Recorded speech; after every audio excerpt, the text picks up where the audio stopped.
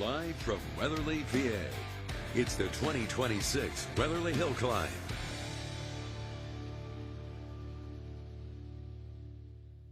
It is the 2026 Weatherly Hillclimb live on WFMZ TV and Pocono Television Network.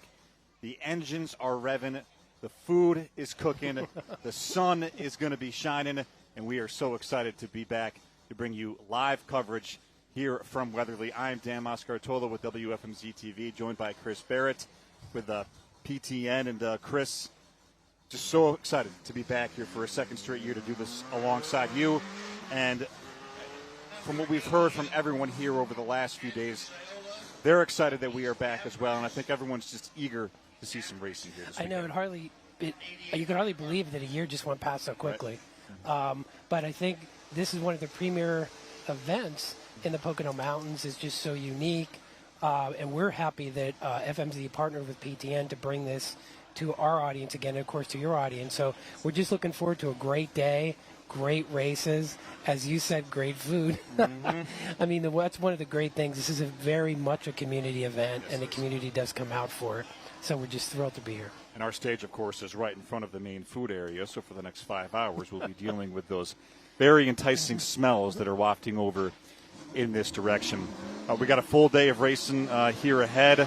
Weather looks good for most of the day. We're hoping to avoid some showers here perhaps later on in the day. But for right now, it looks like the coast is clear as we give you some early shots here as racing continues. It actually started a little bit earlier this morning. This is just our particular window, and we'll be updating you with the leaderboard throughout the day, introducing you to these drivers, where they're from, what kind of cars they are driving. We've got some experts here standing by to give us some analysis and kind of the rundown on all that is going on here in Weatherly, Pennsylvania, as we bring you live coverage from the Weatherly Hillclimb here in Carbon County. And Chris, I know this is an event that you've been familiar with now for a number of years. And from what I understand, it has continued to kind of grow, and people continue to show up and support this event in large numbers. And it's been going on for over 60 years, and what's really unique about it is the event began to decline. It's completely a volunteer event. It's supported and run by the community. Proceeds go back into the community, into the nonprofits located here. And it was a group of dedicated individuals that decided that they needed to save the race and continue it. And, you know, you're a sports guy, so you know that NASCAR really had its roots in a lot of these type events, right? Some of the drivers that have probably been here have been in NASCAR or very interested in it. When people used to tinker in their backyard with their vehicles and then race, this is exactly what this race is. It's ingenuity. It's just incredibly unique. And it's great.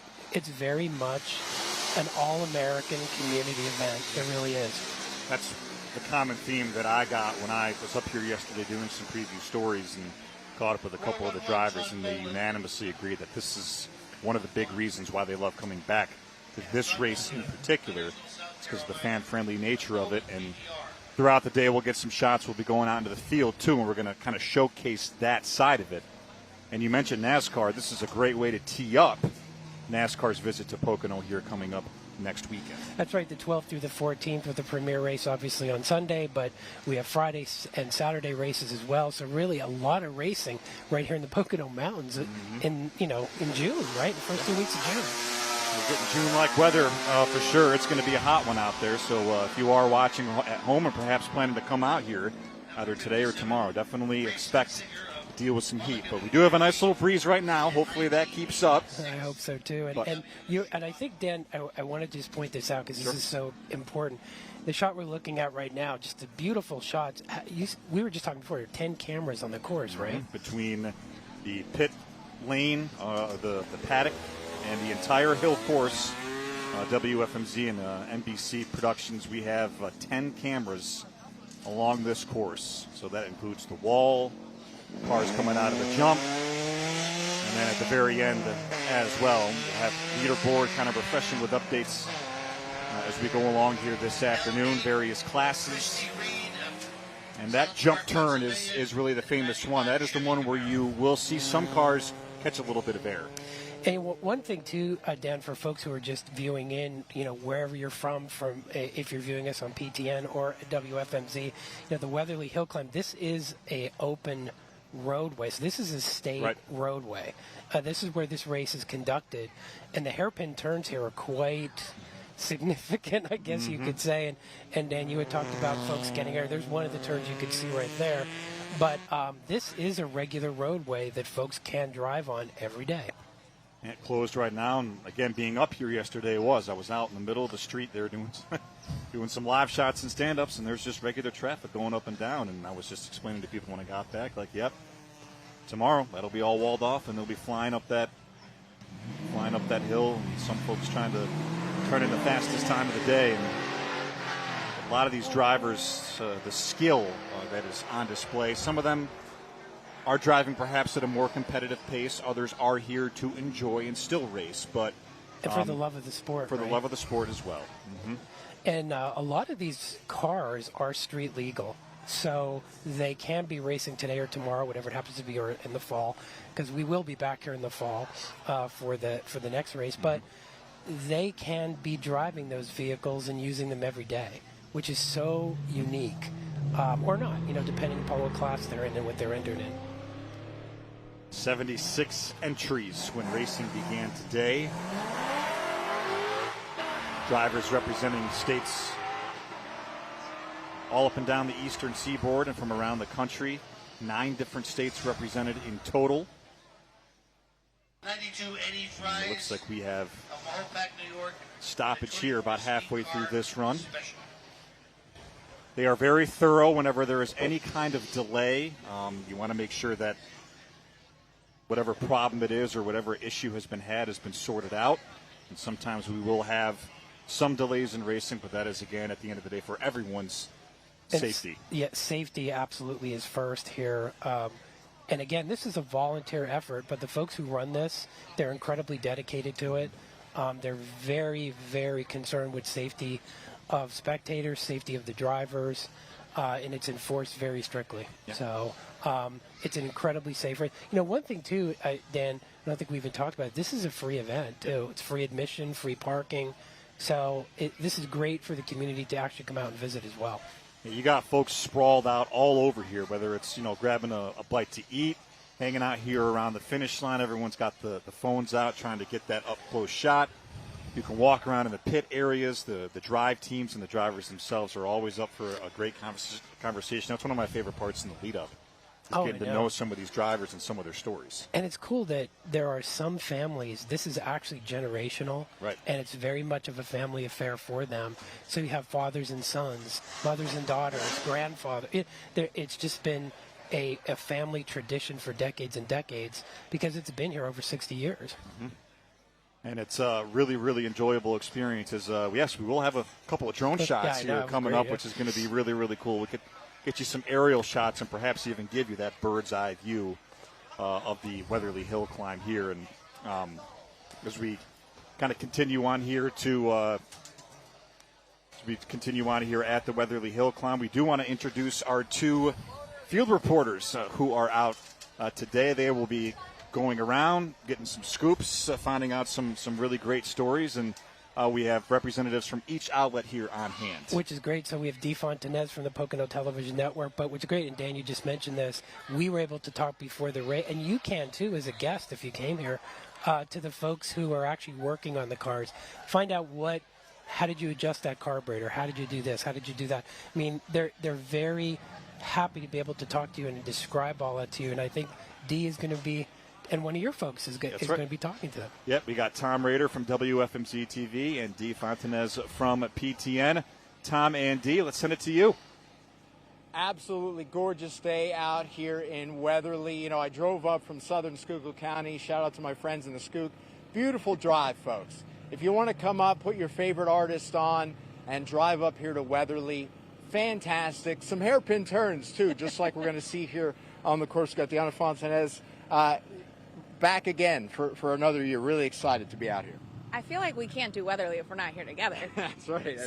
For our viewers watching PTN, thank you so much for tuning in. I love the partnership with WFMZ. We get to bring this to you live. We are here in pit road, I would say, where it all begins. We get to talk to the drivers. Like they were saying, we bring you all the stories, kind of behind the scenes. We let you know what the drivers are thinking, their strategy, their plans.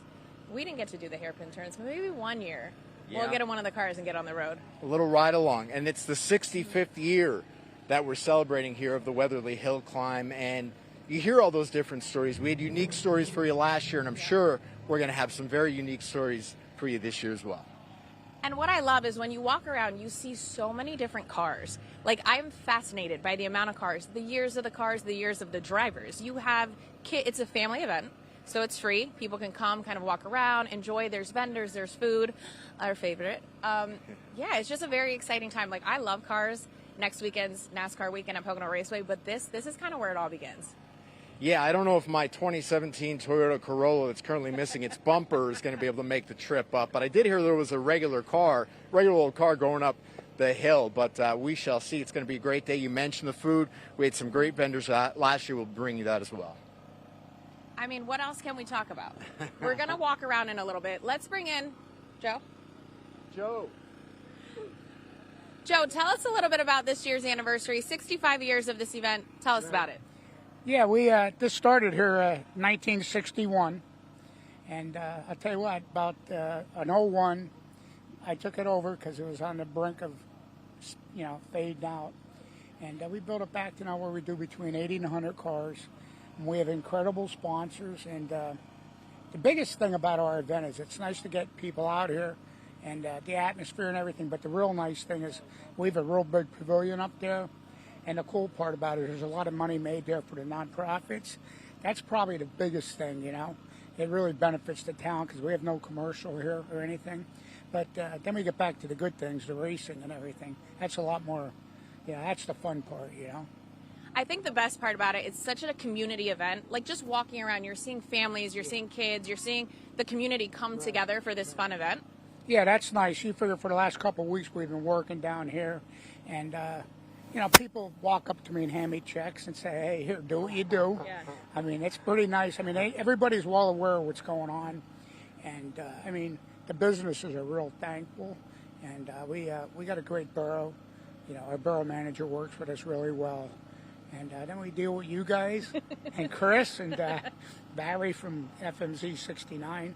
I mean, we have a nice little thing going here, Well, I'm glad that you brought it back, and I'm glad that the community keeps coming and keeps supporting, and we want Weatherly to keep going. Well, like today this is a blessing because earlier in the week, if I had hair, I would have been pulling it out, because I seen the weather and I'm like, oh man, can it be ugly, But it turned out we're pretty lucky so far. there you have it. Yeah, I remember last year we had the opportunity to talk to Joe at the end, but everybody was telling us throughout the day, talk to Joe. He's the man here, so it's great to start things off to talk with you, Joe, and we're excited for what's going to be a fantastic day and a fantastic weekend. We'll send it back to the desk. All right, Tom and Dee, thank you. A great way to start us off. The community aspect of it really is. That's, I think, what really makes this event what it is, and you can definitely tell and hear in his voice. It really does, and Joe is very humble person. It was going to be the event was not going to go on, and the tragic part of it was that they were just going to let it fade away, and he and a lot of people in the community said, no, we just can't do that. It's too much of the fabric of who we are here in Weatherly and in the Poconos. So he and a lot of folks really have put a lot of sweat equity into this over the last couple of decades to build it to where it is right now. And he did mention something, I think I mentioned this quickly before, nonprofits in this town really benefit from this. And he said one thing, we don't have the commercial businesses in this town. So this event becomes that, becomes a major fundraiser for them. And since it's free admission, again, it becomes that huge community event that benefits a lot of the nonprofits that are real fabric of our community. So it's a great event all the way around. And he and his team of volunteers deserve a tremendous amount of credit, because they just go about their business really, quietly, and they just do it for the best and betterment of the community, which is a great thing.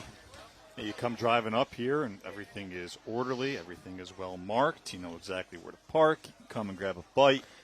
Come on over here and enjoy some racing. So, it has been. It's been a real joy to do this the last few years and really get to learn a lot more about this and just how much it does mean to a community like this. It does, and actually, too, there is off-site parking, so you can be shuttled here as well. Mm-hmm. So you don't even have to pay for parking. You're shuttled here.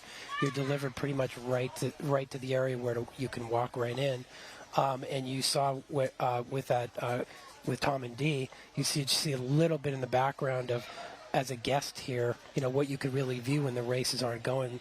You could actually talk to the drivers, talk to their families, which I'm hoping that they'll do, and bring it to everybody who's watching us. And the one thing, too, I did want to say, if you're watching on PTN, the Pocono Television Network, along with WFMZ, you're probably saying, what is this? This is the Weatherly Hillclimb. It's a major event here in the Pocono Mountains. It's been going on for 65 years, as Tom said.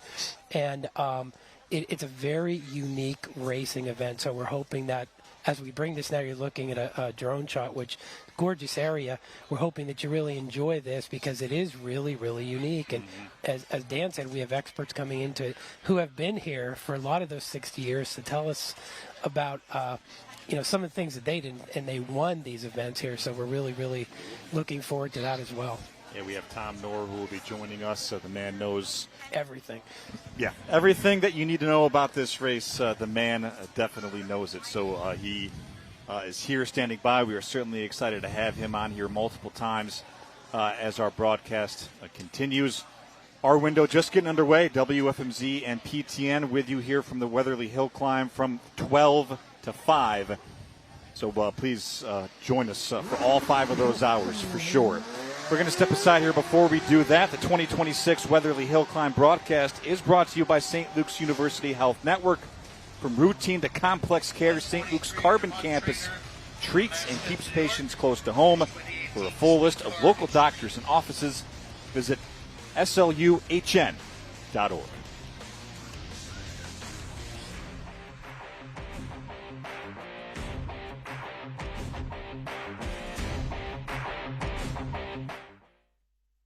Important component of the Pocono Mountains. The industry generates billions for the local economy. That's right, and that's less in taxes that you have to pay.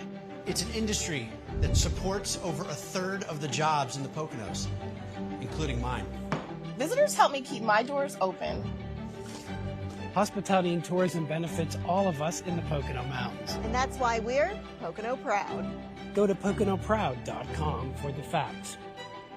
Award-winning safety, all-wheel drive, and fuel efficiency. Get the Subaru you'll love at Fairway Subaru in Hazleton. The all-new redesigned 2026 Outback has arrived. With a bold new design, more cargo space, and updated tech, it's the most capable Outback to date. Inside is a standard 12-inch touchscreen and upgraded eyesight technology that's smarter and safer than ever before. Get 1.9% financing for up to 75 months on new 2026 Outbacks, or lease a new Outback for $319 per month. Fairway Subaru, the right car, the right price, the right dealer. The job is important because we need to keep people informed first and foremost, but it's also important because we are in the viewers' homes for a couple hours every single day. It feels like a family kind of a relationship, and that's a real sacred responsibility that we take very, very seriously. So I want to be down the middle, but also down to earth. 69 News, the people you know, the news you trust. Watch Jim Vaughn, weekdays 4 to 6:30.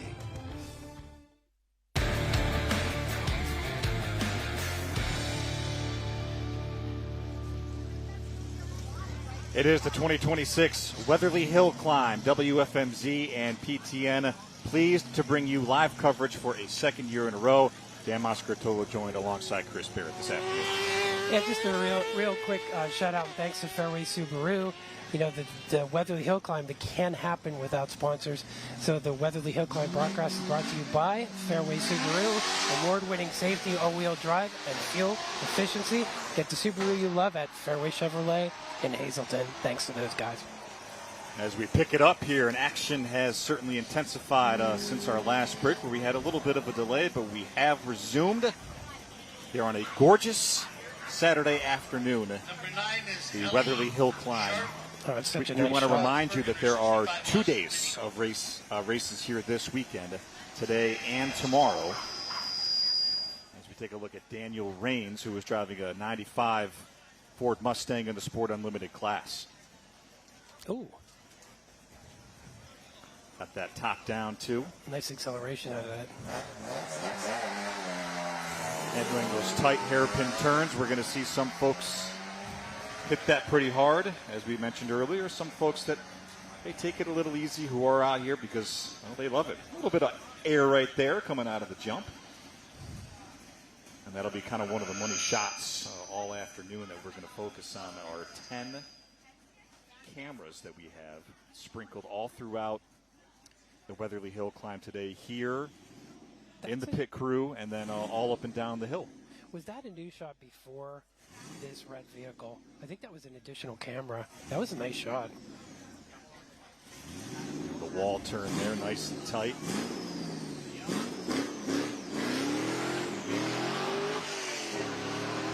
For folks at home who can perhaps hear our mics, you'll be able to hear the cars that are taken off at the start right behind us, along with whatever cars you were seeing competing on your screen. So you're seeing a couple of different folks running at different points in the course itself. So that's why we're hitting on different shots. That is James Swift, a 2008 home-built model out of Narberth, Pennsylvania. That's a nice car for home-built. Gorgeous car. We will be updating the leaderboard at various times here throughout the afternoon to give you an idea of who's setting the pace here. It is a staggered start. Sometimes you'll see a car take off, and then within about 30 to 45 seconds, the next one's taken off right after. But the latest line of cars actually has taken off, so we will be headed for a little bit of a break here coming up. But once again, pleased to bring you the Weatherly Hillclimb live on WFMZ and Pocono Television Network. I'm Dan, he is Chris. We have Tom Rader and Dee Fontanez as well in the field. They'll be checking in throughout the afternoon to give us some live reports and some different angles here from the Weatherly Hillclimb, where the sun has come out. It was a little overcast here when we first took the air, but here we go. Just a gorgeous afternoon. It certainly feels like summer out here. Oh, it does. No shots from those cameras. When the cars traverse the course, that doppellight through the trees, it's just a gorgeous, it's amazing. And a shout out to our NBC crew. They told me the amount of cable that it took to run all of that up, all the fiber, to get all those cameras all hooked up to bring you a lot of these really cool and unique, interesting shots here from the Weatherly Hillclimb. And a course that, and we've talked about the community aspect, but from what I gather from some of the drivers I talked to yesterday too, a lot of them really do enjoy the challenge that this course definitely provides. It is a very, very challenging course, and if you just drive it normally, it's a very tough roadway. And as a course itself, imagine it at twice the speed, or you're trying to beat a time, which becomes incredibly difficult. So I think you had said this before, Dan, the amount of skill it takes to be able to traverse that course, that's amazing for just a daily driver who maybe does a few of these a year to think about how they can come to this course and attain those times with that skill. That's pretty amazing. Yeah, so if you're listening to Tom Rader, I think you can leave the Camaro at home. For this one. Tom, you need a real car like a Mustang. Yeah, exactly. I was just told 6,250 feet of cable was involved throughout this production process. So all those shots that you see as those cars go up the hill, that is just a taste of the logistics involved to make all of this happen. If you can see behind us, actually, you'll be able to tell when the next round of racing. We are sitting in front of the food court, and then also the pit road is right behind us, pit lane. So as the racers start to gather for the next round, you're going to see them lining up right behind us. And you're seeing a nice aerial shot to where the start of that course is. There's a vehicle on there. Was a vehicle on there, of course, when they shot that. Looks good.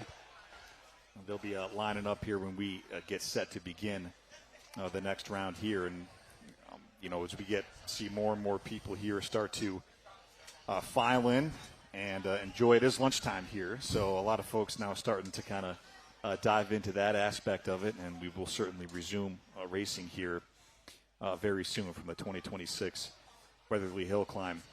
And we've talked a little bit about, Chris, the racing culture that is here, and not just for hill climbs. We have NASCAR here coming up. And what I've always been impressed with is the down-to-earth nature of a lot of racing fans in this area. They're amazing people. They're amazing people. And having come back here since 2017 and being involved with Pocono Raceway, that's a family-run business. So there aren't many family tracks left. I think there are only 2. And, a family runs it. They're very dedicated to racing. They're also dedicated to the fan. They want to make sure that the fan has the best experience that they could have when they visit the track and keeping NASCAR and racing alive. So Pocono Mountains has a racing heritage. It really does. A very rich heritage at that. And then the Lehigh Valley, too, there was a very strong racing presence there. Of course, with Nazareth, you've got Action Track in Kutztown, a lot of surrounding areas. Right? Yep. Andretti. Yep. We bring a lot of that tradition here this week, and a lot of folks here on hand to celebrate that. Well, we mentioned we have 2 reporters in the field. We are going to send it to Tom and Dee now, who are standing by. Dan, thanks so much. Talk about determination and commitment. We're only here a couple minutes, and we've already run into some old friends, driver and Subaru sponsor Al Carrazza. And Al had a bit of a mishap last year, a bit of a wreck, but he was okay. And talk about determination. He's coming right back this year. Al, tell us about the mentality and the approach to that. Well, we destroyed the Fairway Subaru WRX last year. It was kind of sad, but I couldn't be away from this for too long. So we got a 2024 Subaru WRX. It's actually just the safety equipment that you need to run this event. It is dead stock that you would get from the showroom, and that's what we're running this year. Already did 2 runs in, and I'm feeling pretty good. But it's good to be back with Fairway Subaru here at the Weatherly Hillclimb. Al, sounds like he's ready here. Deanna, what do you think? So my question, for someone that has no idea what a hill climb is, tell us about it, and tell us about the races. So how many times you guys go and how that works with timing? Well, hill climb is, from the bottom of the hill to the top of the hill, a windy road. How fast can you do it with what car you brought? And that's the purest form of racing. Basically, we go in 2 run groups. One car goes up, it gets a little bit past halfway, and then the next car will go up. And we just, keep timing those runs, and one group will stay at the other side, and then when that group's done, the group comes down, like Group 2 is coming down right now. And then we get the other group going, and you go up, and you just keep alternating between the groups, all day, and see how many runs you can get in before 5 o'clock. Al, what was the turn you had some trouble with last year, and do you change your approach at all to the course as you get ready to race this year? Well, it was over the jump where the car leaves the ground. So I jumped the car. It was, it just had rained. The road was wet, and I kind of went off the jump a little crooked. I've done that before, but I lost traction and hit the rocks and everything at the inside of that turn. Coming here, though, again, it's not really in the back of my head because this car's so different. It's a dead stock WRX. It's a little bit slower now than the highly developed car we had before, which we are going to work on in the next couple of years. We're going to get this car faster, but it's not as fast around that corner. So I'm setting up the corner the same way, but it's not as fast. So it's not really a concern for me at this point, no. Adjustments a lot of drivers will be making, and those trouble spots have their own nicknames here on this course, Deanna, right? So for strategy, the drivers, and for you, with last year, you're thinking, okay, what did I do different last year to this year? Do you think about it before, or do you think about it when you get to that start line? Does it kind of run through your head, and that's where, or do you kind of just say, it is what it is, and we're going to see what happens? Basically, it is what it is. We're going to see what happens. You really think about it waiting to go up on the start line. You have nothing really to do. But once the green light hits and you dump the clutch and you go, there isn't time to think. Everything's happening so fast, especially here at Weatherly. It's a very technical course.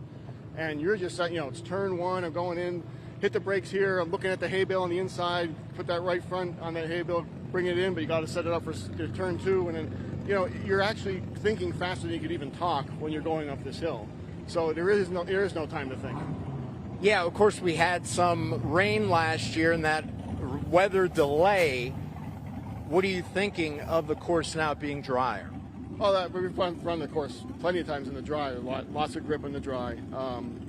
So yeah, dry it's a little bit easier. Wet it gets really tricky because you just don't know when you're going to lose. You know when you're losing grip when you're already going around when it's wet. So wet running is you have to have your concentration even more.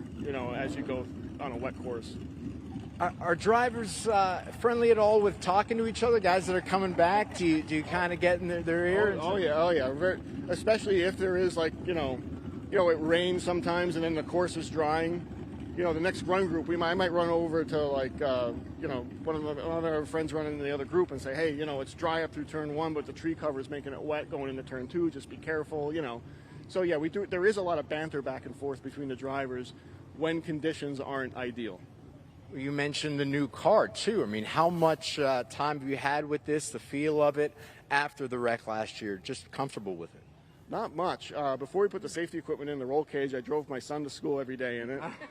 So I had that experience. And then after we put all the safety equipment in, put the roll cage in, it actually does change the car because it makes it a lot stiffer because you're putting all these bars in. I basically drove it a couple times back and forth to work. And I drove it here today. And I have 2 runs. That's about all the experience I have with it. I mean, I'll tell you, I remember my mom taking me and my brother to school. Some of those school travel lines can be pretty hairy, too, and the drive to work, right, Tiana? Of course. So my question with the drivers, you were saying you guys talk about it. So friendly competition, a little smack talk, but then also some help. I like that. Yeah, it's a little bit friendly smack talk, I would say. Yeah, but it's a lot of fun. We go back and forth with each other, yeah.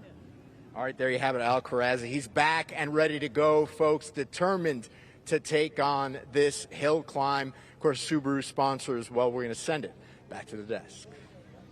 All right, thank you very much, Tom and Dee, and a very illuminating interview there, I think, from great. Al. They really touched on a lot of things, I think, for perhaps someone who's watching this for the first time and doesn't know much about not just the hill climb, but racing in general, and some real interesting stuff there, especially the preparations he's put into his car.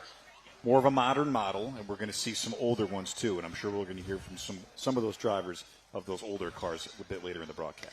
It was great there, and it just, as we were talking before, some of these folks could be using these cars as a daily driver, and Al just said he did. Right. And first, thank God Al was okay from last year, from his accident and coming back and racing again. And also, too, as he said, the course is incredibly technical. Yes. Which was interesting, and how he hasn't driven this car a lot, but yet he's racing here this year. So this is kind of the excitement about it, and is that you could be driving it, you're racing it tomorrow, and then next week you're using it again in your daily activities, which is kind of mind-boggling when you think about it, but it's very cool. Got to make that grocery run. Car's your car, at that point. As Tom said, that dropping the kids off at school could get kind of hairy. That's a good one. Exactly. But, I mean, it was very, his questions were great. And one thing, too, is, Fairway's been a huge supporter of the hill climb for decades, so we're grateful to them for being able to support that and allowing, giving us that revenue to have this event. And I also thought it was interesting, too, when he talked about some of the adjustments that perhaps some of those lessons that he learned from last year. And it is important to know it rained a little bit here during the broadcast last year. We're hoping that rain holds off. That might hit us a bit later, but obviously that can just make things a whole heck of a lot more challenging with a wet road. It's interesting that the drivers talk to each other about that. Yes. As Al noted, how to traverse the course and what to watch for. So there's, as Dee said, there's little smack talk, but there's a kind of a camaraderie there a little bit. Everybody wants to see everybody be safe, have a great time, and get the best time that you can. Well, this is the Weatherly Hillclimb, and there is Weatherly itself. High view there, another fantastic shot there from our production crew on hand. Give you an idea of the kind of day it is out there, too. So come on out, enjoy the weather. You can see the beautiful Pocono Mountains in the background. And, Dan, just another thing I wanted to talk about, too, is the crew here. The crew is incredibly amazing. And I just want to thank all of them because this doesn't happen without an expert crew, placing of the cameras, running the cable, as you talked about, the production on day of. There are roles that, you don't normally see, but it doesn't happen without them. So thanks to a great crew as well. Yep, and they are responsible for everything that you see on your screen, all of the sounds that you hear, all those shots, whether they be here, on the track, up top. So, yes, our NBC Productions crew that is on hand, true pros in every respect of the word there. We are in a group change here.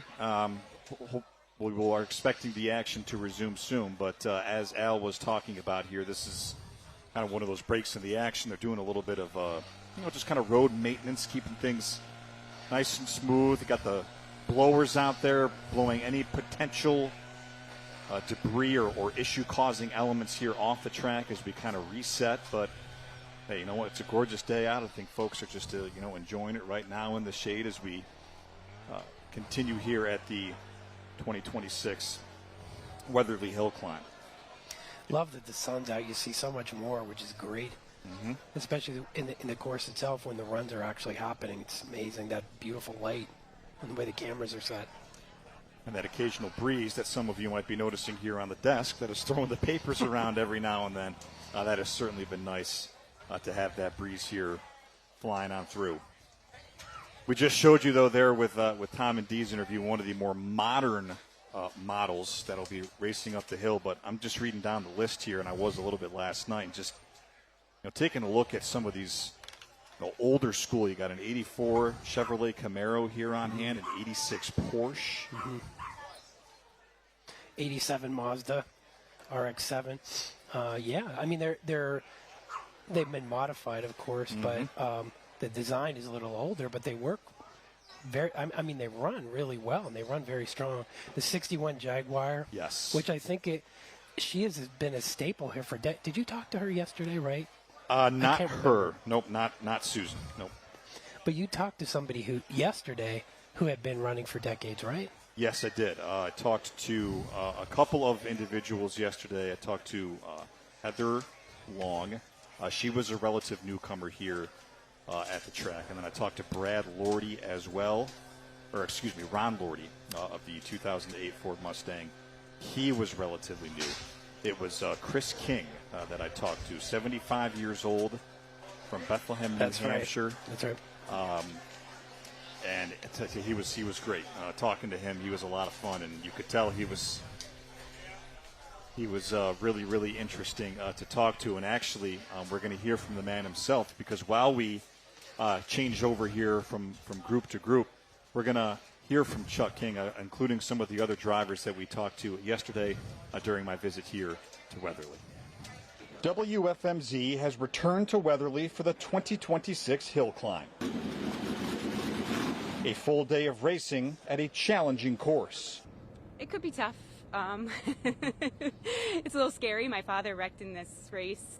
Each course has its challenges, and this one has its jump in it at the top. The jump is the defining segment of the track.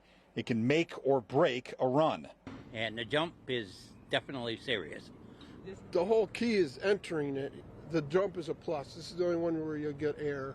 For as much as these racers enjoy the competition, the experience is equally as fulfilling when they're not racing to the top of the hill. I like everything about it. Like coming here, like being in the paddock, pit area. It's very community oriented. The town works real hard all year for it to be successful. Same, it's like a family.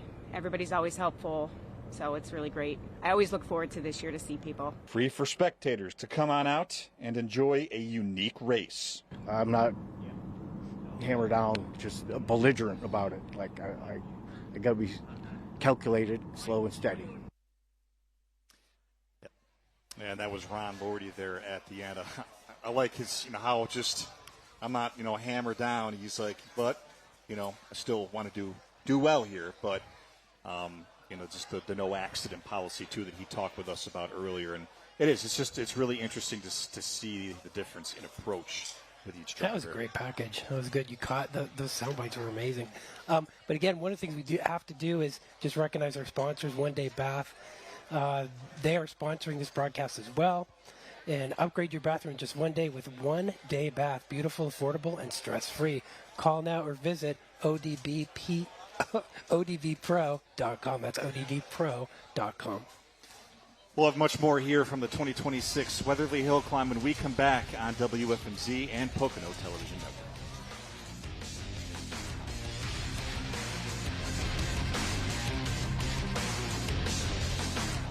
Gear up for savings at Harry's You Pull It. Shift into high gear with our huge selection of quality cars and top-notch parts that won't break the bank. The area's most responsible auto recycler, helping you stay green while saving some green. Plus, we pay top dollar for your old clunker, so you can turn that rust bucket into a gold mine. Cruise over to WeGotUsed.com and park your worries. Harry's You Pull It, where you ought to know we got you covered. Is getting in and out of the bathtub becoming a safety concern? Are you thinking it's time for a safer shower? Then it's time to convert your tub into a walk-in shower with the Tub Cut. Don't spend thousands of dollars for a bathroom renovation. It can take weeks and weeks. Call the Tub Cut for a walk-in shower that's safe, affordable, and looks great all in one day. That's right. No demo, no mess. All in one day. Visit tubcut.com or call us at 610-609-2901.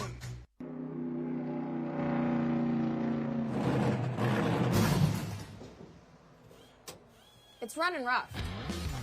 Smoke, we didn't see that. What's this? No idea. Percolator. Where'd you get this, mechanic? You'll make it happen. Yeah, a deck of cards. Could always use those. She's gonna run like a top.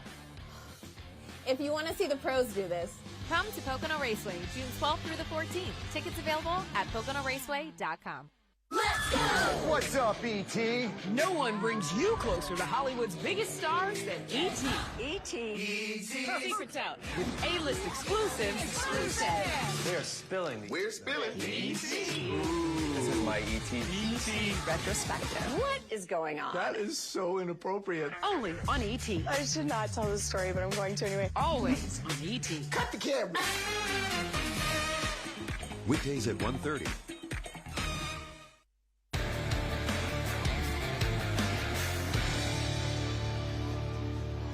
Welcome back to live coverage of the Weatherly Hillclimb on WFMZ TV and PTN.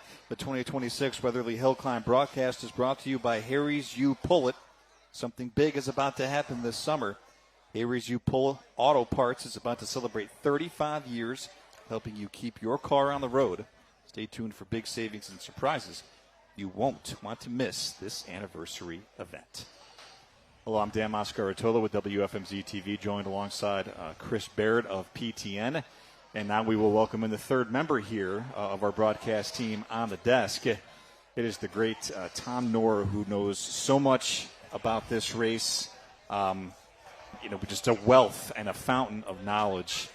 And you've been coming here for years on end, Tom, and we want to thank you, first of all, for taking the time to join us here and offer your expertise. And does it ever get old for you coming back here? Is it the same anticipation here showing up on race day?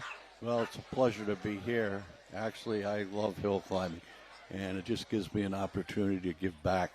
We all have to give back, and this is the way I try to do it. So, and a former racer yourself, you have plenty of experience here. And what are these racers dealing with out there today? Well, the weather is good, and of course, this is, as many have said, is the most technical course I ever ran, and I ran a lot of hill climbs. And there are many that no longer exist, but the two turns, the wall turn is just, it's called that because it's like running into a wall. And then, of course, the jump turn, most cars get at least light and many get airborne. I think it is less likely to catch a lot of air since they've changed the course. They've repaved it. But I can remember having all four wheels off the off the pavement. Yeah, I started in '66. Things have radically changed. The entry fee was $15. It's now $180. And everything you see around here, this was all woods. Urena Park, which is a very nice park in town. That's where we used to pit the cars. We'd have to drive over here.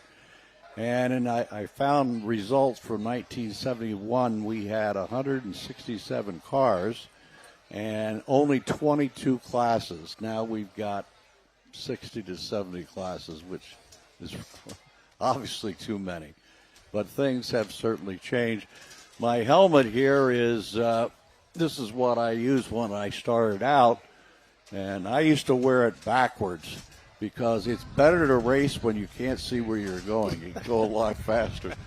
No, but this helmet, I mean, it has hardly any padding at all. The new helmets are totally different.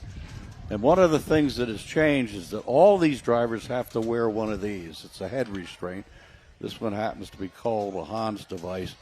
I hated to wear this because you can't turn your head. It goes over your helmet, over your neck, these two straps attached to the helmet, and then the belts, our shoulder harnesses, go over here. So you really cannot move. And it's a great thing because it really does protect the neck. So there are a lot of changes in the safety. That's certainly the case. This whole operation, as I've said many times, is a family affair. We all know each other. We take care of each other if something breaks. We always, help. Even our own competitors, we would always help. And tonight we'll go down here to the fire hall and we'll have a dinner together. And it's just everybody enjoying what we all love to do.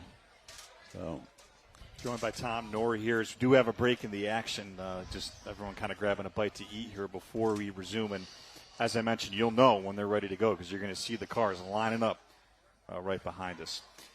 Tom, too, what's we got here? That was once the trophy, correct? Yeah, you really can't read it. It's from 68. And I came in first in G production. And they gave out silver trophies, and I have one from Giants Despair, which was a 60-ounce brandy sniffer. They give out nice trophies, but not like what we used to get. And again, only a $15 entry fee. Yeah. But as we all know, things keep going up and up. Things are more expensive. And, you can take any car, and you see trucks here, and they can run here, but they must meet the safety standards. Correct. They have to have either a roll bar or a cage, a helmet, a Hans device. You have to have the 5-point seat belt system. You have to have a fire-resistant suit. It's not fireproof. Some people say that. It's good for about 28 seconds. And fireproof shoes, socks, and you have to have a fire extinguisher in the car. Why? I don't quite understand. If my car catches on the first, the only thing I'm going to do is get out. I don't worry about the car. But if you can meet all those standards, then, of course, you can run. Tires have changed significantly. It's kind of like drifting when I started out. They didn't have a whole lot of stick to them, but these new tires, they really do stick. However, many of them are really relatively thin, so they wear out quickly. One of the problems with the hill climb, you really can't get your tires hot. So maybe by the time you're 3/4 of the way up the course, they might warm up a little bit. But we have drivers who had tire warmers. They'd actually plug them in, and just before they would go up the hill, they would remove them. Okay. Very interesting stuff. So, Tom, what's the difference between a warmer tire and a colder tire when you run a course or you race? Well, you get better grip. But again, it depends on the tire. They now have the best tires are the softest, but they wear out a lot faster. The ones that last longer are obviously harder. But the racing tires today, the substance of it really is not that terribly thick. And you'll see cars here with wings. They make a bit of a difference. But we were talking about the finish of the Indy 500. That was a classic example of side drafting. If you get within inches, it actually is like the other car putting his brake on. That's why he was able to shoot by. So that doesn't really affect most of the racing that occurs here. But I just got the results, speeds, and we have speeds up to 84 miles an hour coming into turn 1. And the other really fast place is before the finish line. There's a turn that's not really that difficult to take, but it is, you're really moving. You're going very, very fast. So do you know from the top of your head, from the start to turn 1, what's the distance that he achieved 84 miles an hour? Oh, I don't really know. It's like the speed. Like I've said before, I have no idea how fast I go because I don't have a speedometer. I don't care. The only gauge I watch is the oil pressure gauge and the water temperature gauge. But you do pick out things to determine where you're going to turn in. There's a mailbox up here that I used to use. And unfortunately, in 1971, looked like it was rain. It was going to rain, so I overdid it, and I ran into a huge boulder in turn one. It's no longer there. They finally did remove it. But and then back then, people drove their cars, or they trailed them, or I flat-towed it with a tow bar. You didn't see any of these big enclosed trailers. Right. And that just shows you how much it changes. The problem with driving, if something does happen, then you have a real problem getting home. Mm-hmm. Well, Tom, we look forward to having you on here as the afternoon continues to offer your analysis and your expert take on all this. And if you just missed it, the leaderboard there for the first time showing who has set the early pace. Dermot Trainer there at the very top, so we'll see if anyone can top that here as the evening goes on here at the 2026 Weatherly Hillclimb. Well, Brianna Strunk with the Pocono Television Network gives us an overview of the hill climb through the eyes of two passionate racers. The Pocono Raceway is a well-known track on the NASCAR circuit, bringing hundreds of thousands of fans together every summer for race weekend. But did you know there's another race held biannually in another part of the Poconos? Smaller than this, but still big on community and the love of racing.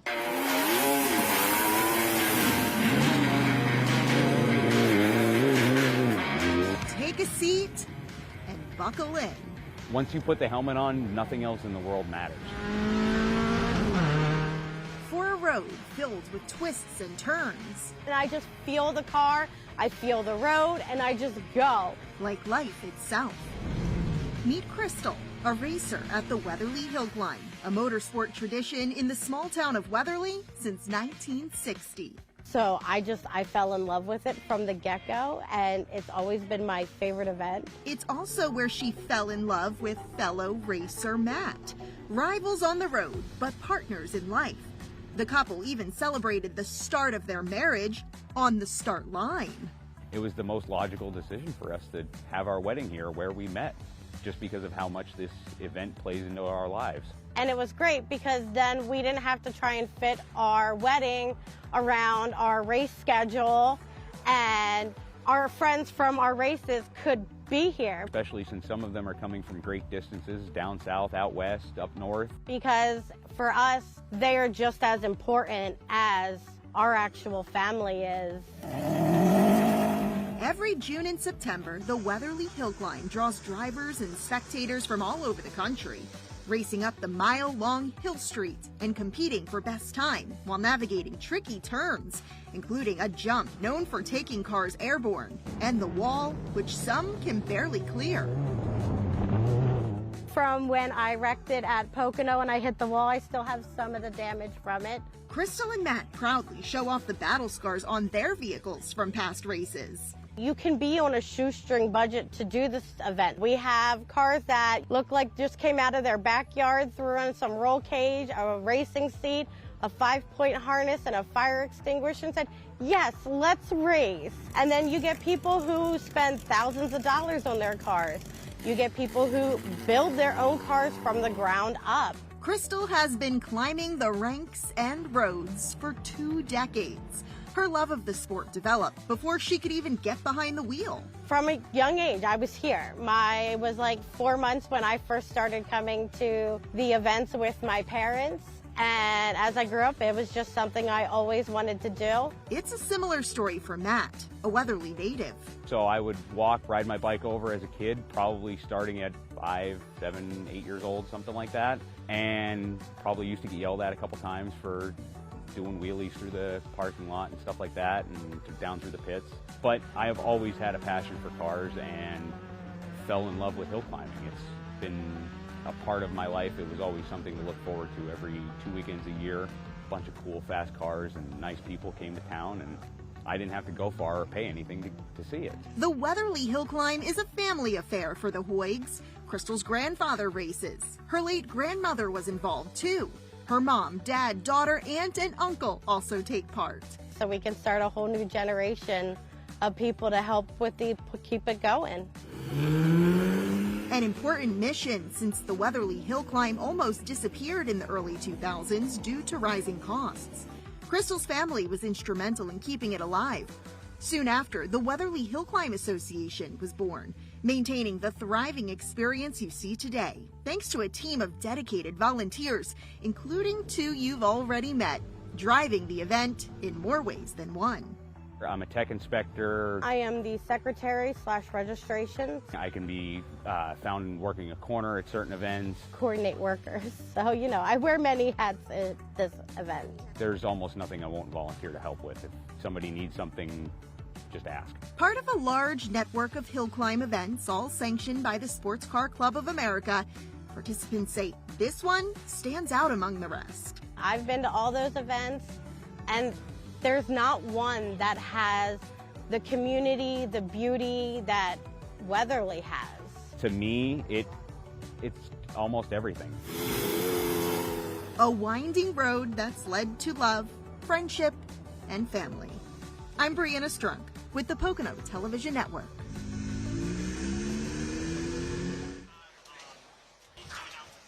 All right, and I think that was a great piece by Brianna that perfectly kind of encapsulates everything that everybody loves about this hill climb. It really does. I mean, it just shows you how deep this event roots into the community. It doesn't get any better than that. And also, too, the volunteers that are behind this.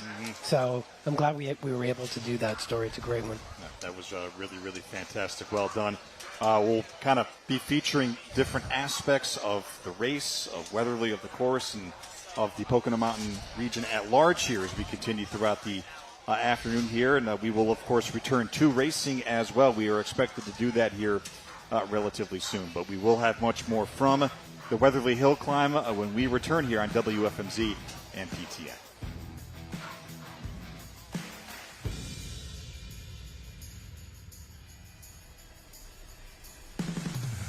Transform your bath into a walk-in shower with Tub Cut. I couldn't take a bath or a shower or anything unless somebody was there. Tub Cut installs in one day, is 100% reversible, and has a lifetime factory warranty. I had shopped around because money is an issue, and I found that the Tub Cut was the most affordable choice. Call the number on your screen today and get safe, affordable, easy access to your shower. It's the greatest relief in the world, being able to feel safe in the bathroom again. Gear up for savings at Harry's U-Pull-It. Shift into high gear with our huge selection of quality cars and top-notch parts that won't break the bank. The area's most responsible auto recycler, helping you stay green while saving some green. Plus, we pay top dollar for your old clunker, so you can turn that rust bucket into a gold mine. Cruise over to WeGotUsed.com and park your worries. Harry's U-Pull-It, where you ought to know we got you covered. It's the Pocono Mountains. We're in the fun business. With our fabulous water park resorts, when things are heating up, we're cooling you down. Our cutting-edge attractions are just so much fun, both indoors and out. You decide. Then completely unwind from that fun-packed day.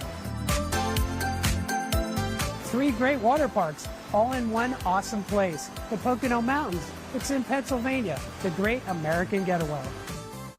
Award-winning safety, all-wheel drive, and fuel efficiency.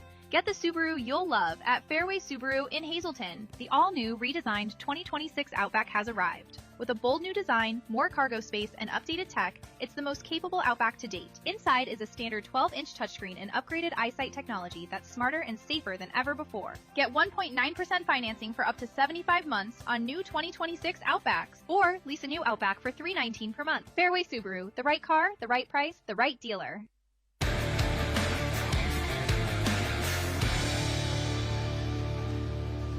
Welcome back to Hour 2 of our live coverage of the Weatherly Hill Climb here on WFMZ and PTN. I am Dan Mascaratolo with WFMZ, joined by Chris Barrett of Pocono Television Network. And this thing doesn't happen without sponsors who bring us these events. So the 2026 Weatherly Hill Climb broadcast is brought to you by St. Luke's University Health Network. The price of gas is high and you don't want to spend more time in your car than you need to. Come to St. Luke's Carbon Campus if you want to be treated and kept in the community for all your health needs. That's St. Luke's. Great organization. The racers kind of resetting a bit here as we get set to resume the action within the next few moments. But until then, let's send it to our two aces out in the field here this afternoon. We have Tom Rader and Dee Fontanes standing by with much more. Hello, everyone. Like they said, we're kicking off the second hour. I'm Deanna Fontanes with the Pocono Television Network. We have my co-host, Tom Rader. If you got to see Brianna Strong's story, the other two racers, it's a great community here. There's a lot of stuff going on. There's a lot that goes behind the scenes. We have two other amazing racers. We have George and Todd. George holds the record here at Weatherly. Tell us about that, George. Well, let's see. Can I go back to 1987? Todd and I came here in 87 when he was 19 years old. And we finished 1-2, and I broke the hill record. And it lasted for exactly 3 months. And then it was obliterated. But I set the record again in 2010, and then broke my own record in 2012, actually, 14 years ago. And it's hard. I can't go that fast anymore. Because I was 70 when I broke the record. I'm really old now. How old are you? 84. 84, that's amazing. And you're still racing. So you're racing today. Your son's racing today. Todd, tell us about how it was growing up, coming, and now doing it again with your dad. Yeah, he started racing when I was probably 11 or 12 years old, so I kind of grew up in this community. Great support, extremely loyal people, really good. Knew I wanted to race. Had dreams, of course, of being a driver, but immediately knew that wasn't going to happen. So graduated high school. My freshman year in high school is when we came, freshman year in college, came here. Again, it was 39 years ago. And then got into the college thing, ended up going into professional motorsports. 35 years there, retired 4 years ago, decided to get back in. So I'm back here to run again 39 years later. How does it feel racing your dad's car? I know today you guys have done 3 runs, one your dad, 2 you, and you're kind of on and off. How does that feel? It's terrifying. Yeah, it's scary, yeah, actually. So it's humbling as well. Well, I know, father, son, when I used to borrow my dad's car and then I'd return it, the seat was always jacked up, the mirror, he'd be giving me a hard time. There's French fries on the dashboard, the whole thing. Is that similar with father and son using a race car? It's not like we. I am very careful on everything that I do with the thing. So bring it back exactly as it was. No changes. George, how do you feel giving your baby, your first baby, your car, to your other baby? I have no problem with it. I know his skills, even though he hasn't hill climbed in 38 years. He always had racing skills higher than mine. And it took him a couple of years after he got his license to start beating me, and then it was consistent. So I'm not worried about him. And he's got kids and wife and nice friends, and he doesn't want to lose all that. So one thing I keep seeing, this was my second year coming, it's a generational thing. I feel like I've seen many people come, they race, their sons race, their grandsons race. It's a family thing. We have female racers. It's just, you keep seeing the family tradition going, the community. It's such an amazing event. It's because craziness runs in families. It's that simple. I mean, you got to be nuts to go 100 miles an hour up this hill, right? But it's fun, though, huh? It is. Yeah. How does the conversation dynamic change between you two as you both gain more experience? Is it really still father-son? Is it driver to driver? How do you communicate with each other, help each other out? How does all that work? I think we've been doing it together long enough that the communication's short and sweet. Honestly, today it's felt more like driver to driver than father-son of how did it feel in turn 2, what was the jump light, what was the finish light. So it's really more technical driver to driver at this point. Do you notice, as I get older, I notice I'm becoming more like my father. So, Todd, do you notice things where you're like, wow, my dad would do that? That used to be a thing I see my dad do. Can I just go with no comment? Plead the fifth? Yes, no comment.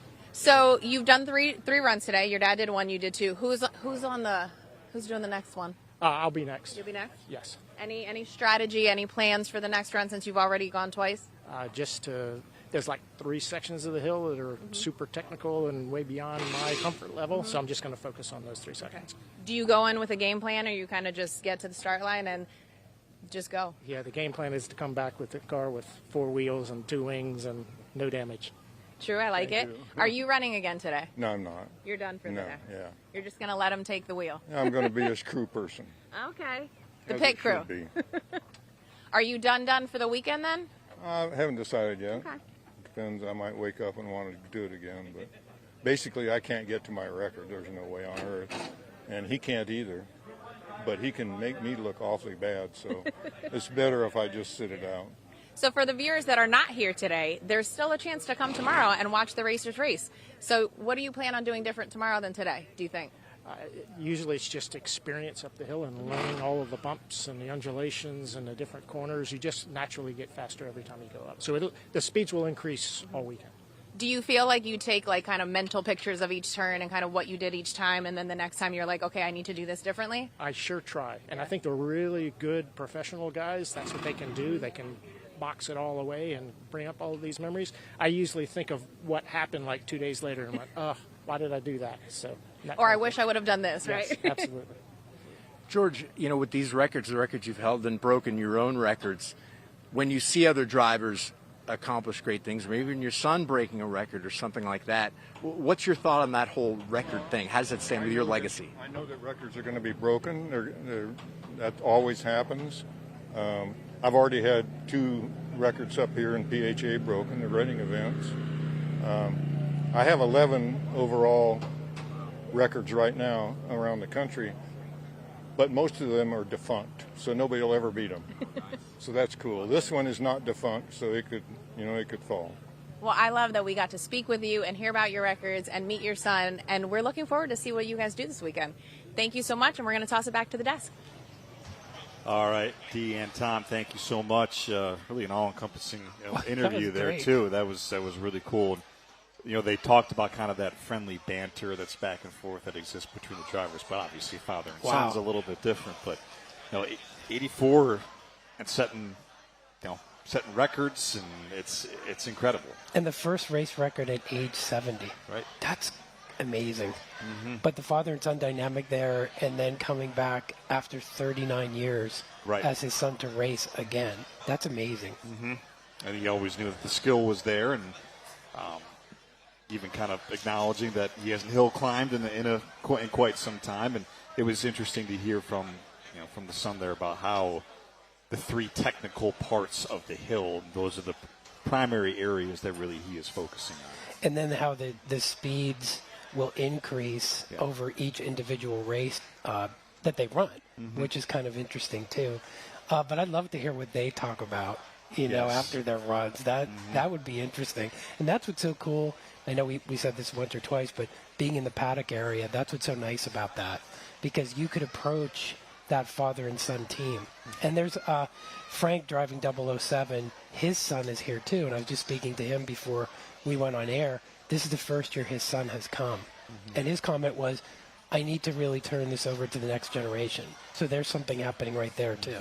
Now he's younger, he's a lot younger, but that's just kind of interesting to see that generational dynamic there, And how a lot of the older drivers came here as kids to race here, and now that they once did the same thing for their young children, and now their children are at the point now where they are the ones who are suiting up, sometimes alongside them, sometimes not in this race. It's a microcosm, I think, of what this event and what this race really encapsulates. It's amazing, I think. And I think it's great for the region and so unique for it. Just amazing. Yeah. We do want to welcome back Tom Knorr, the third member of our desk team here, who has raced this course many times, knows it very well. And, Tom, in that interview, they talked about the 3 main areas of the track that you really kind of got to attack, kind of the make or break areas. How did you game plan, and how do you attack those spots? Well, of course, the key part of it is not how fast you go through any turn, it's how fast you're coming out. Because where you make up time is on the straights. The first turn is kind of straightforward. We had 2 hairpins, but I think the 3 turns is, again, the wall. If you come out of there sideways, every time you turn the wheel, it slows the car down. So you want to minimize that. And then, of course, the jump turn, which can be quite exciting if you don't get it right. You have to go over that straight. If you are not straight and far to the right, that could be a disaster, and we've had a few of those. But the other turn is the last turn, because it is not a really sharp turn, but it's very, very fast. And then after you cross the finish line, it's critical that you slow down, because there's another turn after that. So you have to pay attention. You can't look down at the speedometer if you have one. I never had one. They're not needed. Yeah, that's how fast are you going? As fast as you could go. That's what you try to do. That wall turn, is it better to come in wide and then attack it? There are those who say this is how you have to take this turn. Well, that's just not the case. It depends on the car. The amount of power of the car is extremely important. The tires that you're using, even the brakes, how late can you wait before you actually brake? So, in my opinion, I don't think there is such a thing. It depends on the car. If you go on the inside, that's really steep. So if you have an underpowered car, it may take you a week to get out of there. So a lot of cars, I think most of the cars take the outside part. But some do dip down because they have the power to get out of there. Sure. So it's hard to prove scientifically, I guess you could say, which is the best line. But that's really true in any of these hill climbs. These are not racetracks. The camber is the wrong way, and you have bumps, you have the crown in the road, that changes everything. So what you would do on a road racing course could be significantly different than what you would do here. So. And interesting to hear about those subtle differences between a racetrack and a reminder that this is a road that people use every single day. It just happens to be closed off this weekend for a little bit of racing. Yeah. So very, very important to note that. Tom, great stuff. And, we actually have some cars here lining up behind us, and I think lunch break is over. We're about to resume racing here. I'm Dan with WFMZ. This is Chris, PTN, and our racing expert here, Tom, joining us here as we continue along in hour 2 of the 2026 live coverage of the Weatherly Hillclimb. Tom, on a hot day like this, too, is there an adjustment that has to be made there, perhaps from a hydration standpoint, or not staying in the sun too long ahead of your run? Well, you have a suit on, a helmet on, and if there's any kind of a delay, you're sitting in that hot car, and believe me, it really can get really, really hot. They do have cool suits. I never used one. I did buy one for my son. They can either be cool suits or warm suits, because I've raced in the snow. Not that it was accumulating, but it depends on the season and what's going on. But it can be brutal, really brutal, if you have to sit in that car a long time. Yeah. Racing in the snow, when was that? Well, once at Watkins Glen. Okay. I raced the snow up there, and Hershey Hillclimb. That was a long time ago. Behind the Hotel Hershey. What's that? Behind the Hotel Hershey. Yes. Yep. And that was held in November. So it was wet, but the snow didn't accumulate. Gotcha. Yeah. It was still snow, though. So. Yeah. And hearing that you were at Watkins Glen, too, makes this western and southern tier New Yorkers certainly very happy. That is a beautiful part of New York State. Got some cars here lining up here behind us as we get set to resume racing. After a lot of these racers now have had at least a couple of runs to kind of get a feel for things now, and I think that the two racers that Tom and Dee just talked to, kind of adjustments now. Maybe there's some crosstalk in the team. Is there some tinkering going on with the car, or is there something that has been made a mental note of that perhaps now we'll start to see sometimes get a little faster? Well, the air pressure is critical because most of these cars are naturally aspirated. You use a carburetor. So as the day goes on, the air gets warmer, and that means it's lighter. So you might have to thin out the carburation. But also, the sun is changing its position, so you have areas that used to be shade that are now sun, and vice versa. So that's what's challenging about these hill climbs. It's not a continuous surface. It's the same all the way up the course. So. Conditions can change here hour by hour. That was That was the case last year. We had some rain. Right. And then the sun came out, dried some parts of the track up, but you could tell there were some slick portions that were giving some of the drivers a little bit of trouble. As we resume here, the 2026 Weatherly Hillclimb after a little bit of a lunch break. This is the first group here to kind of kick things off in the 1 o'clock window.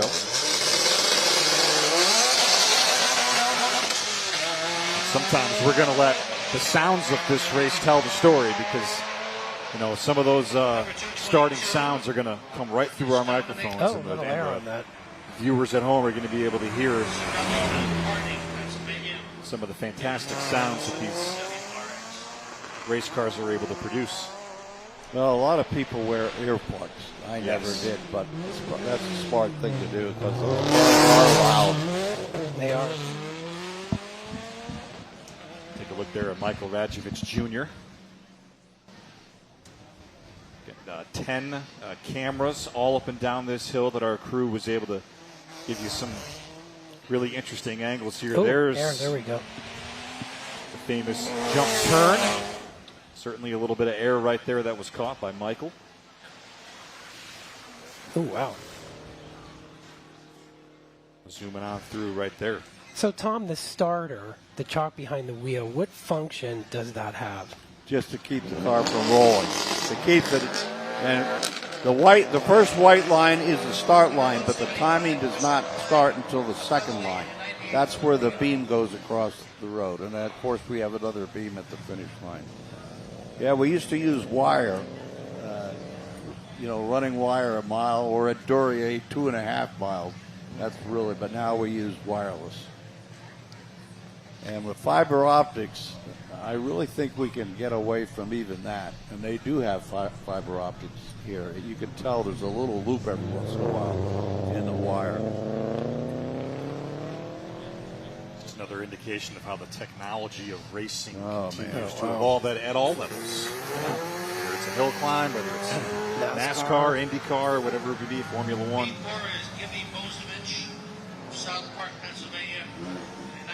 Oh, thanks, sir. But some things never change. One is focus. You have to stay focused all the time. So, Tom, into turns, do you think a manual transmission has a better advantage, like for down or up shit? Because you use manuals, right? Yeah, I have both of my race cars that were 4-speed. Yeah, I think because you have more control. If you have drive, now my truck, you have first, second, and third, but it's not really the same thing. But the only problem is with a standard, if you make a mistake, like if you miss a gear, one of my relatives did, we wanted to go from fourth to third, but he went back to second, and he was going over 100 miles an hour. The engines don't like that. Nah. Harry's you pull it, here we come. Yeah. Oh, many years ago, my throttle cable broke, and it was just wide open going into the second turn, and it actually pinned it. It was over 10,000 RPMs, and I readjusted the valves and drove it home. Wow. They're tough engines, they really are. That's a great story. It's a great story. Well, you got to react fast because the turn is coming up really, really quick. So. Yeah, I think I told you the story before. We had a driver who went over the jump turn, and his steering wheel came off. And got to be terrified. Jimmy Barron. You know Jimmy Barron from yes. Lehigh Tower? Oh, yeah. Tire. He was a good friend, and unfortunately he's gone now. But I never heard that when you lost the steering wheel. Oh, yeah. Wow, that is terrifying. Just slam on the brake at that well, point, you right? can't do that when you're in the air.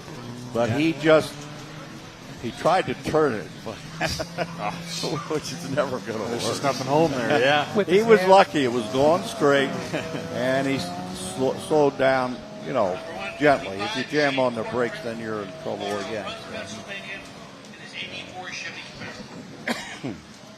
We start to get into a nice rhythm here following our afternoon break. Getting in a nice flow. our first group right out of the gate. Got 2 more, it looks like, left in this group here coming up, including Susan Salzberg, who was driving that sharp 1961 Jaguar MK2 out of Mays Landing in New Jersey. And it's coming up here in just a few cars. Yeah, that Jaguar is very heavy. Really, very heavy. We have yet to see the 0017 car. Number 38, the old cat. 61 Jaguar. Mays Landing, New Jersey. Sue is a member of the Take a look at Shane Corcoran now. Midway through his run. Well, he's close on that turn.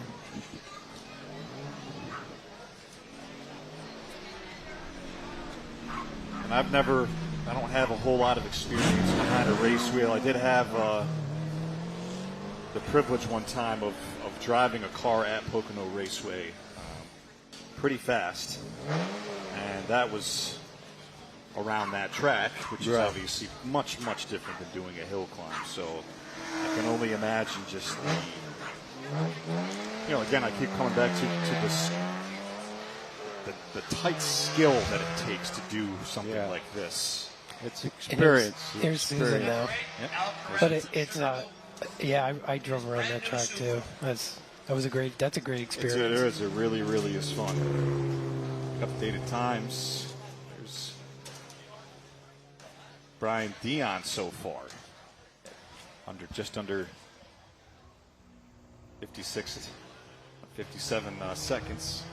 So, Tom, are these times good, or do you expect them to get better? Well, what are the times? I think I haven't. 57. Oh, boy. 43. 43 is good. I think I'm not sure. I don't have a program what the record is. Brian Dion in there at 56.457. Followed up by Shane Corcoran, 61.689. Crystal Hogue. Because I think the record's in the low 40s, right? Is it 41? I think so. 67.477. I should have brought my program. And Gibby Buzz 768.958. Well, what you want to do is you want to start out slow. You don't want to wreck your car on Saturday morning, especially if you're a novice. And you just keep going faster. And again, the best time, regardless of what day, is the one that counts. And here's Al Carrazza and the vehicle he just talked about in his interview, the daily driver. Yep. Be driving that thing around town tomorrow, and here he is trying to get up there in as few seconds as possible.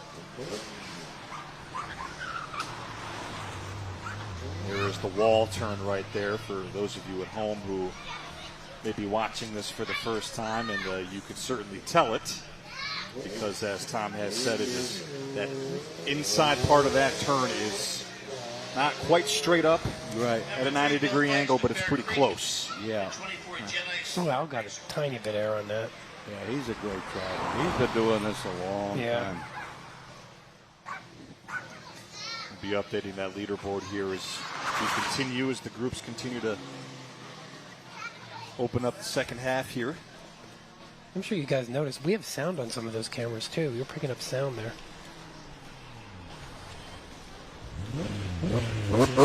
BMW.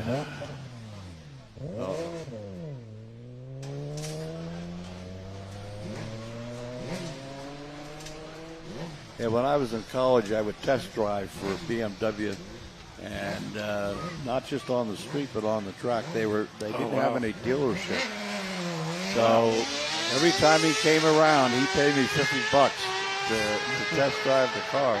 Wow! And at that time, that was good money. Now, Tom, talk about this vehicle. Oh, this cross car. Yeah. Well, they're oversized go-karts, and they really do handle. And I think they have a motorcycle engine or something similar to that. But boy, I tell you, they really fly. They were originally made in Spain, and 15 years ago they came around. They were trying to promote them. But they apparently have sold a lot of them. This year we have quite a few. I think in the fall we had a lot more.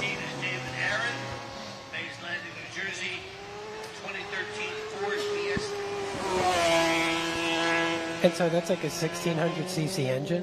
What's that? Would that be a 1600cc? I don't even know if it's that big. Wow. It could be. I don't know. I'll have to try to find out.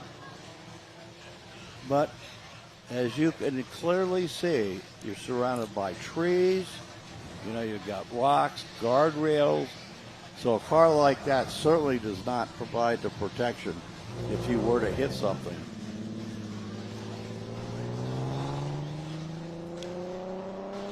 If you look at some of these cars, they have extensive cages in them. So we don't see many cars roll anymore. 123, Heather Long of Wilkes-Barre Township, 2015 VW GTI.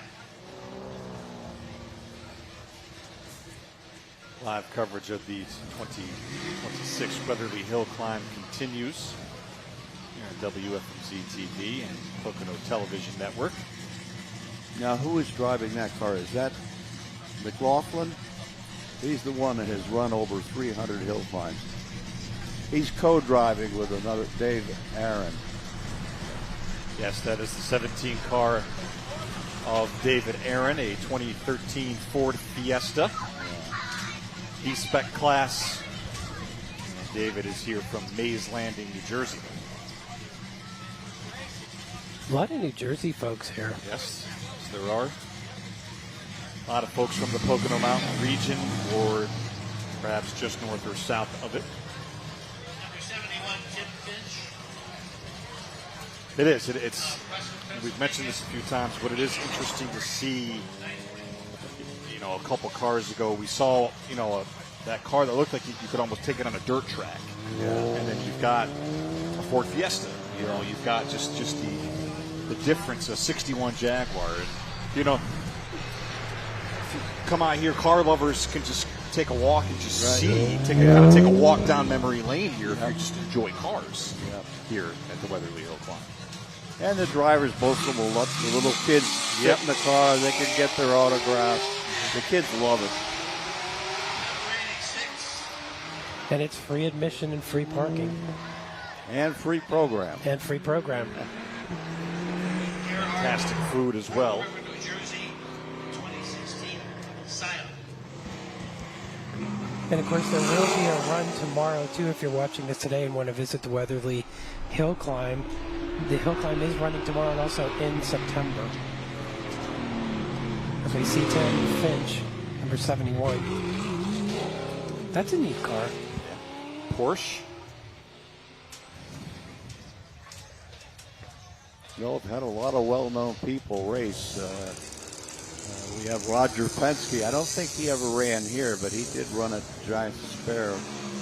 And Carroll Shelby. Carroll Shelby ran here? Wow. No, not here. Giant. Carroll Shelby was the first one to break the minute barrier. 59 something or other.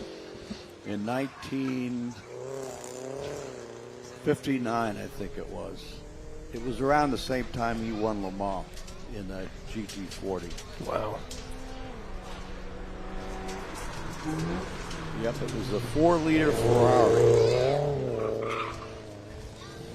As Keith Gerhard attacks the wall turn. The 2026 Weatherly Hillclimb broadcast is brought to you by Fairway Subaru. Award-winning safety, all-wheel drive, and fuel efficiency. Get the Subaru you'll love at Fairway Subaru in Hazleton. Getting a little air there off that jump. Hey, you mentioned you got to make sure you take that jump turn straight. Absolutely. Because if your wheels are turned one way, that spelling trouble. Yep. There's a white line on, like most roads. You want to go right over that with your right wheel. So it's what we call a late apex, and you want to be perfectly straight when you approach the apex of that turn. Plus, if you come out and you're not straight, that's going to slow you down to the finish line. Like I said, it's not how fast you go through the turn. It's how fast you come out. Certainly makes sense because you're going to decel coming into the turn and then accelerate right on out. Take a look at some of the most recent scores in this heat. Here is Heather Long,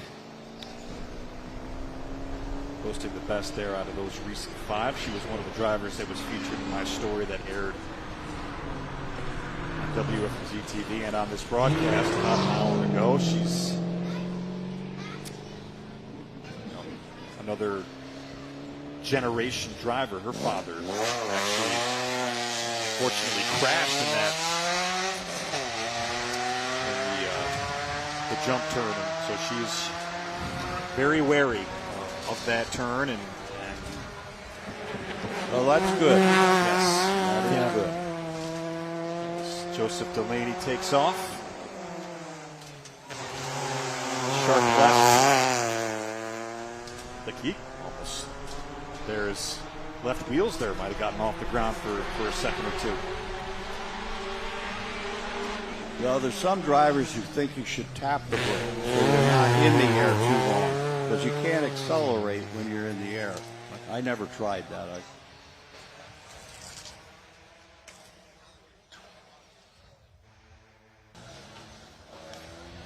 And that sun today and the weather is picture perfect.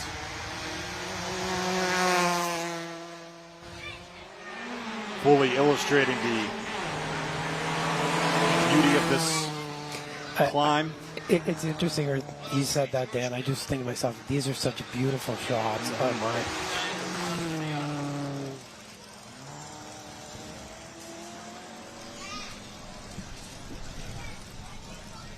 Here in the Pocono Mountains on a Saturday afternoon. Again, a 2-day event. Racing continues all day today. Aiden Fetterman and his Volkswagen attacking the wall. And then a full day tomorrow if you want to come on out, if you're not able to get out here today. Free admission, free parking, free program. And then, of course, in September, there'll be another weekend of racing here at the Weatherly Hillclimb. And next week, Pocono Raceway, the 12th through the 14th, which, wow, big month for racing here in the Poconos. NASCAR Cup Series making its annual visit to the Tricky Triangle in Long Pond.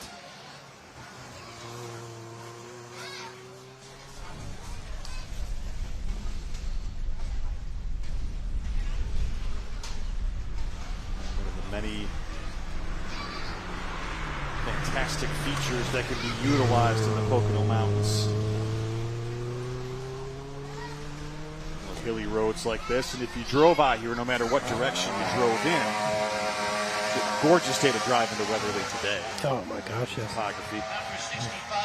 And the this roadway right here, or this course, there are a lot of hilly roads here, but this one is completely unique. You at home now are starting to get a feel now as we get into a nice rhythm of all the different kinds of cars that are involved in this race as we cut from start to start here. It's Witcherek, Austin, and Mini Cooper. But those smaller cars, Tom, and I'll kind of let you elaborate on this. You're right. They're able to handle that wall turn a lot sharply. Yeah, sharper. This is the same as the MG Midget and the Austin Healey Sprite, except it is a sedan. Did you see the movie The Italian Job? Oh, the yeah. first one? Yeah. That's what they were using. They really do handle well. They don't have a lot of room. You know, you can put 4 people in them. But we all use the same engine. The only difference is this car is front-wheel drive, so it pulls you through the turn. Where the cars I drove were rear-wheel drive.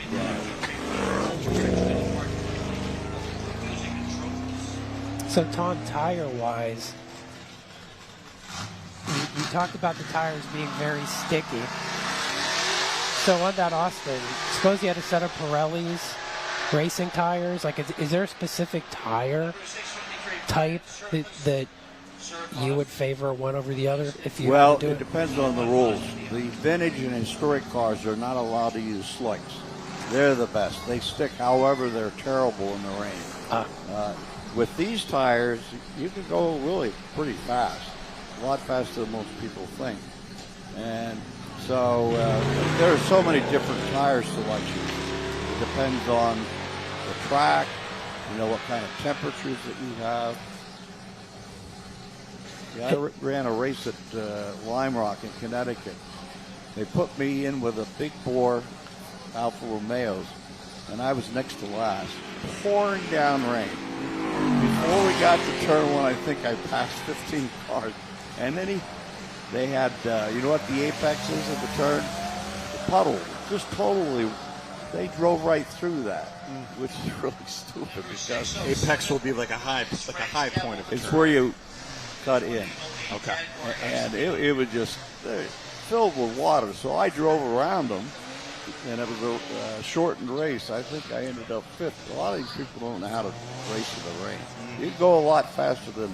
The problem is in the start, there's so much stuff, water flying all over, especially if you're in the back. You're picking up all that.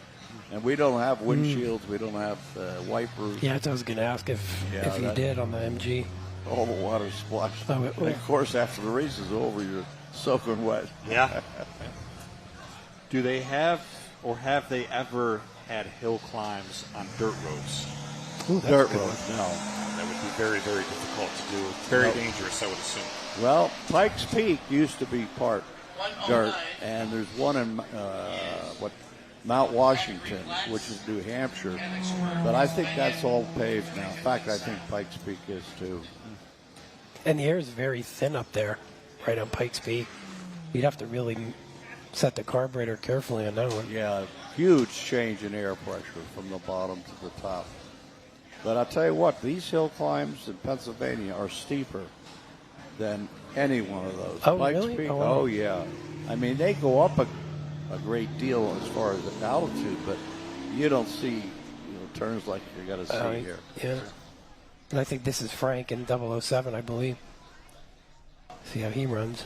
Take a look at the recent scores here that we are rolling in. Our great crew back in the truck getting these to you. Ryan Halecki, under 60 seconds.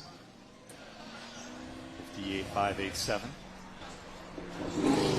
That's a nice car. It's very sharp. How you doing?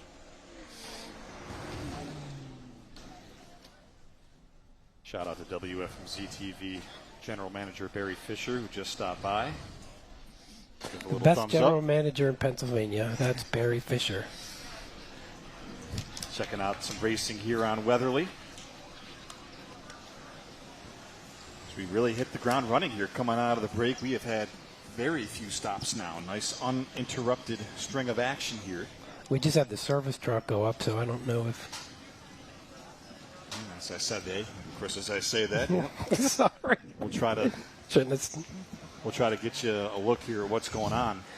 So we're hearing there's some vehicle debris on the road that the service truck's going up to pick up. So thankfully, it doesn't look like it's an accident. Thankfully. As we've said, all the utmost care is taken safety first on this track. Anytime there is debris, this is what's going to happen. They're going to come up. They're going to clear it. Make sure everything is clear, is ready to go.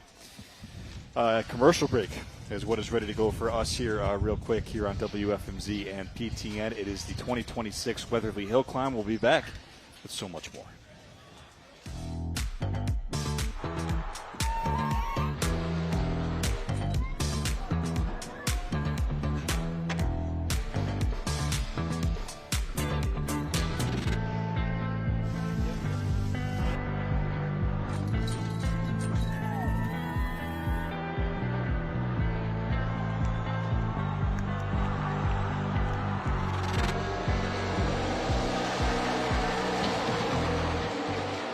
St. Luke's University Health Network has been recognized by the U.S. Department of Health and Human Services as the #1 health system for quality, safety, and patient experience in the United States, ahead of renowned Mayo Clinic and Houston Methodist. This distinction places us among the most respected names in healthcare for the 11th year in a row and 13th overall. We're on Fortune's Top 100 Hospitals list. Still the only health network in the region to earn that honor.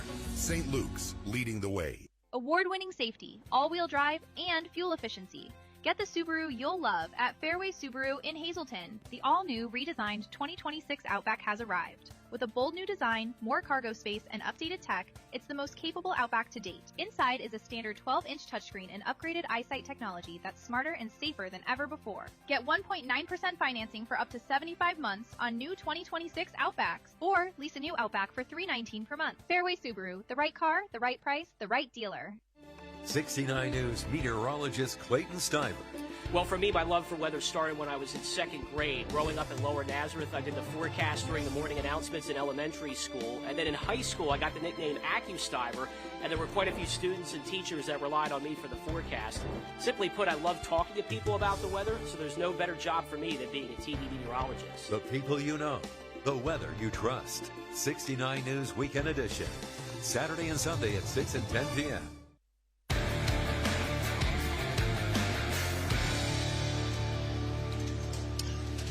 Welcoming you back to live coverage of the 2026 Weatherly Hillclimb on WFMZ TV and Pocono Television Network. The 2026 Weatherly Hillclimb broadcast is brought to you by One Day Bath. Make your bathroom safer and more modern with One Day Bath. Done in as little as 1 day. Call now for your free consultation.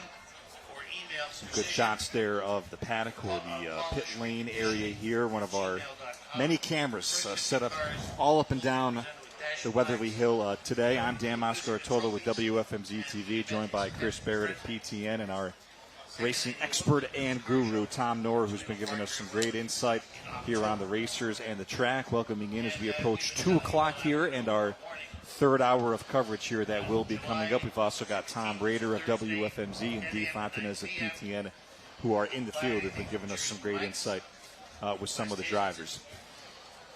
The track being cleared of a little bit of debris here as we get set to resume racing, and some really good times, some really strong times. And I think, Tom, you were expecting those times to kind of get better here as the afternoon approached. Right. Well, you always want to take it easy, like I said, at the start of the day, but you want to go faster. Test it out a little bit. You know, can I go a little faster here and there? You know, if you're experienced, you know what the line is that your car works the best. But you just try to go, but you can't exceed what the car is capable of doing. When you do that, then, of course, that's when you're going to hit something. And then the big dollar sign comes up. Well, we'll see how the drivers continue to adjust here as we continue with the 2026 Weatherly Hillclimb. I mentioned Tom and Deanna. They are standing by with much more. We know that this race has a lot of folks from the United States, but it's got a little bit of an international flair. Isn't that right, Tom and Deanna? That's right, Dan. In fact, I just said that right before you came out here to us. We have Ellie Sharp with us here. She's originally from Plymouth, England, but she's been living here now across the pond. Her and her husband are race car drivers. Her husband's actually out there on the hill as we speak. So tell us what that's like. And you were just mentioning that husband and wife rivalry. It's very interesting. There are some relationships that can withstand that, and others that you have to have a separate car. It's just not going to work. So luckily for us, he doesn't mind racing against his wife in the same car, and he doesn't mind when his wife sometimes beats him too. So, well, and we were also talking about the sport itself and sort of racing interest here in the States and racing in England. And, you know, how does that compare? What's the interest like back across the pond? So hill climbing is the oldest form of motorsport in the world, both there and here. So here it's been going probably more than 120, 130 years. Giants Despair Hill Climb it's the oldest. And in England it's been going a little bit longer than that. But basically it's grassroots. You can pretty much, you know, build a car and start doing this with little expenditure. And it's a family, and that's exactly the same in England as it is here. You come here, and whether you like it or not, you've got a new family. Yeah, we just met another gentleman here who's also from across the pond there, and as he said, his son lives in Philly, but he was out here to take pictures, and he says he travels around to all the different hill climbs down there. That was pretty interesting. It was very nice to meet him and kind of see people are coming from everywhere for these. And you said you met your husband coming to a race. I so did, yeah. How did that start? Was he racing? Were you racing? And how did that connection happen? So he had his own car, and I was sharing a car with another chap who was he's like my adopted father now. So, and basically, I was new to hill climbing over here, and one of the big differences between hill climbing here in England is you have to have a line. So that means, like in England, the road is only just wide enough to put the car on. So you just stay on the tarmac. But here you have to kind of think, okay, I've got a corner coming up, I need to cross over. So I didn't know any of the lines here at the new hill climbs. And another chap said, oh, you've got some good videos for a front wheel drive, because I've normally driven just front wheel drive. It's a bit like, can you share your etchings? Can you share your videos? So we did that, and here we are, 15 years later, married and sharing the car. Yeah, well, it's a different side of the road over there too. That was tough. So really? I've raced for 35 years, but racing and changing gear with this hand is a whole lot different to the other hand. I kept going like 1, 2, 5 because you just get too excited. Well, hey, and we were talking too, you mentioned sort of the temperature seems to be dropping, picking up a little. We have some wind moving through, the sun's back out, it's getting hotter, cooler.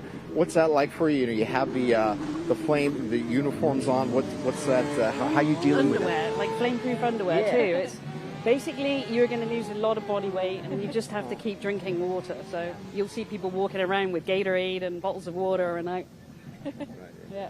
So I asked kind of everybody earlier, what's the strategy when you go out there? Do you kind of plan before you hit that start line?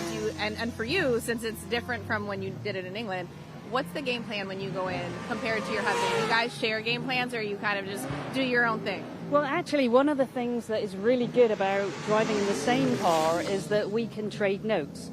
So he can say, oh, the car felt a little bit off here, or I tried this line or that line.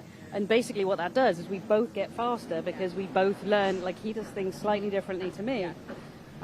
So yeah, there's always, like driving is 90% mental and 10% physical in my book. And so you have to really think about what you're doing, and obviously don't do anything silly, because with a hill climb like this, there's always going to be a tree or a rock or something.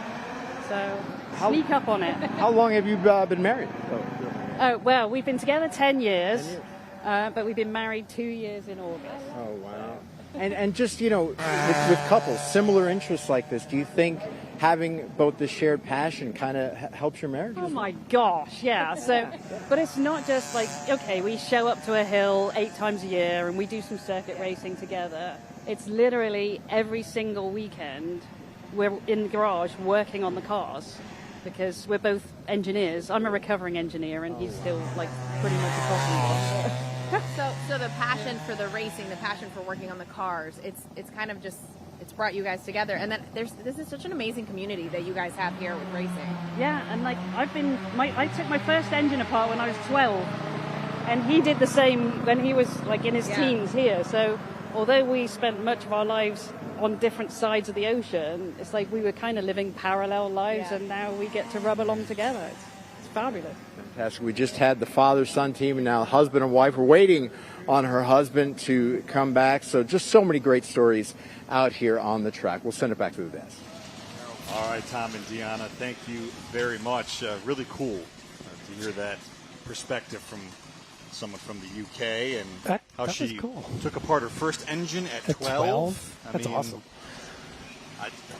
I always love hearing different stories like that. Like, that's not something I was doing. That's just not something my parents, were into. I was probably playing soccer at 12 years old, but the passion here. That's what I think is always so prevalent. And two people that clearly were supposed to be together wound up being together, even though they were separated by an ocean. That's right. Yeah.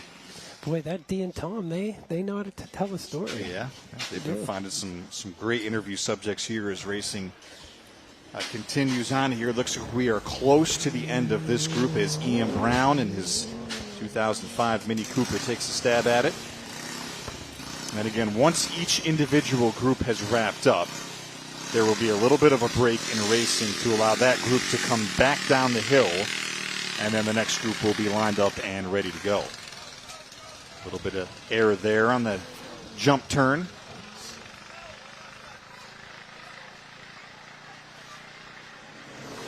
That's such a great shot. And we have been told that that was the fastest run of the day that we just saw. Oh, is that right? Oh, well. Get that official time to into the first turn at least, and we'll be getting you those times as we go on. Ian Brown, 56.340. Very impressive.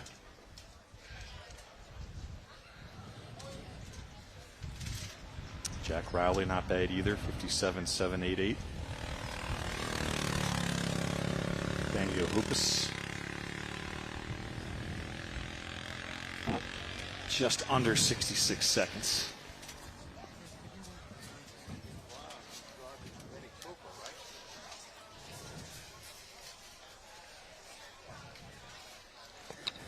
Again, this doesn't happen without our sponsors. The 26 Weatherly Hillclimb broadcast is brought to you by Harry's U-Pull-It. Something big is about to happen this summer. Harry's U-Pull-It Auto Parts is about to celebrate 35 years of helping you keep your car on the road. Stay tuned for big savings and surprises. You won't want to miss this anniversary event.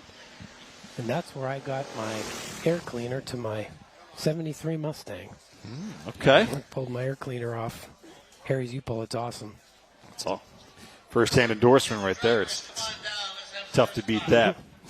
Dan Moscartolo here at WFMZ TV. Chris Barrett with PTN, and then Tom Knorr as well, our racing expert here on hand. As we approach 2 o'clock here at our live broadcast of the Weatherly Hillclimb. So glad and so proud and honored to be here for a second straight year to bring this event to you live. Just a couple of reminders. This is a 2-day event. This is just day one. You got racing continuing tomorrow as well, but as we have been emphasizing all day, it is free to come on down, free programs, free parking, free to check out the pit lane area there and catch up with the drivers and kind of hear more about their stories, and some great food as well. So come on down and check out the Weatherly Hillclimb here in the Pocono Mountains. We're going to step aside here and pick action up when we get back.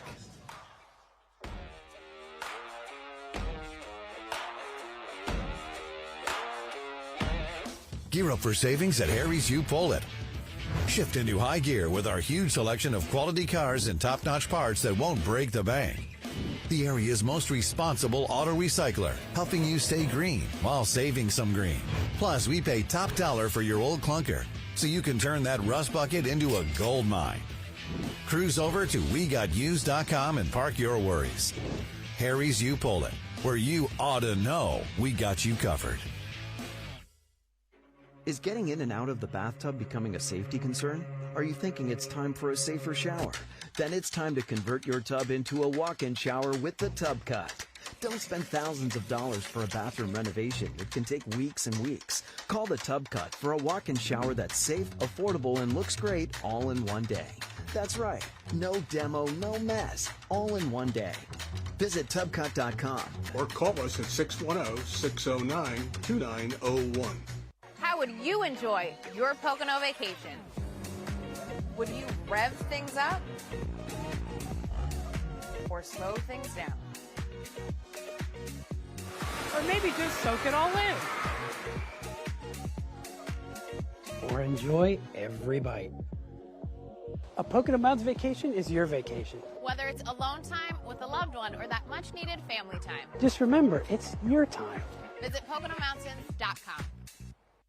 69 Sports, Johnny Mangano. For as long as I can remember, I've been a sports fan. When I realized that I wasn't going to make it playing sports professionally, I still really wanted to work in the field, so this was the perfect path for me. I made the Lehigh Valley my home because it's a great opportunity to cover such a sports-rich region. The people you know, the sports you trust. 69 News Weekend Edition, Saturday and Sunday at 6 and 10 p.m.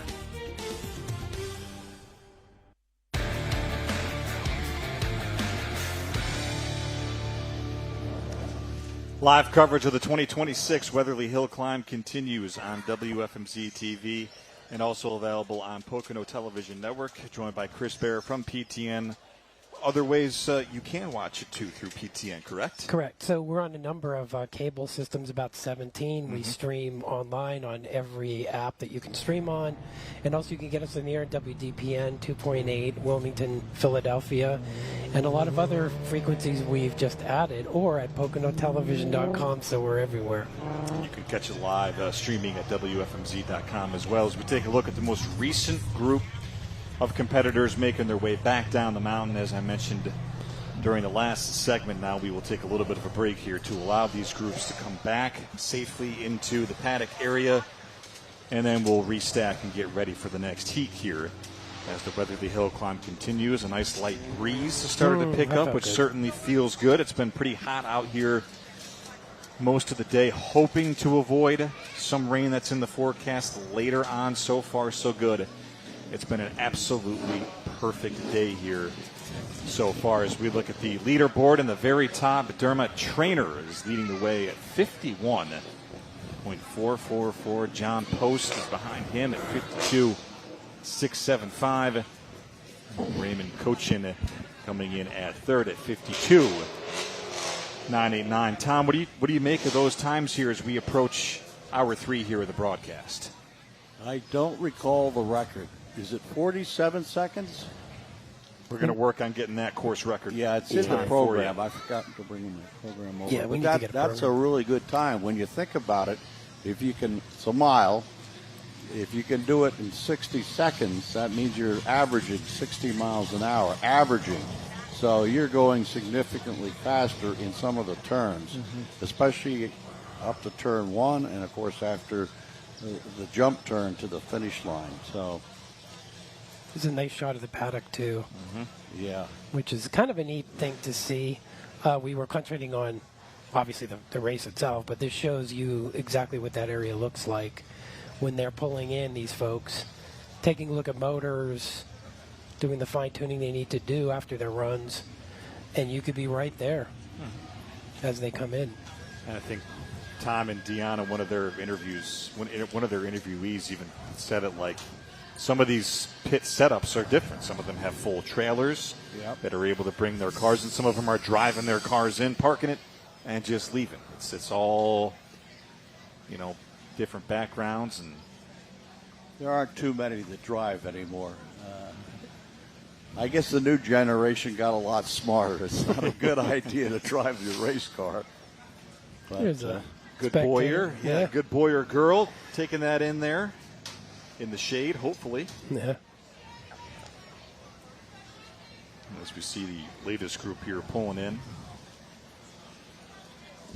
And a whole lineup is getting ready to come on up here as we continue our live coverage of the Weatherly Hillclimb on WFMZ and PTN. Dan, Chris, and Tom here with you. Pleased to bring this to you once again live. And we've been talking so much about the community atmosphere and the community perspective of this race. And Tom, you've been coming here now for so many years, in the last few years especially, not just since PTN and WFMZ started doing this, but has the community support definitely started to pick up even more as the race continued to come back? To keep this going, you need a lot of people. And they have the Weatherly Hillclimb Association. The numbers have been increasing. That's what you need. It is a lot of work to put one of these events on. It's really a year-long endeavor. So, but of course, things have changed. Unfortunately, there are no banks open anymore. A lot of restaurants have closed, but that seems to be the change. You can't go to a Woolworth or a Five and Dime because they don't exist anymore. So, but the community really does support this event. And what's great is all these nonprofits are able to make money. This is how they make their money. Weatherly High School is very, very small. I think they graduate, 30 people a year? So it's difficult, if you want to run a class trip, but they raise money. I don't know how many vendors we have here, probably at least 8 to 10. Boy Scouts, church groups, library. They're all here, and this is a big fundraising event for them for the year. Yep.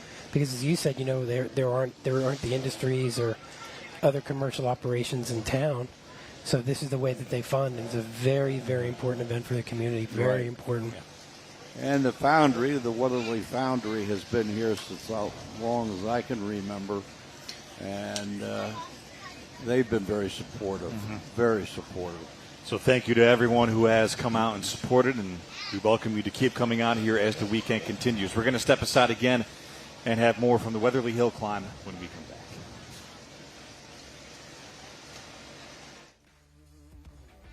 Transform your bath into a walk-in shower with Tub Cut. I couldn't take a bath or a shower or anything unless somebody was there. Tub Cut installs in one day, is 100% reversible, and has a lifetime factory warranty. I had shopped around because money is an issue, and I found that the Tub Cut was the most affordable choice. Call the number on your screen today and get safe, affordable, easy access to your shower. It's the greatest relief in the world being able to feel safe in the bathroom again. Gear up for savings at Harry's U Pullet.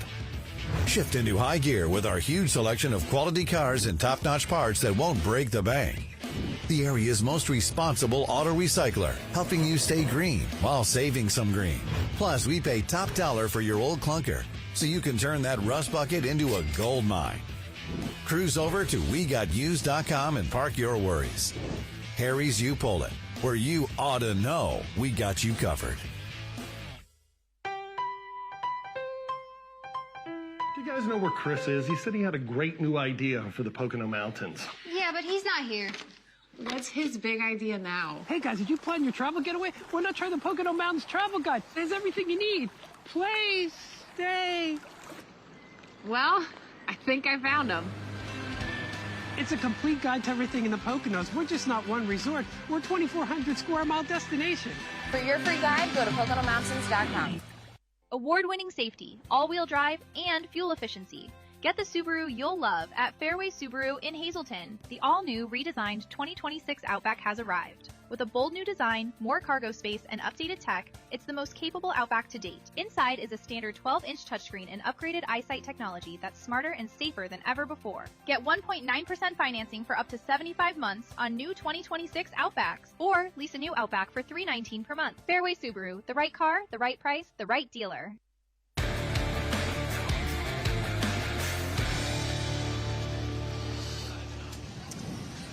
Pleased to welcome you back to the Weatherly Hillclimb. Yeah, we're going to lift up the hood a little bit here.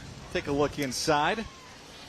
Nice. Fantastic stuff here. One of our roving cameras out there in the paddock and pit lane area as folks continue to come on down to check out the start line of the Weatherly Hillclimb live for a second straight year on WFMZ TV and Pocono Television Network. I'm Dan. He is Chris. He is Tom.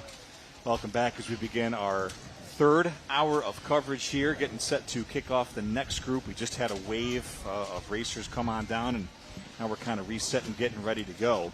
Had some pretty fast times here, pretty close to the course record, which we do have that number that was set by George Bowen, 47.592 seconds. So we've got some pretty quick runs here, at least the leaderboard that we have at 51.444. I think there is an expectation that some times are going to get quicker here as we get into the afternoon once these drivers get a further feel for this course. Right. So it's about 3 to 4 seconds, right, to that make up there. all-time high. As we kick 3 off our seconds second is round. a lot. That is. It really, I mean, it is a lot. Check out John Post in his 2022 Speed Car Wonder Special One.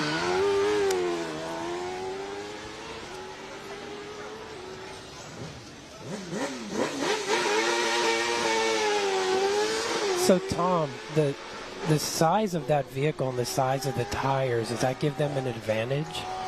Because of that, the smallness of the tire, or does that not matter? Well, of course, it affects the gear. That's part of the whole gear ratio thing, not just the differential, but those small tires have to go more rotation in order to get to the same speed. They must be a real interesting car, fun car to drive. As you can see, they're easy to slide. Reminds me of the type of car that you would see maybe on a dirt track. Right. Yeah. The old midget car racing. Oh, boy. I mean, some of these guys are really good. Yeah, he to be able to recovered that. get that to go straight again. He recovered that really well. Again, it's all about experience and staying focused.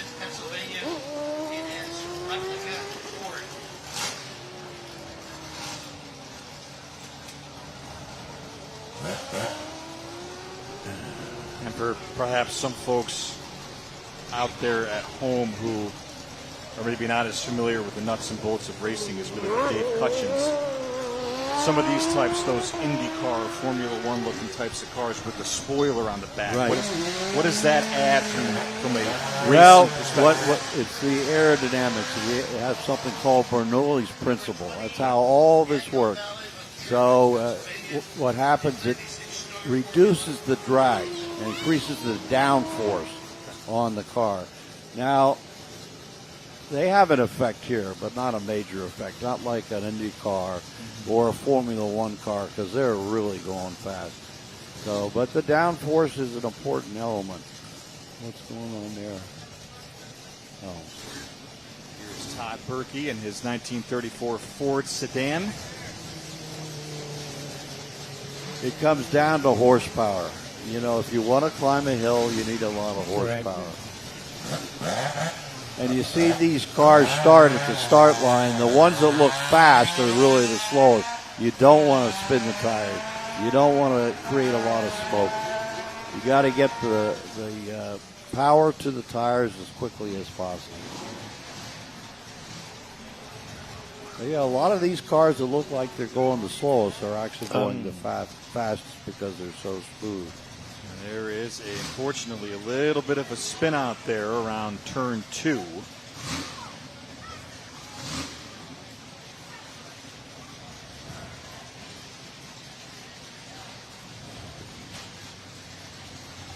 Slowed up a little bit there. He's coming back down. He is going to come all the way back down to either reset or take a look at something in the car.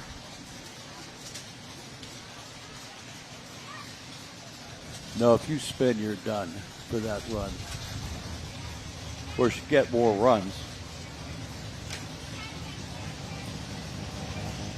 And of course, the objective is to get the drivers as many runs as possible. So if there's an incident, that slows that process down. So As we look at Pat McCabe, number 48. 95 Ellis.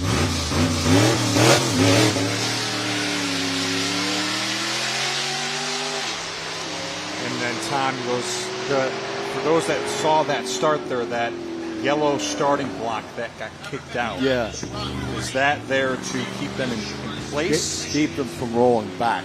Okay. I'm pretty sure that's, yes. You don't want them to roll. So all they're doing is, if it's a standard shift, they're going to push it down on the clutch, and you don't have to worry about the car rolling backwards, which you don't want to do. Right. In fact, if your car does roll backwards, that's an advantage, because you have more time to go faster before you hit the start line. That's an interesting way to think about that, yeah. Yeah, the timing does not start until you hit that second line. So if you started all the way up here on the hill and got a running start, you probably have a record-breaking time. Now here we go. You're ripping it up there. A Ford power plant. There we go. I think that's an 08. What if that's a 4-liter or a 302? It's a pretty car. Ron Lordy. That's an 08, yep. I'm going to go check that out later.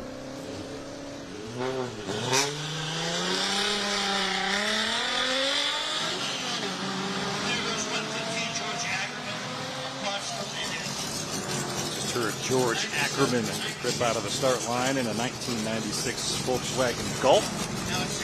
There he is out of Pottstown, Pennsylvania. But we're getting a lot of runs in today, Tom, huh?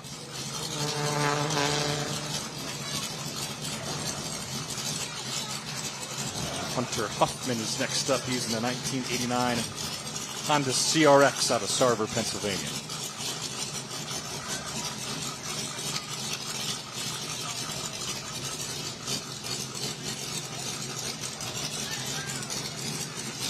Take this time to acknowledge that the 2026 Weatherly Hillclimb broadcast is brought to you by St. Luke's University Health Network. From routine to complex care, St. Luke's Carbon Campus treats and keeps patients close to home.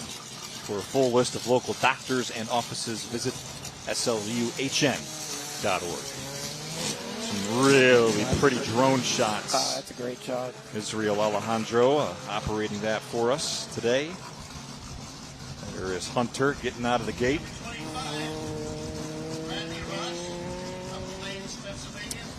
First tight left turn there. You see some folks have actually made their way on that little island type area to take in some of the race. Good to see that filling in. You got the wall turn here coming up right now. And you can start to see, Tom, some of the skid marks where it looks like a lot of cars have tried to attack that.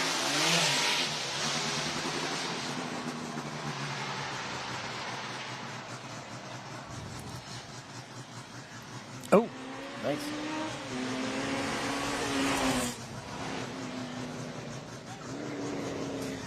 So Randy Ross, there he is in his 1985 Chevy Monte Carlo. Hey, he's been here before. Out of Plains, Pennsylvania. Yeah, he's been hill climbing for a long time. Very experienced. Yeah, almost every time I'd be the first car to go off, especially Saturday morning. And a number of years ago, I crossed the finish line. Guess what's coming toward me? A car. Oh, boy. A street car. Oh, no. If I would have left a few seconds later, I probably would be sitting here. As Joe Whiteley takes off in his 1964 Austin Healey Sprite. Go in town out of Windsor, Pennsylvania. And you can hear in the ambient noise in the background at the starting block, everybody idling as they queue up for their runs.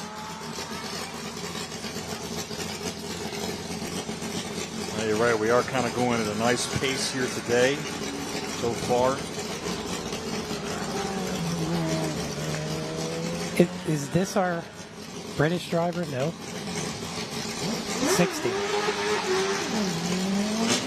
50, I'm sorry, 50.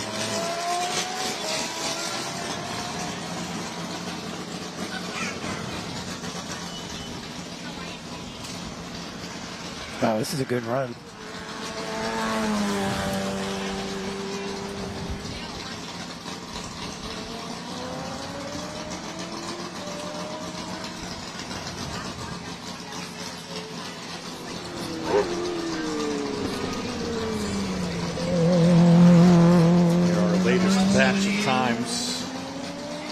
Last about 5 to 10 drivers. Hunter Huffman leading the way there at 58.721. So it looks like 58.72 right in this batch is closest to the Number 21 is to that 47 time. Lincoln University, Pennsylvania. It is 28. Mid to high 50s is about the highest that we've gotten here so far today. We'll be updating that leaderboard here as the afternoon continues. Here is Charles King in a 2015 Chevy Silverado.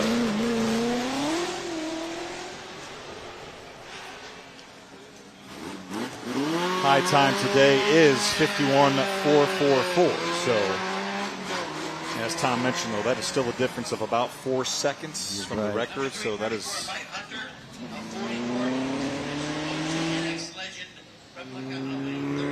ways to go. And a big variable is when was the surface redone. And when they redo them, it changes the nature of the course, the camber. I think the jump turn is not as much as it used to be. Because I think when they pave it, they're actually reducing the radius of the crown of the road. Because of the thickness of the asphalt, right? What's that? Because of the thickness of the asphalt. Right. Brian Fritzler. It's 2018 Fritzler Raven. Lincoln University, Pennsylvania. Joe Humanic of Wilkes-Barre is 07 Index Legend replica of a Ford. So most of these roads were done by the Native Americans. Yeah, they're all It's my trails, theory right? they would walk so far, then they have to turn to get up the mountain. And they get to one turn. Oh, we have to turn a lot more. So that's why you got the wall turn. Joe Humanic just ripped out of the gates. The 2007 Inex Legend 34 Ford out of Wilkes-Barre, Pennsylvania. That's a neat car. The paint scheme is Very interesting. great. The there's a lot of these roadways were Native American trails. That's true.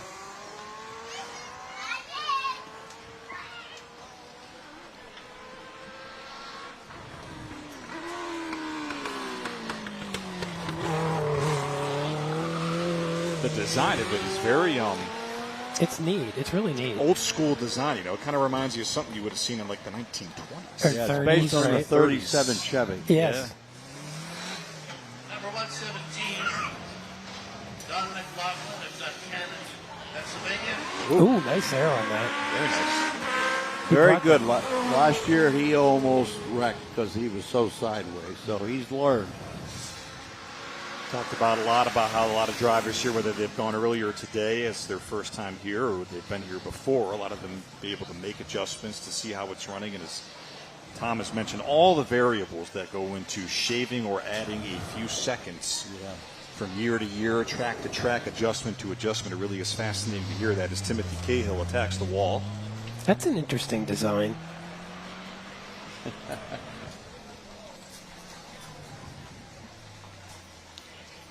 Yeah, we have quite a few homemade cars. I would say we have at least a half a dozen. 146 is Augusta Morales, Brantford, 2019. Cahill near the end of his run there.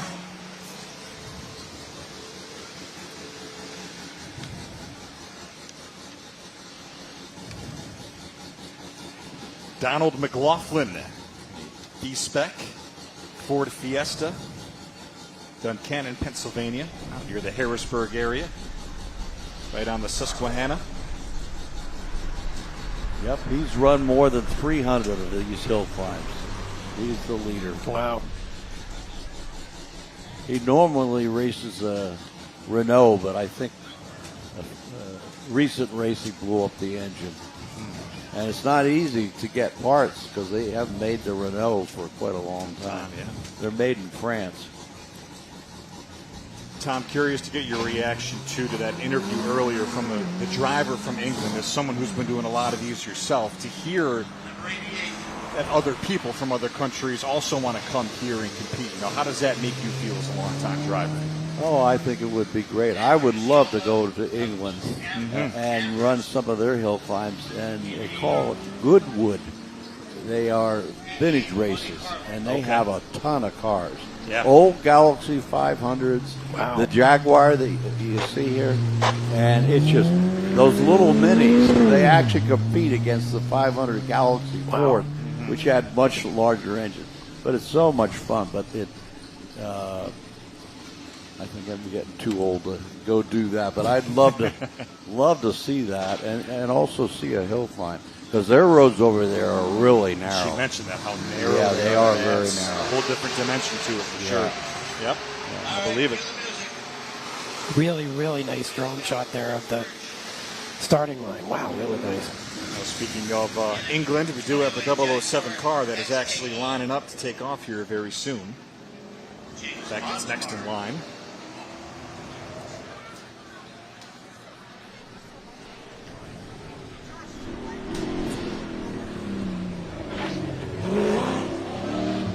Frank Scavo was 1968 Jaguar XKE out of Old Forge, Pennsylvania. And Frank had mentioned to me that his son, this was his first race. So there you have a generational handoff right there in his 007.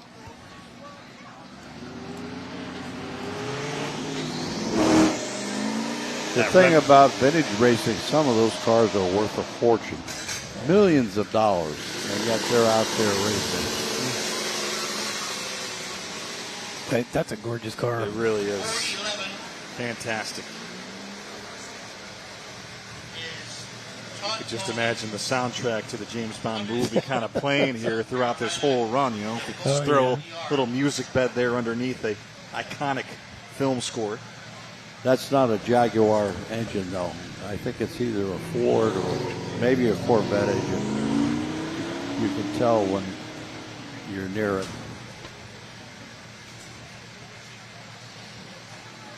Still a very good line of cars who have lined up for this heat. 411, there is Todd Boland. At least a Todd Boland driven car is BBR out of Huntersville, North Carolina.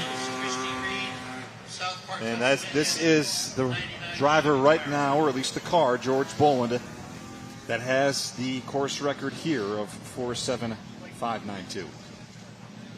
Yeah. Oh, wow. There's Todd Boland,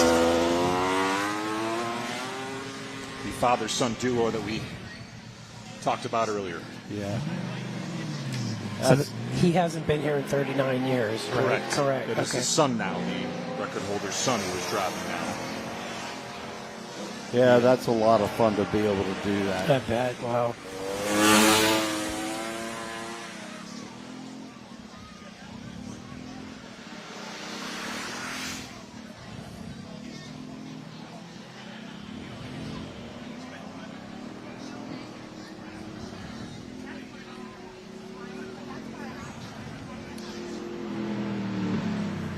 Christy Reed in her 1999 Chevy Camaro.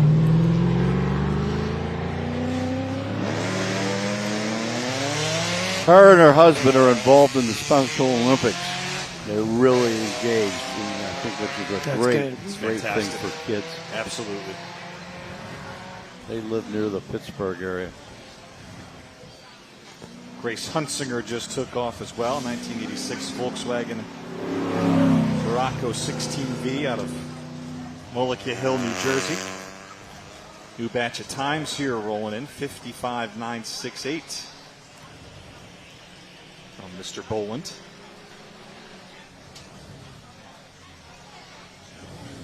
There is Grace as she gets her run underway.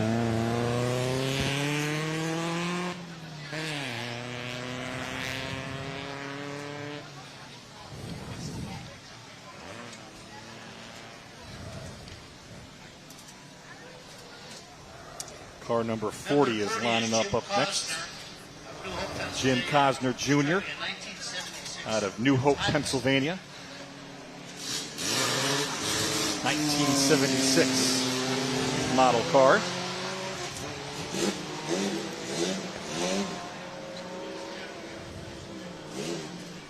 Number 911, Brian Searfoss of Easton, Pennsylvania, and his 94 Van Diemen Formula Continental.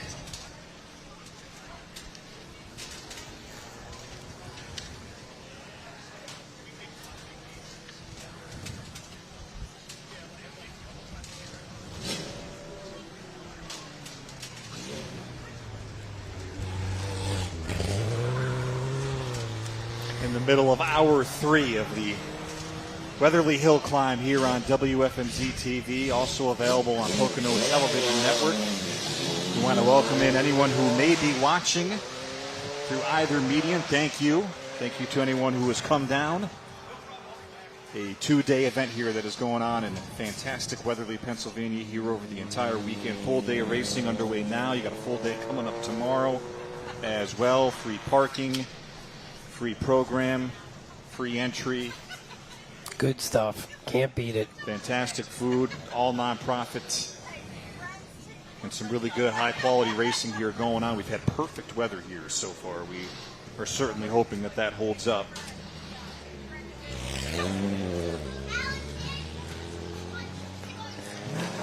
Just a quick reminder that the 2026 Weatherly Hillclimb broadcast is brought to you by Fairway Subaru. Award-winning safety, all-wheel drive, and fuel efficiency. Get the Subaru you love at Fairway Subaru in Hazleton. saw Brian Searfoss wrap up his run, and actually here he is. He lives in the eastern area. Out of the Lehigh Valley. Not a terribly long trip for him.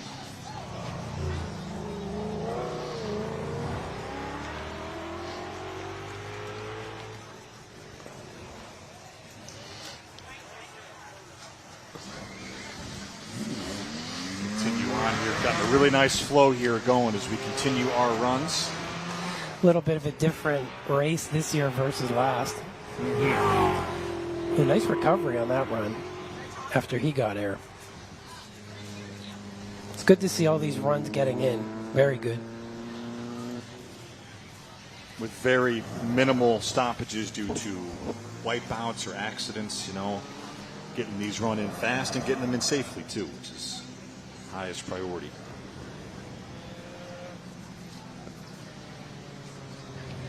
Well, some of this is attributable to the driving instructors, the instructions that they give them on Friday as to, how to deal with this course and to make sure the drivers understand, they've got to take it easy on their first number. In fact, they should do that the whole weekend. On Friday night, when I was leaving, it looked like all the drivers were getting together. Is there a tutorial session that kind of happens? The novices. Okay. These are the ones who've never run the course before Gotcha. or have not run it. I think it's in 5 years. So the instructors, I think there were 3 of them, they actually show them the various, they go up in a truck and they show them each turn and what possible ways you could take that. But I always thought the most important thing was just to scare the living daylights out of them to make sure they realize what they're dealing with. Yeah, it's probably efficient. As William Pearson takes off in a 1995 Honda Civic. William is here from Clarksburg, Maryland.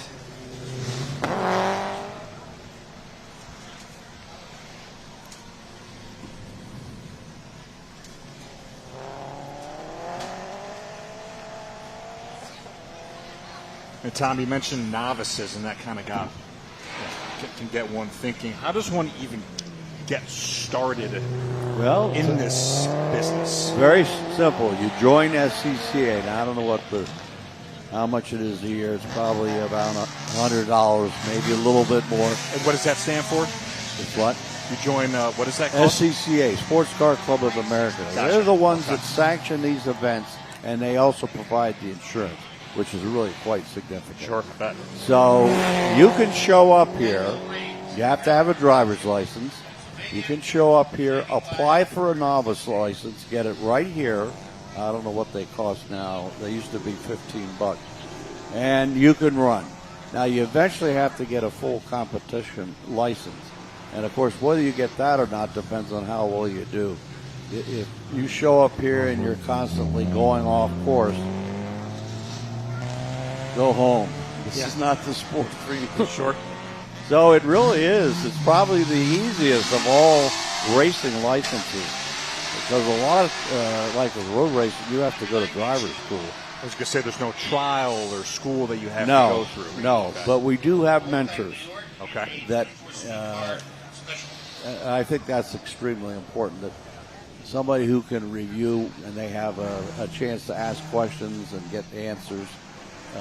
So it's been very successful when you really look at the final results. I mean, we do have crashes, but most people use their head and common sense. Do you have to race a certain amount of times per year to keep your membership active, or is it once you're in, you're in? That's a good question. I haven't been involved for a number of years. I would think you have to run at least 3. Okay. I think that's what it was. But again, I'm not running anymore, so I really wouldn't know. But if you've missed a certain event for a number of years, I think it's 3, then you have to go back and go through the novice. Mm-hmm. Not that you lose your license, but you got to show up here for like a refresher course. Okay. So, but for something like this Weatherly Hillclimb, there's no qualification that you have to go through. Well, just come here and take your best shot at it. Yeah. As we look at Eddie Freeze on his run. We are getting into this next group.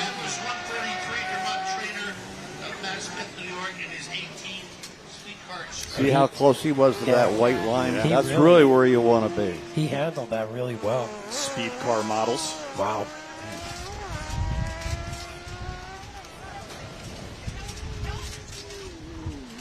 Oh, it is getting windy. We are dealing with a little bit of wind.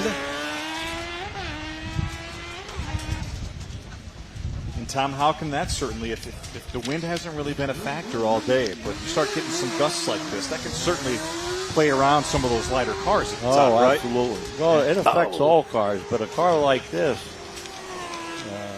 which is almost like an airplane on wheels, it definitely affects it. He had all four in the air. Oh, here we go. Some more times. 56. 51. Oh, wow. Dermot Trainer still leading the way here as we hit 230 on the nose. Live coverage of the Weatherly Hillclimb here on WFMZ and PTN going until 5 o'clock this evening.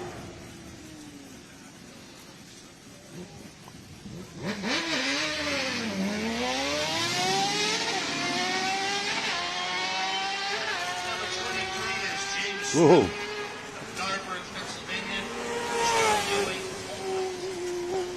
They get air all the time. Mm-hmm.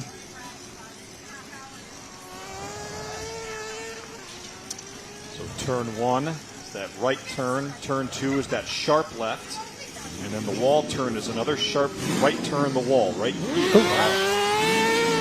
Turn 2 and turn 4 are very similar. There's a hairpin. Here's turn 4, as Tom just said, that other hairpin. Left turn. And then you've got the jump here, turns 5 and 6. And the final stretch here is where you can really pick up that time. Number 9, Ellie Sharp of Stroudsburg, 65 And again, maybe for folks who were just tuning in, once these cars finish, they'll keep going, and there is a staging area afterwards where all of these cars that have finished their runs are parking and are turning around and getting ready to come back down, which it's looking like will happen very soon. Just a few more cars in this group, and then we'll have a bit of a reset. So there is a whole staging crew up there that is taking care of all that.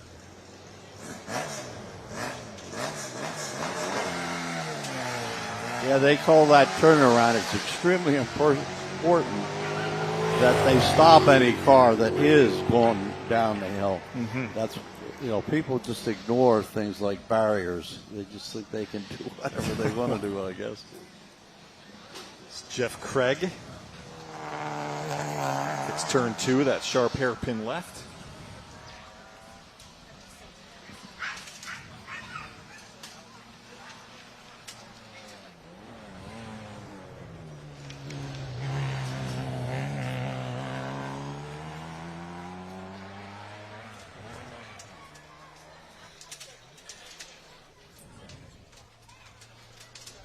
I would think those minis handle so well. Yeah, they do. Well, the driver from England who mentioned the minis too, a very popular style.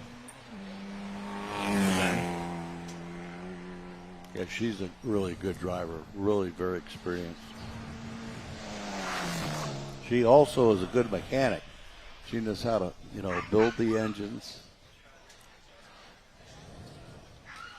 Took apart her first engine, she said, when she was 12? 12 years old. 12 years old. I mean, that's just impressive. It really, really is. That's awesome. Yeah, there's an awful lot to that. It's not just a matter of putting parts together. You have to make a lot of calculations and measurements.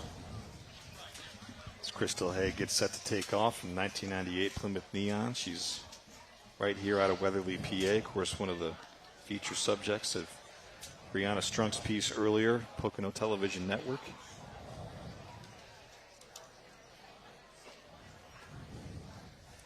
So we have a brief pause here. Again, I'm Dan Mascaratolo here. Pleasure to be here at WFMZ, bringing you the Weatherly Hillclimb alongside Chris Barrett and Tom Nord, gentlemen, as we approach about the halfway point of our broadcast here. We've had some really impressive runs, some really good action here so far. And, Tom, how have you been seeing the drivers and the racers attack it? It's great. I mean, we haven't had any major incidents. That's always wonderful. And everybody is doing what they're supposed to do. We have 2 corner workers at every corner. They have a radio for communication purpose. They have a red flag because if something happens, they'll hear it from whatever turn it was. So we don't want a car running into another car. And they have a fire extinguisher and a broom just in case you have to clean up something. And they're a critical part of it. And they're up there all day long, sometimes in the rain. And you've got people over here at start, same situation. It's real dedication. Yeah. And I'm sure, the spotters, too, along the way, able to keep an eye on even just the smallest of debris or if something's flying in from the woods or whatnot to make sure that is all cleared off. Or a deer or a bear. Yes, so there's wildlife involved here, too. We are the Poconos. I almost hit a deer. Here. Okay. Or a bear. It was a bear. Wow. A bear? Yep. We'll have to hear more on that story at some point here. We do have to toss to the other 2 members of our broadcast team. We've got Deanna and Tom standing by with more. Yes, that's right. We're out here with Mike White. We talked with him last year. This guy has had quite a life. He was just talking about how he's raced at Pocono Raceway. He's played football at Mile High Stadium in Denver. He was just telling me that midget football, right, Mike? So a really interesting character, one of many out here at the Weatherly Hillclimb. Now, you just came back. I'm glad you called me a character. Yeah. Tell us how the run was for you. I'll tell you what, this weekend, even though the weather was iffy, the conditions right now are about as good as they get. It's cool enough that the cars don't overheat. It's warm enough that everybody's enjoying themselves. And most important, it's dry. Tomorrow may be another situation, but let's enjoy it while we've got it. The window in right now, possibility of getting some good times. Yes. I would say the runs this afternoon, late this afternoon, may be the best conditions we're going to have all weekend. So I think a lot of people try to, push these runs a little bit more than they may. Right. So for our viewers that didn't catch your interview last year, tell us how many years you've been doing the hill climb. The hill climbs and SCCA racing and vintage racing I've been doing since about 2012, so about 13, 14 years. Started with Formula V, which is an open-wheeled type of car. That's VW powered. And slipped out of the Formula racing during COVID because for those 2 years where we had the COVID situation, public events were not allowed, so there were no races for those 2 years. So I'd gotten rid of my Formula car and thought that was going to be the end of my career. But as soon as COVID got past us, I bought another car. So question, from the Formula V car to this beautiful car right here. Tell us the difference and kind of like what goes behind the whole thought process. Formula V car is VW powered, but it's rear engine and it's an open wheeled car. Handles very well, but when you hit the max on that, it will snap. There's no forgiving. Where this car is the exact opposite. You can go into a turn, and if you're going in too fast, it will drift and give you an opportunity to slow down or correct and recover. So one handles better, but if you go too far, you're not going to recover. Where this one may not handle top end as well, but it's just a blast to drive. Well, Mike let me sit in his car, and it was a very fun, cool feeling to sit in there. And it's it feels like you're part of the vehicle, as opposed to on the vehicle, you're in the vehicle. The seat it kind of cups you, and you feel very secure inside. Yes. Mike is also, has a football background. He played football at Susquehanna, played semi-pro football. We were talking, just like there's a rich history of racing in this region, there's a rich history of semi-pro football teams from around our region, Schuylkill County and beyond. Mike, in terms of mentality, do you encounter other drivers that have played other sports like football? How does those sports mentalities translate into racing? Well, of course, especially sports like football, you have to, I think, have a competitive spirit just to even play the game, because who's going to go out there and risk the injuries that one could get without a really, really good motive? And so I enjoyed football. I enjoyed the competitiveness, and you can take that into all other kinds of aspects of your life, and not the bad pieces of competitiveness, but you can take a lot of good things away from being competitive. A lot of people think, competitive people are, but when you're competitive, you analyze what you did.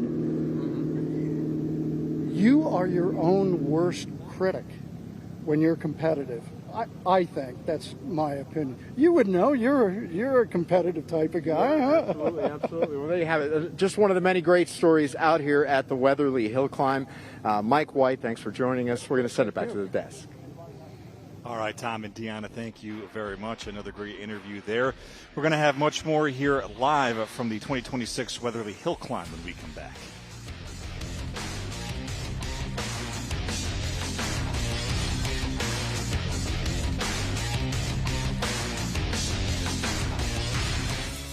Kick off June at the Sherman Theater with 3 nights you won't want to miss. June 4th, experience a high-energy night of live K-pop performances, choreography, and your favorite hits with Planet K-pop. June 5th, celebrate 20 years of patent pending with a special anniversary show packed with fan favorites. Then June 6th, get ready to laugh with Craig Ferguson live on stage. Get your tickets now at ShermanTheater.com or call 570-420-2808. St. Luke's University Health Network has been recognized by the U.S. Department of Health and Human Services as the #1 health system for quality, safety, and patient experience in the United States, ahead of renowned Mayo Clinic and Houston Methodist. This distinction places us among the most respected names in healthcare for the 11th year in a row and 13th overall. We're on Fortune's Top 100 Hospitals list. Still the only health network in the region to earn that honor. St. Luke's, leading the way. Award-winning safety, all-wheel drive, and fuel efficiency. Get the Subaru you'll love at Fairway Subaru in Hazleton. The all-new, redesigned 2026 Outback has arrived. With a bold new design, more cargo space, and updated tech, it's the most capable Outback to date. Inside is a standard 12-inch touchscreen and upgraded eyesight technology that's smarter and safer than ever before. Get 1.9% financing for up to 75 months on new 2026 Outbacks, or lease a new Outback for $319 per month. Fairway Subaru, the right car, the right price, the right dealer. I love any kind of pet stories. The Furry Friends segment, we started that years ago when I was a reporter, because we were out at the SPCA and they were telling me about how they had this dog that was there for so long, and I was like, let's put it on the air, maybe somebody will come adopt him. And then that kind of grew into a weekly series that we do to get these pets adopted. That's the most special thing you can do. 69 News, the people you know, the news you trust. Watch Wendy Davis, weekdays 5 to 6:30 and 10 to 11.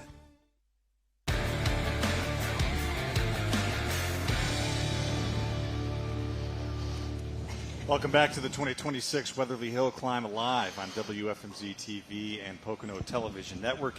The 2026 Weatherly Hillclimb broadcast is brought to you by One Day Bath. Upgrade your bathroom in just 1 day with One Day Bath. Beautiful, affordable, and stress-free. Call now or visit odbpro.com. Some of those aerial images. One of the few different things we've brought to this year's broadcast of the Weatherly Hillclimb. A fantastic job by our production crew there, able to bring you those. Is The next heat of racing gets underway. The latest group has just come back down the hill. I'm Dan Mascarotillo, joined alongside Chris Barrett and Tom Knorr as we continue on what has been basically a picture-perfect day for racing here, gentlemen. Amazing. It was interesting in Deanna and Tom's interview. The driver had said it was the most perfect day for conditions, and he expects those times to really get much better as we go on, as Tom had said. Joseph Delaney getting to work here now. Got the next full line of cars getting ready to go. Got Heather Long here coming up. Her Volkswagen GTIS. She's out of Wilkes-Barre, Pennsylvania. Yeah, we need to go to Washington. Use the patent stamp for this day.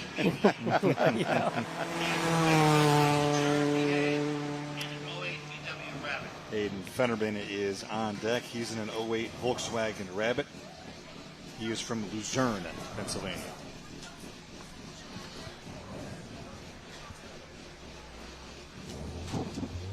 Heather was one of the drivers I got to talk to yesterday. She was a great interview.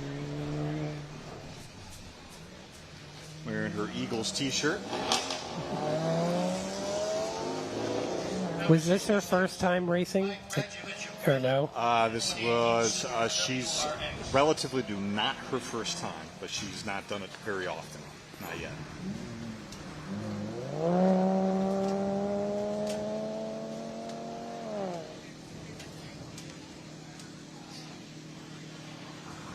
Tom, when you mentioned the difference in the number of classes and types now from your day. What was kind of the catalyst behind Well, what all happened of that was, expansion? do you know what a Solo 2 event is? Autocross. They run on parking lots with cones.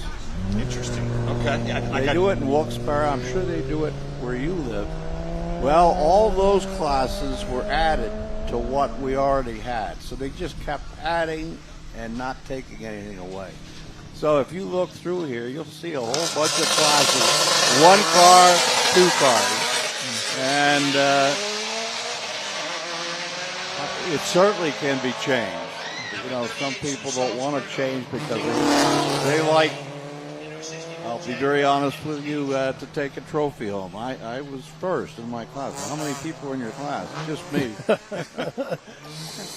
So, but it is so much more fun to compete against, like I used to, 20 people, because it was very close. Sure. Tenths of a second, hundredths of a second, and that was a lot of fun. You have some classes here where that's true, where you have 8 to 10 cars, but a lot of it, it's not the same, you know, and I think that's the case. Like I said, we had 22 classes, and that covered every imaginable car. We didn't allow trucks back there, but and we had formula cars, we had sedans, sports cars, everything. Now is the expansion there. As the next group really starts to get going here. Picture this poor guy locked in a closet with alphabet soup. Got Keith Gerhard ready to go. He's in a 2016 Scion FRS out of Forked River, New Jersey. There is Susan Salzberg again in that old school Jag. That's a neat car. And you know, Tom, I always ask you this every year because I think the answer is neat. The amount of fuel in each vehicle and what are the tanks made of? I think that's a cool answer. Yeah, I think probably most of these cars still have gas tanks, but a lot of them have a fuel cell. That's a steel case. It has a rubber bladder on the inside, and it's filled with foam. And even if you were to penetrate that, you still wouldn't have a fire. You don't see fires anymore. You'll see a fire, an oil fire. The edge goes and the oil catch, but you can tell that has that black. You know, it's really smoky. So that's made a huge difference in racing. And do they run with very little fuel in the tank, like maybe a gallon or two? Yeah, there are tanks that only hold a couple of gallons, just enough to make it up the hill. And of course, a lot of these cars have to run leaded fuel, racing fuel. Right. Now, I bet that must be at least $15 a gallon. because the last time I bought it was about 12. So they've all got, for the most part, their own canisters at their pit sites. Oh, you mean to hold the gas? Yeah. Yeah. And there are strict rules on that, too. You're not supposed to store that inside. Of course, there's nothing here that's inside. But, no, they're very strict about that. Gasoline is not just a fuel. It's actually an explosive. Right. Oh, yeah. So the fuel cells certainly have done it all. I mean, we had so many drivers killed by fire in the 50s especially, and the 60s. Dominic Sorelli gets underway, a 2011 Subaru WRX. Dominic is here with us out of Harding, Pennsylvania.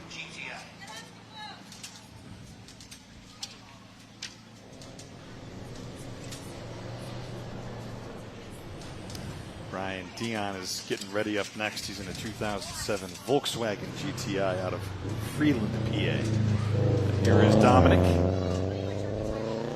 Attacking that wall turn as we give you an updated leaderboard. Oh, wow. Michael Rajovic, 53.449. Far and away the top performer there. Number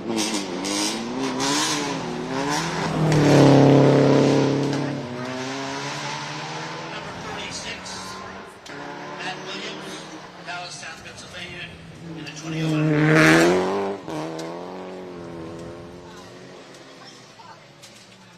Well, Tom, I want to ask you about some of the portions of this road, of this course, that are really in shadow.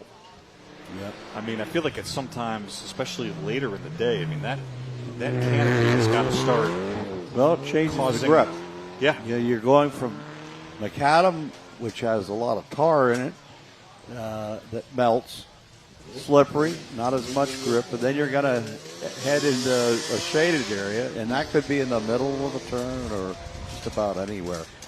So in a hill climb, I don't think there's any that I can remember where it's always total sun. Maybe Giants and Spare, but in Wilkes-Barre, but most of them, I mean, they're lined with trees.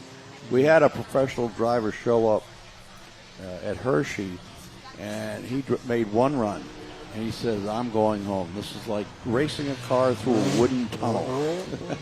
Interesting. Okay. He said, "Forget this." Yeah, that's a crazy. pretty tough course behind the Hotel Hershey. That's a very very tough course. narrow. Yep. And yeah, it's totally different.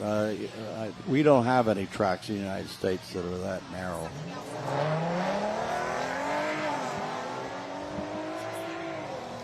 Boy, that drone adds a lot.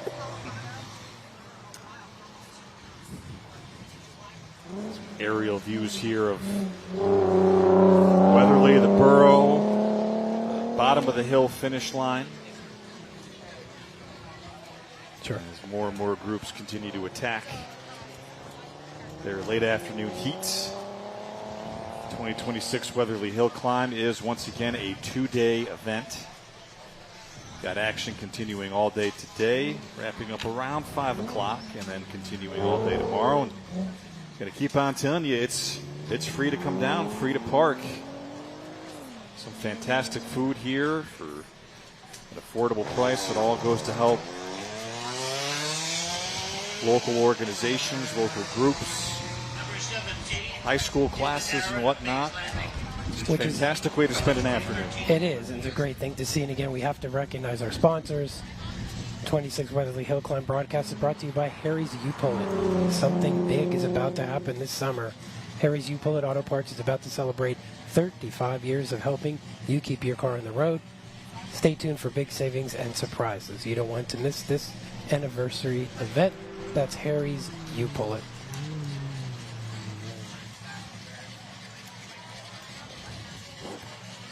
Tim Fiordaliso, his 2000 Mazda Miata. And it was interesting you brought that up, Dan, about the difference in the sun shedding on one part of the roadway versus shade on the other. But if you're traversing that, how different that makes it. That's interesting.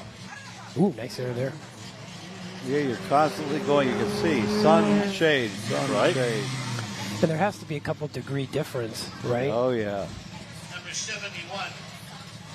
You got to assume, each driver's probably wearing some kind of like a visor that. Yep. So, you have to have that. The helmet. I used to wear goggles with this, but it actually now it has to be total coverage. Right. You cannot have any open areas, and they're flipped down.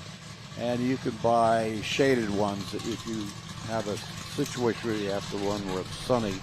The sun, of course, can be quite blinding. So, no, they're really a lot heavier. I'm sorry, go ahead. No, I was just going to ask, maybe you were going to have the same thing. On this course, Tom, were there any areas where the sun was a problem when you on this course? Yeah. I can't remember it here, but there have been places where it has been. No, this runs basically, I think, north-south. Right. So you're not looking either east or west at any one time. So you wouldn't have any issues, really. Right. I don't remember any.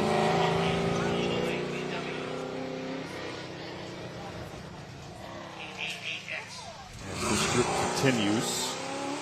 That is Timothy Finch, 1986 Porsche 944 from Russell, Pennsylvania.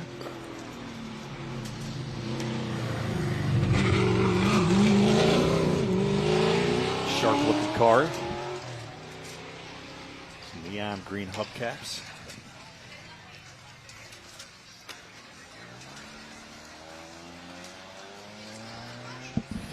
You can't miss that car. Number 47, Randy Hardinger of Reading, 2008 Dodge Charger. Randy Hardinger getting lined up in his 2006 Dodge Charger from Reading, Pennsylvania, home of the Weatherly Hillclimb. Did you ever participate in that one? Yep, many times. We used to have a family reunion there where Okay. all my brothers, and we had 7 kids, all the kids, the uncles, the aunts. You know where the fire tower is? Right below that. We had a big encampment. We always had it. My mother, who at that time I think was 100 or 101, she lived to 102. Wow. But she used to like to ride in the car, and I could go pretty fast, and she wouldn't bother. But she rides with anybody else, she drives them nuts. She's going too fast. Yeah, I've run them all, one time or another. Many of them that are no longer run anymore, and couldn't be run today because they're too narrow, they're too rough. The biggest factor, too many homes. You got to get everybody's permission to do this through PennDOT. Got Brian Halleck getting warmed up here. This 1987 Chevrolet Camaro coming up as we take a look at Randy, who we just talked about a bit. Is the Weatherly Hillclimb, is that where the pagoda is? The road where the, Correct. Yep.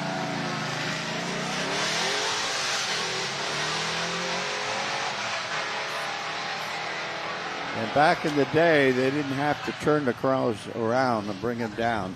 They get down a road onto public streets. I forget the name of that street, Hill Street in Reading, down to the red light. And, of course, you could never do that today. Right, yeah. You'd be in court real quick. There is Brian, who's got a pretty good time to his name today. Yes. He's the president of the Giants of Sperry Hillclimb Association. Very talented driver. Yeah, he is very good. Some recent times here. Oh, wow. He used to race serious. Yeah. He used to race over at Evergreen Track. You know where that is? Not entirely sure where that is. It's near Hazleton. Yeah, okay. I know what it is. But it's a third of a mile, I think. Macadam Track.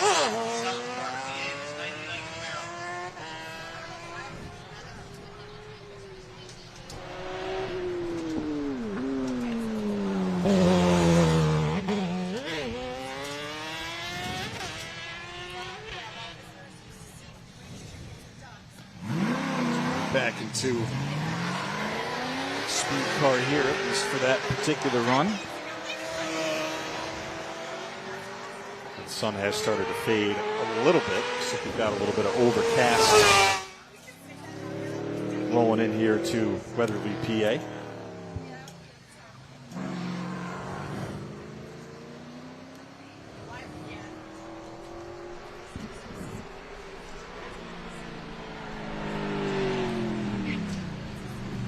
Vasasevich, 1999 Chevy Camaro.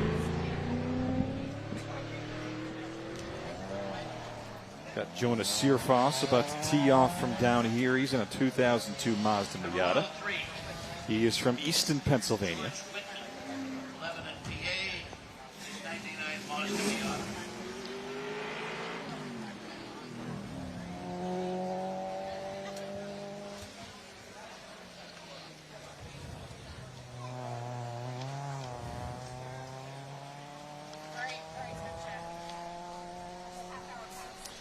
George Whitman now lining up, 1999 Mazda Miata. He's from Lebanon, Pennsylvania, but there is Jonah.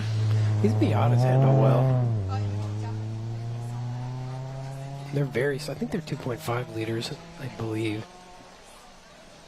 Maybe even 2-liter motors. 65 from Siskovich of Bear Creek Township. Is 95 Firebird. Here's another Miata, right? No, this is the same one, I'm sorry. No, it's another one.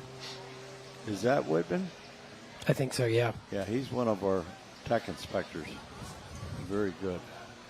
Yeah, every car is inspected before it is allowed to compete. Safety equipment, make sure everything is in order. Tires look all right.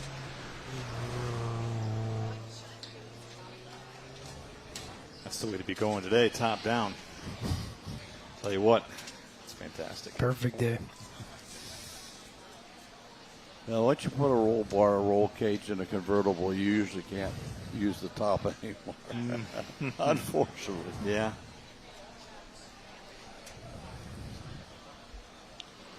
Got Robert Siskovich lining up. He's in a 1995 Pontiac Firebird. He's here from Bear Creek Township, PA. You really can get the highest speeds, Mike, I'm guessing, are at the very start here and then at the very end. Yep. Yep. Coming into turn one until you brake. And from after going over the jump or flat out as soon as they hit the ground. Now, of course, the super fast, I'm sure they have to lift a little bit, but that's a fast turn. As long as it's not bumpy. It used to be really bumpy. Zachary Platts next in line. He's in a 2015 Scion. Coming to us from Mechanicsburg, Pennsylvania. Just west of Harrisburg. Oh, wow. Mm-hmm. You're right, though. We definitely have not had, I feel like last year we had about 3 or 4 spinouts. Yep. A number of delays. It's been very clean. Yep. Very technically sound today. And we also have to credit timing. Nancy Lewis, Ursula, and who else?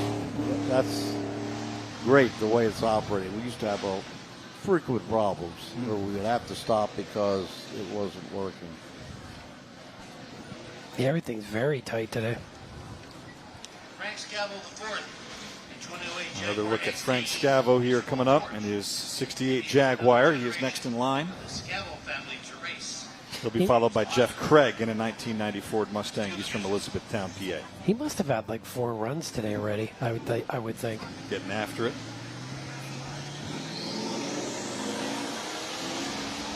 Yeah, we can't do what they do in all IndyCar or NASCAR. They have a transponder. And buried at the finish line is the receiver. So every time you go by, there's a number on it, and it records your time.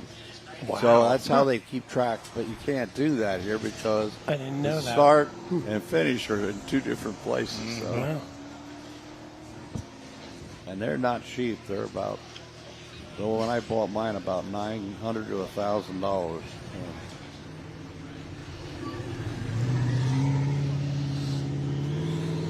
Jeff Craig coming up.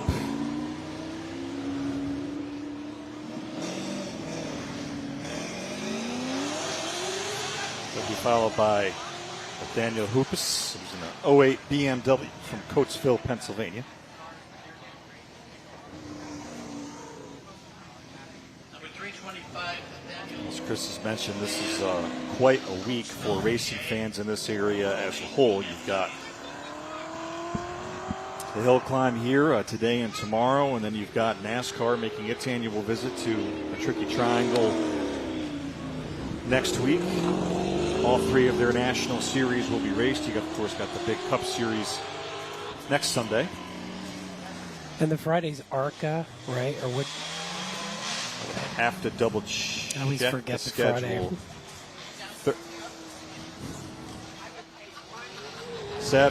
Saturday is the qualifying. Got the Truck Series as well.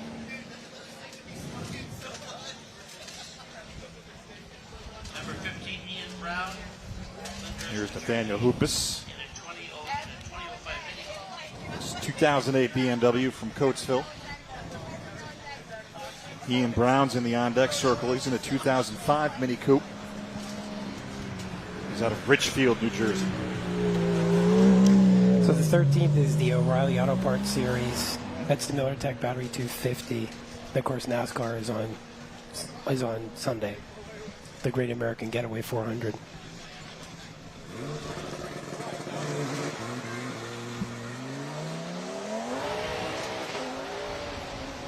So I'm sure you've noticed the Batmobile's not here.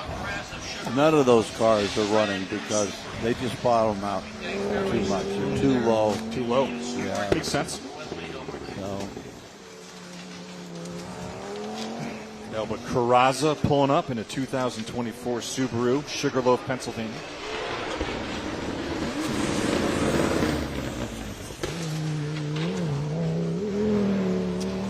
Again, maybe for someone out there who's not as well versed in racing and engine sounds, when you hear those pops, what is that indicative of? Well, I believe what it is, you have a tachometer. When it reaches a certain RPM, it just shuts it off, so you can't over-rev it. So what you have is you have the fuel and air in the combustion chamber and no way to ignite it. So it's almost like a diesel effect, I guess you could say. Interesting. Okay. So, yeah, I never had that. If you over-revved it too far, stuff would start popping through the hood. But I never did that. Rods and, yeah. And here's Al Carrazza again, I guess, in his...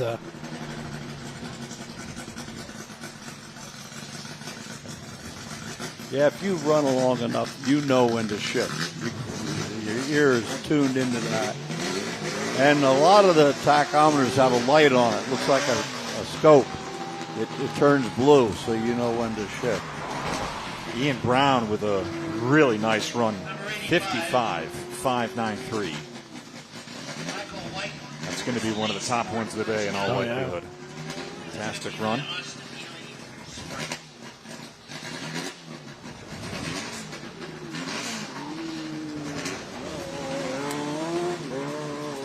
Taking a minute now to recognize one of our sponsors. The 2026 Weatherly Hillclimb broadcast is brought to you by St. Luke's University Health Network. The price of gas is high, and you don't want to spend more time in your car than you need to.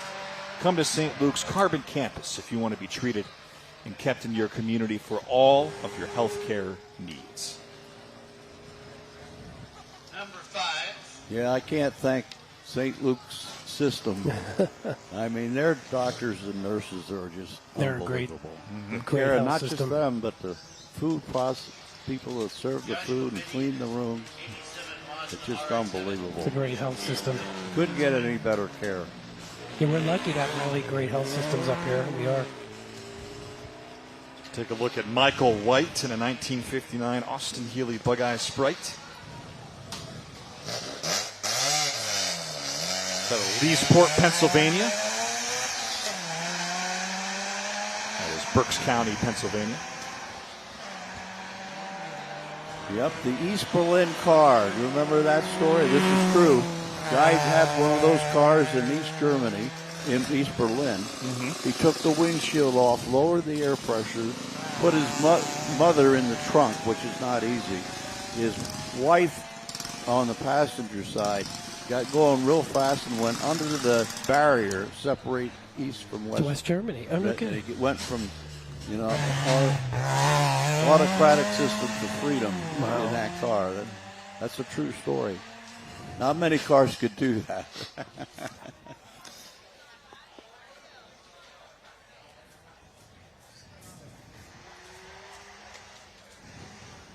Approaching we are above. As time has gone by, we have reached yet another new hour of our broadcast window. Here with you until 5 o'clock on WFMZ TV and Pocono Television Network. I am Dan Moscartola with WFMZ. Chris Barrett's been my co-pilot here all day. Tom Knorr's been my other one. We've been bringing you all the action here.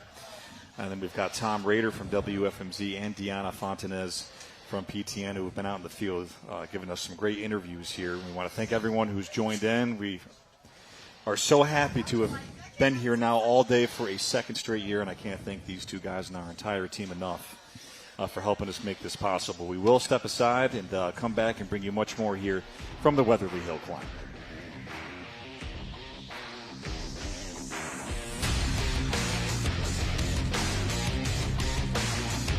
Gear up for savings at Harry's U-Pull-It. Shift into high gear with our huge selection of quality cars and top-notch parts that won't break the bank.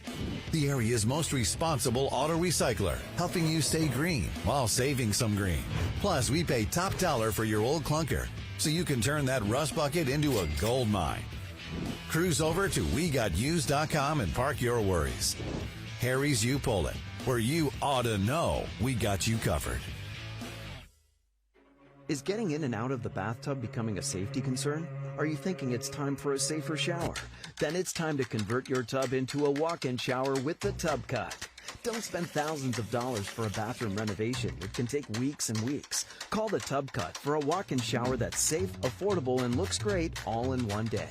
That's right. No demo, no mess. All in one day.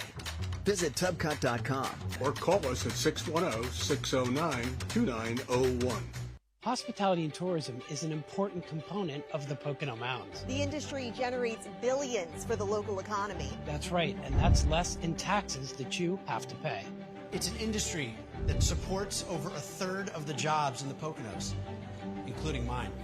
Visitors help me keep my doors open. Hospitality and tourism benefits all of us in the Pocono Mountains. And that's why we're Pocono Proud. Go to PoconoProud.com for the facts.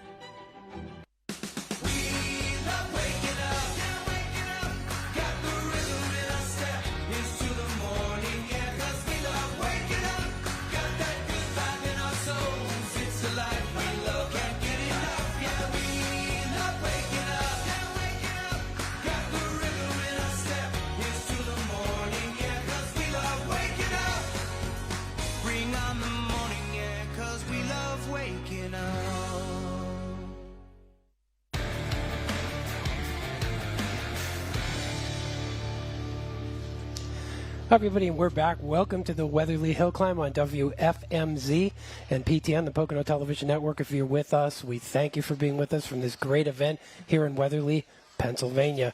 And we've been here since 12, broadcasting live. Really, really great stuff happening today. A lot and a lot more to come. And we'll be right back with that. Transform your bath into a walk-in shower with Tub Cut. I couldn't take a bath or a shower or anything unless somebody was there. Tub Cut installs in one day, is 100% reversible, and has a lifetime factory warranty. I had shopped around because money is an issue, and I found that the Tub Cut was the most affordable choice. Call the number on your screen today and get safe, affordable, easy access to your shower. It's the greatest relief in the world, being able to feel safe in the bathroom again. Gear up for savings at Harry's U-Pull-It.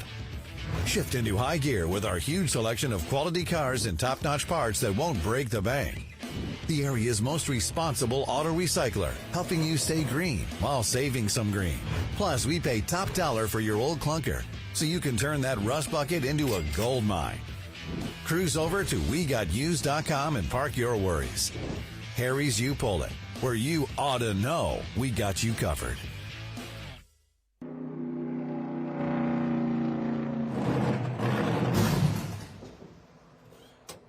It's running rough. Smoke, we didn't see that. What's this? No idea. Work it later. Where'd you get this mechanic? You'll make it happen. Yeah, deck of cards. Could always use those. She's gonna run like a top. If you want to see the pros do this, Come to Pocono Raceway, June 12th through the 14th. Tickets available at PoconoRaceway.com. Award-winning safety, all-wheel drive, and fuel efficiency. Get the Subaru you'll love at Fairway Subaru in Hazleton. The all-new redesigned 2026 Outback has arrived. With a bold new design, more cargo space, and updated tech, it's the most capable Outback to date. Inside is a standard 12-inch touchscreen and upgraded eyesight technology that's smarter and safer than ever before. Get 1.9% financing for up to 75 months on new 2026 Outbacks, or lease a new Outback for $319 per month. Fairway Subaru, the right car, the right price, the right dealer.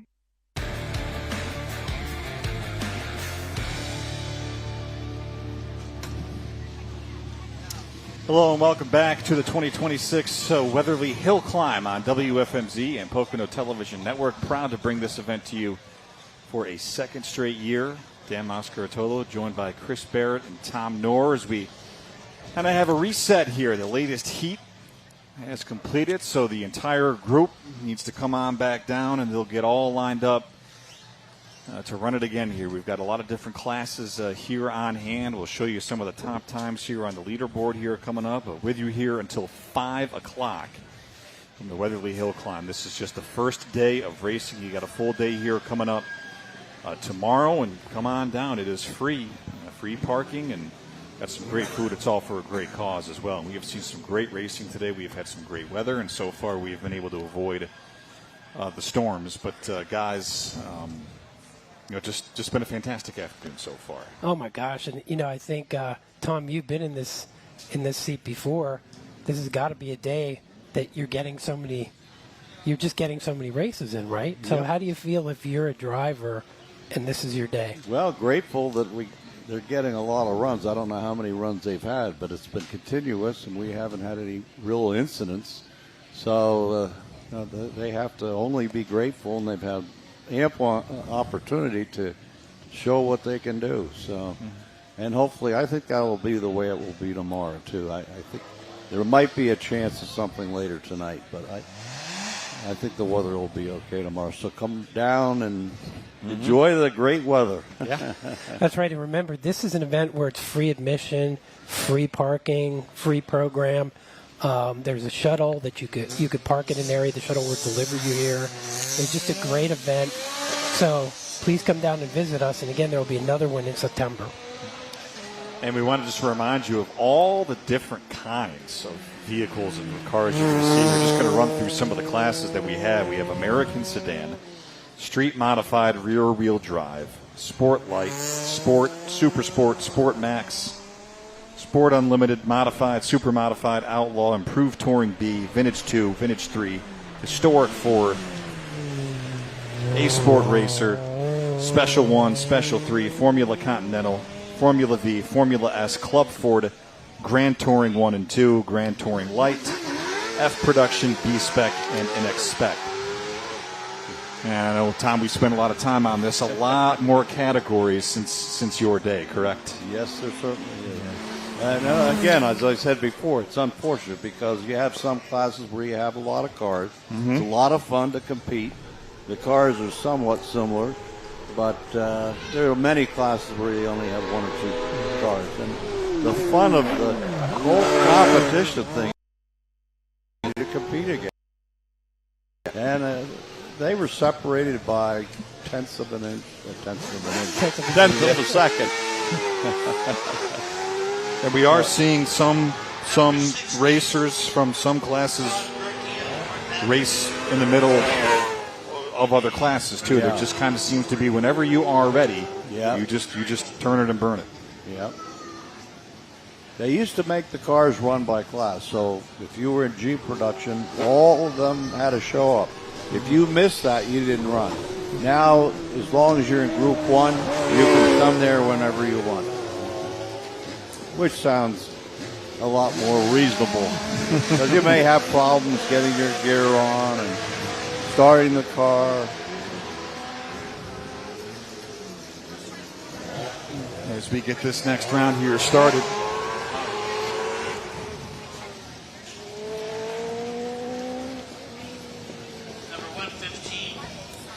The 2026 Weatherly Hillclimb broadcast is brought to you by Fairway Subaru, award-winning safety, all-wheel drive, and fuel efficiency.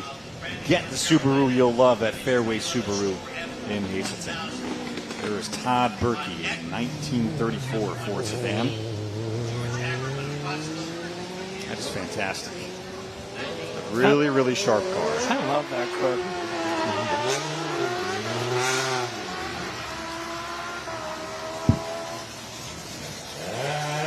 Dave Cutchins just took off. He's in a 2011 Store F1000. He's out of Grandy, North Carolina. I love the Outlaw class. That Yes. just sounds like, love that.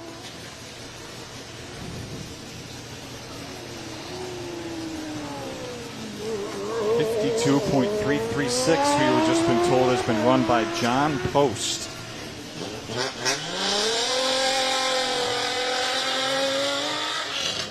Certainly be getting closer to that. Second, that is the second best time of the day. Dermot Trainer still has the top mark. Speed Car Extreme of 51.444, but John Post time certainly right up there.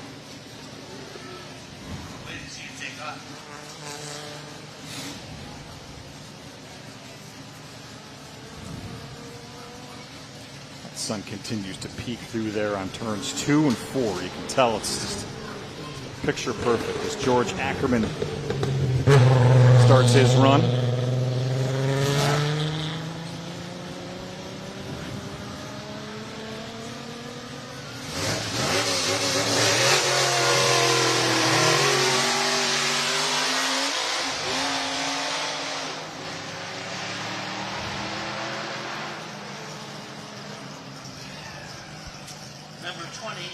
I'd like to welcome in the other two members of our broadcast team. Now we got Tom Rader and Deanna Fontanez standing by with much more.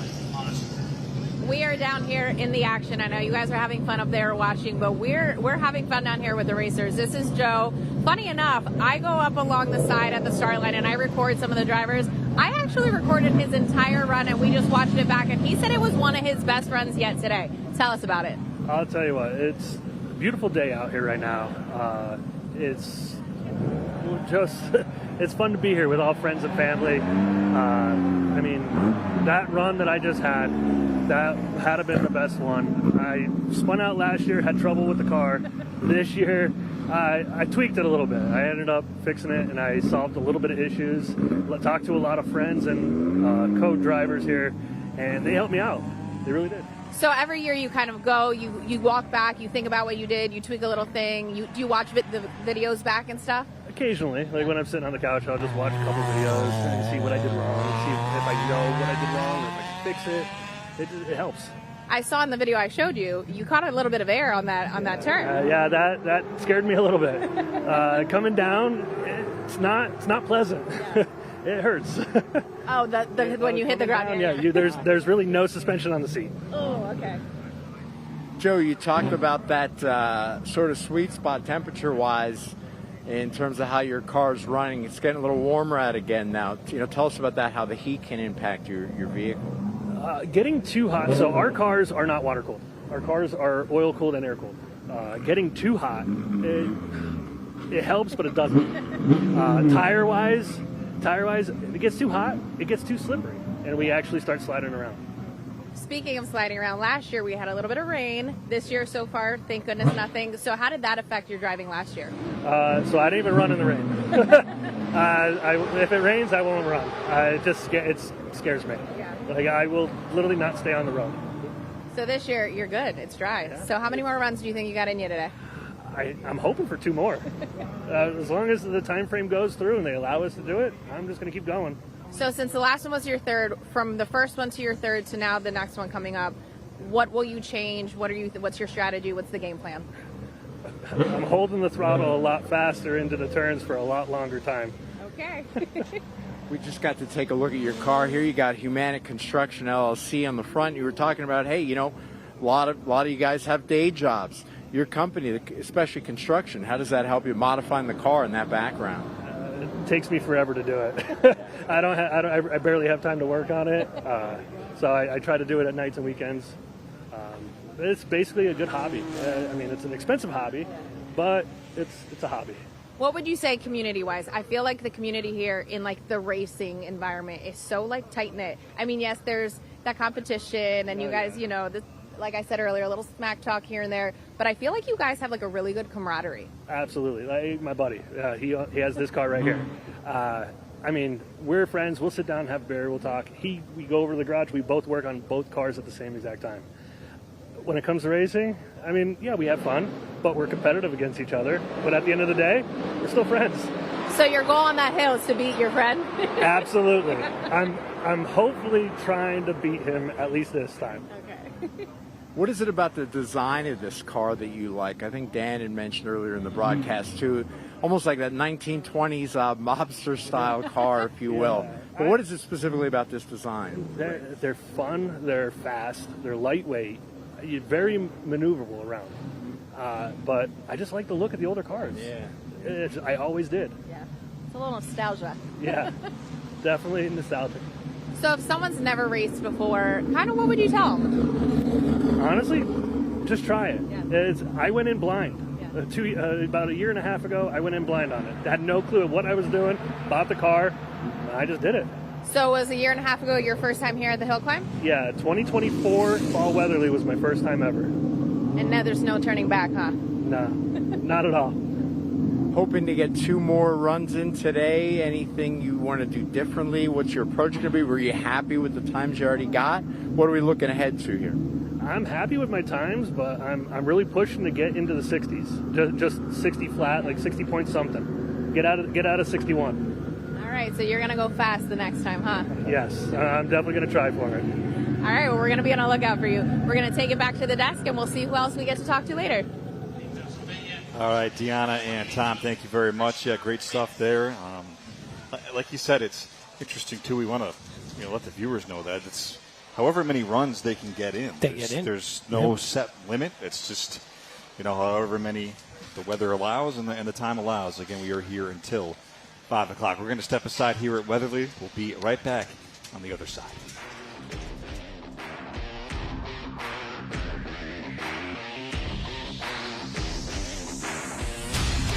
It's the Pocono Mountains. We're in the fun business. With our fabulous water park resorts, when things are heating up, we're cooling you down. Our cutting-edge attractions are just so much fun, both indoors and out. You decide. Then completely unwind from that fun-packed day. 3 great water parks, all in one awesome place. The Pocono Mountains. It's in Pennsylvania, the great American getaway.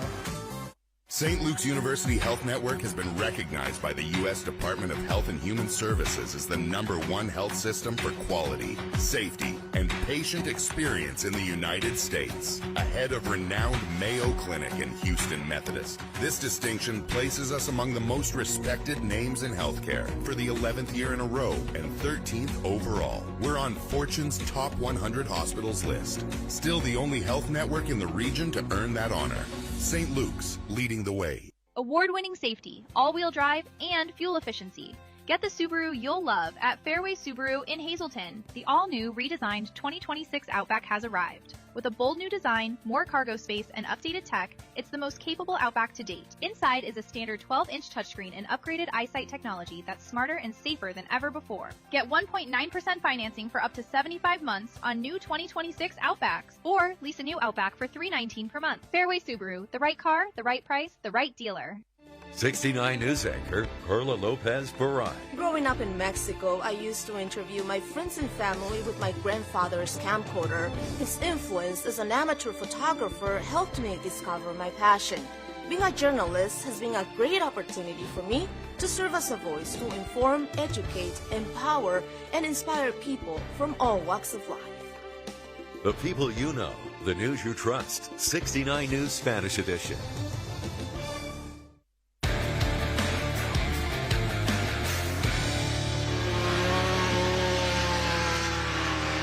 Perfect timing. We just had the rev of another engine here to welcome us back to another block of Weatherly Hillclimb coverage here on WFMZ and PTN. Dan, Chris, here to help bring you the action. Tom along with us as well. You just heard from Tom Rader and Deanna Fontanez as well out in the field. And Chris, time always seems to fly by whenever we start this, but 3:30. Is it past 4 o'clock? It is 3:30. Right. We've got about an hour and a half of coverage left here as we continue in with the next wave of racers. Seen some pretty fast times here. I wonder if he will get in his, as the last interview that Deanna and Tom did, I wonder if he will get 2 more races in today in an hour and a half. See if he can. Your leaders so far are Dermot Trainer. He's at 51.444. John Post, he just posted that within the last 15 minutes, 52.210. And Raymond Cochin at 52.989. So then, as you looked up, Dan, our time to beat or match is 47.52, right? Yep. So a lot of room for improvement if you're chasing the course record today. But still some pretty impressive results here. Rolling in is Timothy Cahill. Tax turn 1. Or excuse me, that was the wall, actually. Wall turn. So a healthy amount of sunshine there up on the course. Our MPC production crew, 10 cameras set up. That includes in the pit crew, pit lane. We've added a drone feed as well as Donald McLaughlin in his Ford Fiesta gets underway. We've had some great aerial shots on what's been a picture-perfect day of Weatherly in the track. Shout out to the whole crew again. Can't thank them enough for their camera work today. Production work, which is top-notch.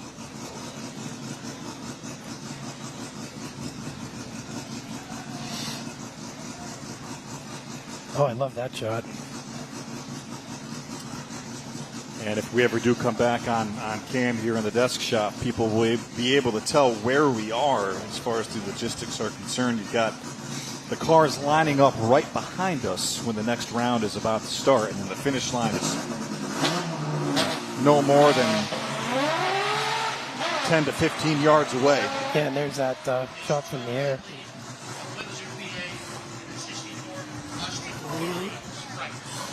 As Mark Hoover in the Outlaw class getting underway. There is a very low rider right there.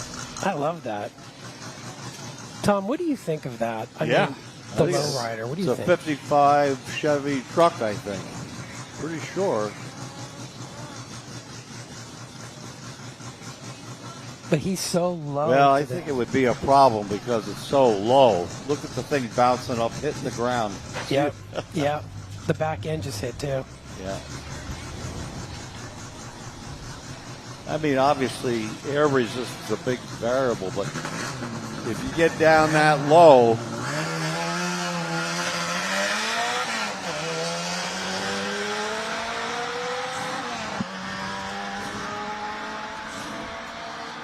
it's a cool looking vehicle, though. You got to admit, you know. It is cool. I love to see what his time's going to be. I believe he's from Bethlehem, New Hampshire. Oh, wow.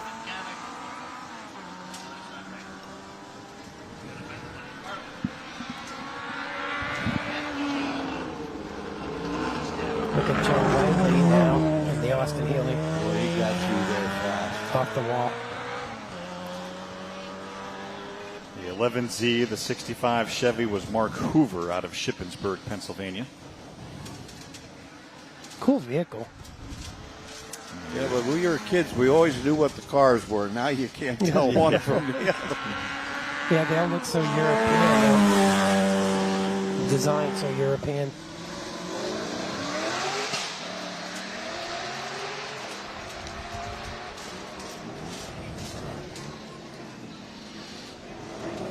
Andrew Ziolo gets out of the gate. He's in an 88 Chevy Monte Carlo. He's from East Amherst, New York.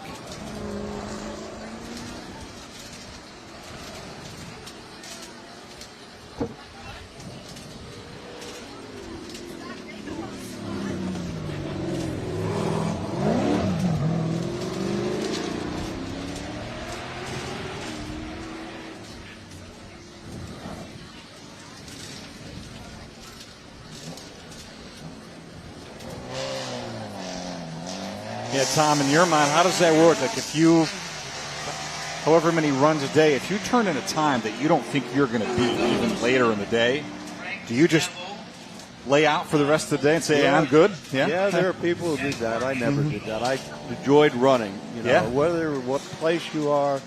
So I would, every opportunity I had, I took advantage of it.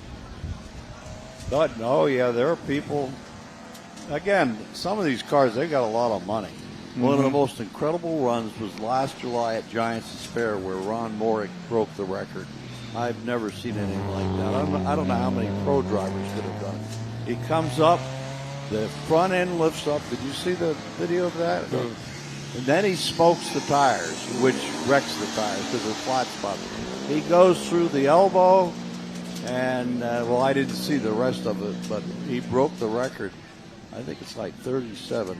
Wow. So when you think about it, if you go 60 seconds, that's 60 miles an hour. What is it if it's 30? 120 miles an hour. So, I mean, I don't think I've ever seen anything quite like that run. But he did run a number of times. Yeah, every time you lock your brakes up, that basically ruins the tires. Got Grace Hunsinger lining up. Just took off in the 86 Volkswagen. He is here from New Jersey. Another look there at the 007 Frank Scavo. Yeah, it's got to be his fourth or fifth run. He's been out there a lot, getting his money's worth.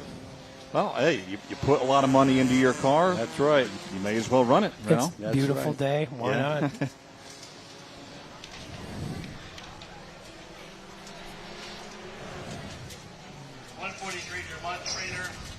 So we've got our leader, Dermont Trainer, about to go off. He's in a 2018 Speed Car Extreme. He is here from Maspeth, New York. And again, he has the best run of the day, and he is about to shoot out of the gate here.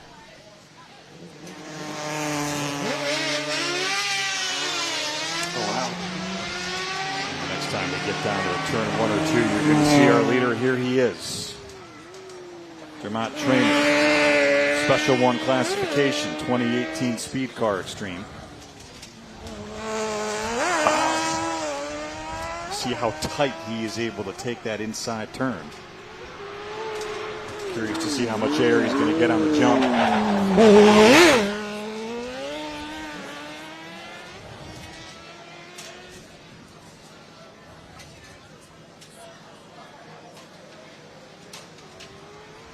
Camera work is just unbelievable. It sure is. Ooh. He held that down pretty well. Right to the white line again. He's moving. Wow. I can't wait to see what that time is. We'll certainly get that time to you. 51.283. Yep, there it is, 51.283. Yep. Wow. He is still in the lead. John Post behind him. Did he beat it last time, his first time? It was, he did. He beat. This is you just saw the fastest run on the course today. Run. Oh, dear. Oh. Now we talked about there being the potential for wildlife. There was a deer. Did he hit it? No. I don't think so. No. Did have to avoid it. That was a little piece of driving there, too.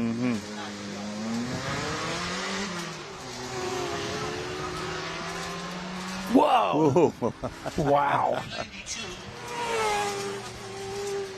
Now, Tom, in some ways, do you, if you're trying to set a record, go fast, you don't necessarily want to get too high in the air, right? No. You're going for low and fast, right? Right. Yeah. Like I said, cool. a friend of mine who used to announce, who passed away, unfortunately, he told me you have to tap the brakes just before you get there.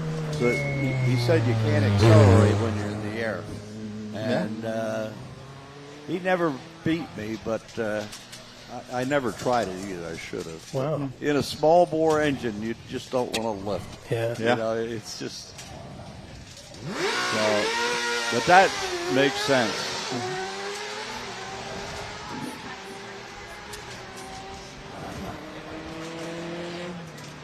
Eddie Freeze just took off, 2024 Speed Car Wonder out of Mahopec, New York.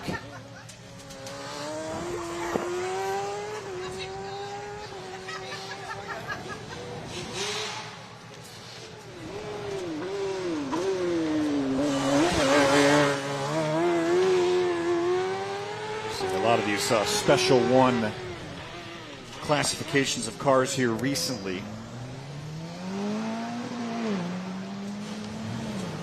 Now we're going to hop into super modified. Augustine Morales, a 2019 Mazda Miata Club out of Brantford, Connecticut. That was a great run. Curious to see where that time comes in. So again, recognizing our sponsors, 26 Weatherly Hillclimb broadcast is brought to you by One Day Bath. Make your bathroom safer and more modern with One Day Bath. Done in as little as 1 day. Call now for your free consultation. That is One Day Bath.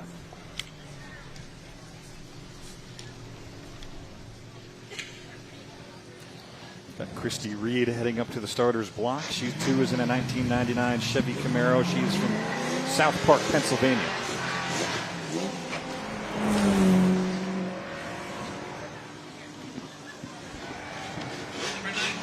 Yeah, the other thing that's unique here is we have people from all walks of life. You know, they're doctors, they're teachers, they're mechanics, you name it, machinists. And so that adds to the flavor of the whole thing and the diversity. And I think the more diverse everything is, the better, especially when it comes to problem solving. No, it's a good point. Yeah. But I think now we have another wonderful report coming from Tom and Deanna. How about it, guys? So we're back with our friend Al. So Al, we talked to you a little bit about the racing earlier. Talk to us about the Subaru sponsorship. Well, Fairway Subaru's been the main sponsor of this for over 22 years, so it's important as it's in our community. It's a great racing event, but it also helps out all the civic organizations in Weatherly, like the Little Leagues make all their money selling food, the Boy Scouts, the Girl Scouts, the high school makes a lot of money based on the food sales here. So it's good to give back to the community, support this great event, and the Weatherly Hillclimb Association has done a great job of building this event up to what it is today. And they had their work cut out for them, right? You were talking about the dealership, and of course what happened last year with the wreck. Unfortunately, you were okay afterwards, but the work they did and getting this new car set up for you, what was that like? Yeah, the guys at Fairway Subaru, especially Kevin, one of our technicians there, really helped getting this car together to get racing here today. And one of the guys, he doesn't work for Fairway, but Dan Lipperini got me in this winter to get a cage in. He welds the cages and stuff like that. So yeah, it was a project getting this car all together to get ready for this hill climb. Now, we were talking a little bit because it's a newer car for you since last year's, taking a break for a minute. Yeah. What is it like kind of getting used to it? I know you said you took this last run a little slower than you wanted to. You're kind of getting your feel around the turns. So what's your game plan for the next run? Well, just, learn the car a little bit more, work on the launch a little bit, because we're just like, we used to be launch control on the old car, but now I'm just like feeling the clutch out to get it to grip up and get going. But I mean, it's a dead stock car. It's something you would just buy out of the showroom, except for the safety equipment. So a little bit less power than my other car, but it has all-wheel drive and it's quick enough. It's just it has the stock tires on it, so the tires are a little bit they're grippy. They're grippier than I thought they would be. but they're not giving you a lot of feedback. You know, they're not. They don't have that feeling you get when you turn the wheel. You can feel feedback. You know, the tires biting and stuff like that. They're built more. The tires are more for comfort. So that doesn't translate well when you're trying to push them right to the limit. So that's the thing that's a little funny to try to figure out. With saying the car is different, would you say something that you can do can change it from your other car? Because I know you were already used to that one. You were kind of like one with the car. So now that you're getting to learn this one, would you say that it's something that you can change, or is it something that you would have to change within the car? No, there's stuff I could change with the car going forward. Like probably for fall, we'll do some stickier tires that are meant for this. That would be a big upgrade for it. The suspension, surprisingly, is very good for this. I thought that would be a shortcoming of the car being stock, but the suspension's actually pretty good. And then we could do power upgrades and stuff like that to it to get it to go faster, which, you know, would void your warranty if it was a regular car, but we don't have a warranty on this anymore. So we know what to do at the shop to try to get, you know, different things with exhaust, intakes, things like that, turning up the turbo boost. You know, we can do things like that to get more power to the car eventually. What's the conversation like with those Subaru trained technicians? And Tom, I imagine some of them have to be knowledgeable about race cars, particularly on what you're looking for. How does that work, the back and forth? Well, I kind of like do some research on some of the upgrades that we would do to it, and then sometimes the technicians are like, "You want to do what?" You know, so you kind of figure it out because it's easy to make power. It's harder to make power with reliability because you could do things to your car and bolt on a bunch of stuff and blow your engine up the first run. So you really got to know what you're doing, and there's a certain point then where you have to tune it, and that would take you out of, you know, emissions compliance and things like that. Then it strictly becomes a race car. You can't street anymore. So there's different things that you could cross the line where you could not make it street legal anymore too. Yeah, I mean, in terms of what is it about Subaru specifically when you're out there and you see other cars? What is it about the Subaru brand that you're most happy with? Well, the biggest thing, and especially one of the things that make it so good here at Weatherly, because it's such a tight, winding course, is the all-wheel drive system that Subaru has. It's powering all four wheels. It switches the power, gives it to the axle that has grip. And in the Subaru boxer engine, the pistons run like this. You know, it's a flat engine, so it gives you a low center of gravity, so it handles really well. And you get turbocharge, a smaller engine like that, 2.4 liter. That makes 270 horsepower right out of the box. It's quick enough. It's lower weight. It's not a heavy engine. So really, you got the power and you got the grip of all-wheel drive to go through those tight corners, and that's what really makes the Subaru great for this hill. Yeah, and you know, we hear so much in sports, not just in racing, but about sponsorship. Of course, now it's really big in college football with the NIL, and it's really a point of pride for an athlete to get sponsorship. What was it like for you as a driver when you first got it, and just that support you had? Did you feel like you were at the next level? Well, not really.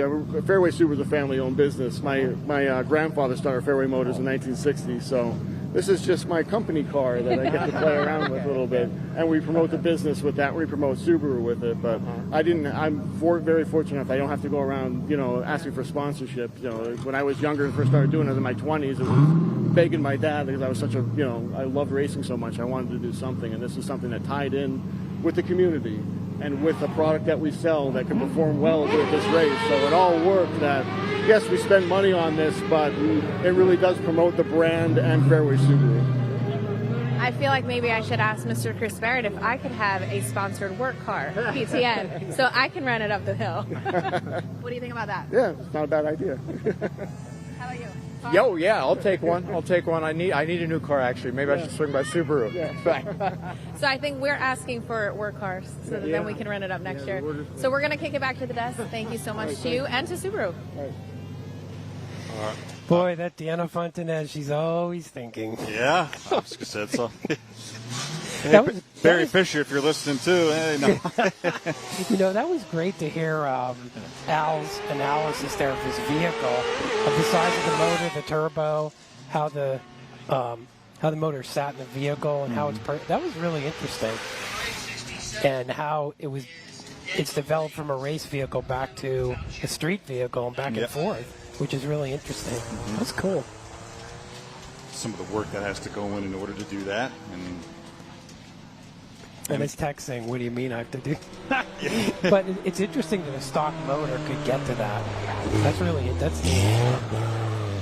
and again, another illustration of how diverse all the different types of models and styles and cars there are on hand here today. You have specifically designed race cars to everyday street legal cars to everything in between in this particular case. Well, it's interesting because, and I think Tom and we were talking about this last year, engines are getting so much smaller.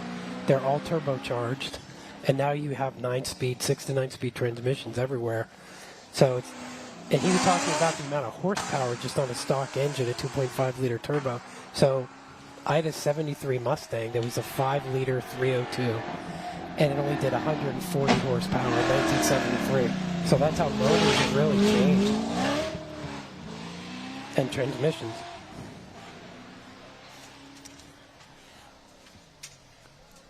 Yeah, my wife just bought a new car. My goodness. Just have an updated time here. All Raymond the stuff they have. Oh, yeah, the electronics are amazing.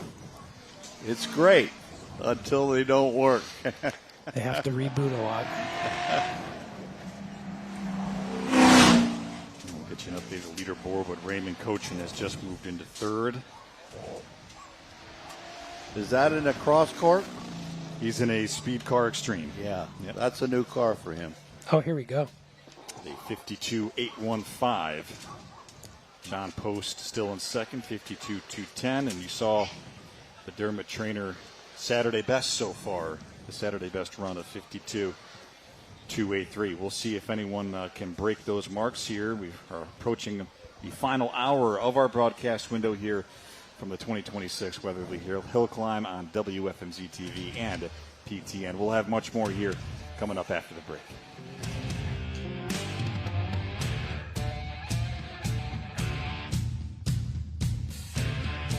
Gear up for savings at Harry's You Pull It. Shift into high gear with our huge selection of quality cars and top-notch parts that won't break the bank. The area's most responsible auto recycler, helping you stay green while saving some green. Plus, we pay top dollar for your old clunker, so you can turn that rust bucket into a gold mine. Cruise over to WeGotUsed.com and park your worries. Harry's You Pull It, where you ought to know we got you covered. Is getting in and out of the bathtub becoming a safety concern? Are you thinking it's time for a safer shower? Then it's time to convert your tub into a walk-in shower with the Tub Cut. Don't spend thousands of dollars for a bathroom renovation. It can take weeks and weeks. Call the Tub Cut for a walk-in shower that's safe, affordable, and looks great all in one day. That's right. No demo, no mess. All in one day. Visit tubcut.com or call us at 610-609-2901. It's the Pocono Mountains. We're in the fun business. With our fabulous water park resorts, when things are heating up, we're cooling you down. Our cutting-edge attractions are just so much fun, both indoors and out. You decide. Then completely unwind from that fun-packed day. 3 great water parks, all in one awesome place. The Pocono Mountains. It's in Pennsylvania, the great American getaway. 69 News anchor Osio Cordova. As a journalist, I enjoy sharing stories people may not be aware of, stories that mean something to them. Over my many years here at 69 News, I've helped people tell stories I hope make a difference in our community. And I'm grateful to be recognized for the work we do by people who stop me on the street or at a community event and say, I watch you every morning. The people you know, the news you trust. 69 News, weekdays at noon.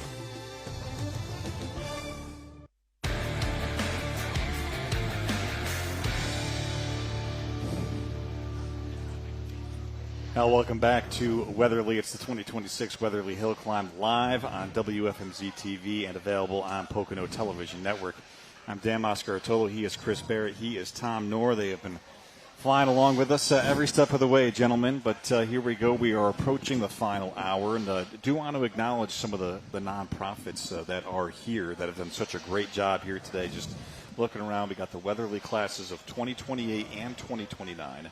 The Weatherly Area Museum, Scout Troop 25, and the Methodist Church as well that is here. And we just want to, again, reiterate and remind everyone that if you are coming down, it's free entry, free parking. But, hey, if you do want to come over and grab something to drink or something to eat, you're benefiting any one of these organizations. Right, major fundraiser for these organizations for the year. So that goes directly to good work within the community. So we do have one more day tomorrow for racing, which is great. But then also stop by, see some of these folks, pick something up. The food is amazing. You won't be disappointed. It's great food made by great people in this area, and it helps great causes. So that's awesome. And Tom, so far today, again, some pretty good racing, some pretty good times there, 51-52. Yep. And the times are close, too. That makes it much more interesting, not just for the driver, but for the spectators. Yeah. So we'll see if these drivers make any kind of quick adjustments here as we approach the final hour and perhaps the final grouping of the afternoon here at the Weatherly Hillclimb. We're going to step aside one more time here. We will be right back as we get set to start a new group. Transform your bath into a walk-in shower with TubCut. I couldn't take a bath or a shower or anything unless somebody was there. TubCut installs in one day, is 100% reversible, and has a lifetime factory warranty. I had shopped around because money is an issue, and I found that the TubCut was the most affordable choice. Call the number on your screen today and get safe, affordable, easy access to your shower. It's the greatest relief in the world being able to feel safe in the bathroom again. Gear up for savings at Harry's U Pull It. Shift into high gear with our huge selection of quality cars and top-notch parts that won't break the bank. The area's most responsible auto recycler, helping you stay green while saving some green. Plus, we pay top dollar for your old clunker, so you can turn that rust bucket into a gold mine. Cruise over to WeGotUsed.com and park your worries. Harry's U Pull It, where you ought to know we got you covered.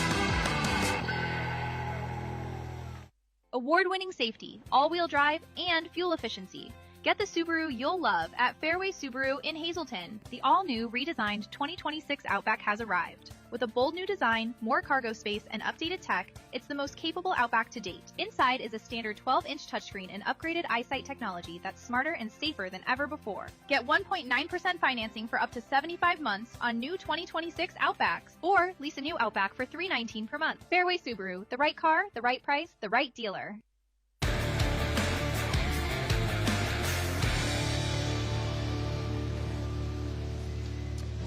It is the Weatherly Hill Climb. We've seen all kinds of fantastic cars out there on the hill today as we approach our final hour of live coverage on WFMZ and Pocono Television Network. We have a grouping change, so the most recent group that went up is coming back down. And then the new group is lining up ready to get us going here as we approach the 4 o'clock hour. Getting ready to bring you all on home. And thank you so much for joining us here all evening. Still another hour of racing to go. You got a full day of action here coming up tomorrow. I'm Dan. He is Chris. He is Tom. We're breaking down everything for you today. And then Tom Rader and Deanna Fontanez have been out in the field as well, giving us some great interviews and perspectives from the pit. The 2026 Weatherly Hillclimb broadcast is brought to you by Harry's U Pull It. Something big is about to happen this summer. Harry's U Pull Auto Parts is about to celebrate 35 years of helping you keep your car on the road.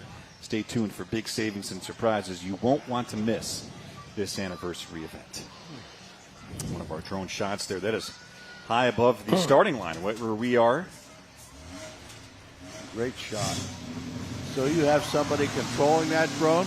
Yes. Yep. Someone is controlling that drone for us. Israel Alejandro, I know, was one of them. A very talented drone operator. Yeah, it's amazing the shots you can get with drones now. Mm-hmm. You have to be, I think, sometimes somewhat careful on where they are allowed and for how long. But I won't really get into that discussion very much. Let's take a look at Adam Weaver going up the hill. He is the first car out of here in the new group. Adam Weaver in an 87 Porsche 944. He's out of East Earl, Pennsylvania. And the time to beat or match is the 51:23.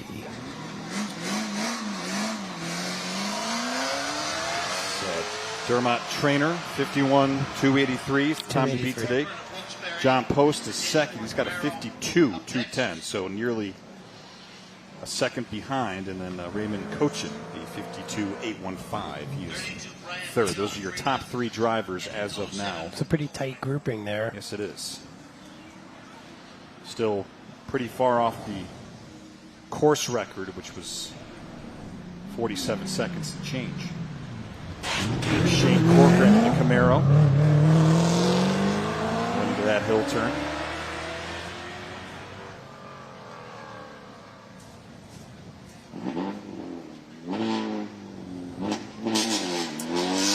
Brian Dion out of the starting block. He's in an 07 Volkswagen GTI. Pretty good air there coming out of the jump.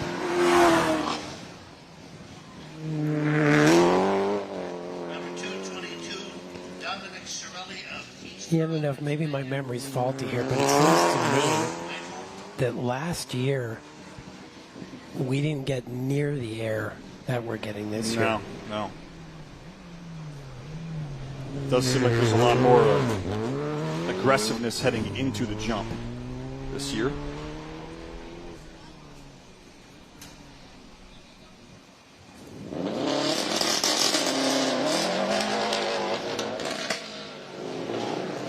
Dominic Sorelli out of Harding, PA, just shot out of the gate. And again, more air there in that turn 5.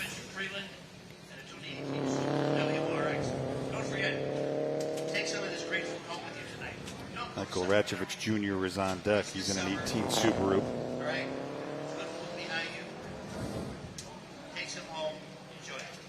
Feel like we have had pretty consistent conditions all day. Maybe a couple of gusts of wind every now and then, but other than that, it has pretty much been sunny. A few spots of overcast, but Tom, how did you always like racing when it was hot, or maybe it was a little chilly? Oh, definitely cold. Okay. However, once you get going, you don't notice any of that. Right. So it's just when you're sitting and you have nothing else to think about, that's when you start feeling hot. But, in road racing, it's the same thing. Cold-wise, too, because my car did not have a windshield, so the air is, rushing right against. Wow. Yeah. But, the adrenaline's flowing, and that, I guess, helps keep you warm. Mm-hmm. And in the heat, don't some of the suits now have a kind of ways to get water? Yep. Some of them are really sophisticated. They actually have tubes running through the system, and it goes to a cold box that has ice in it. And some even, I think, use dry ice, which is even more effective. Interesting. Yeah, one of the guys that used to race hill climbs, I don't know if he's still around or not, but he invented that. He came up with the whole concept that, of course, the pros definitely use. Wow. So sitting in a race car for hours, it'd be very difficult. Mm-hmm. Yeah, because you have to think in some of those NASCARs, there's not much of a firewall there. No. At all. And the engine's right there, and you're in it 2 hours, 3 hours. Oh. I once ran a 2-hour enduro. And we got a red flag on the play. And the floor was so hot, I had a burn on my right foot. Oh, wow. And it took forever for that to heal. Wow. We will let you know what the red flag notice is for here as soon as we get more information or we are able to see it on the track. Action has been halted until we figure out what the delay is. Tom mentioned the volunteers and the folks who are out there on the track who have been out there all day in case of times like these, that they've got to step right out there and put a stop to the action. That's a long day. Wonder if it's something mechanical, maybe.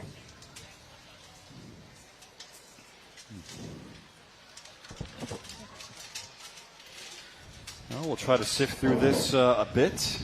And we'll step aside here and have some more information for you on the other side.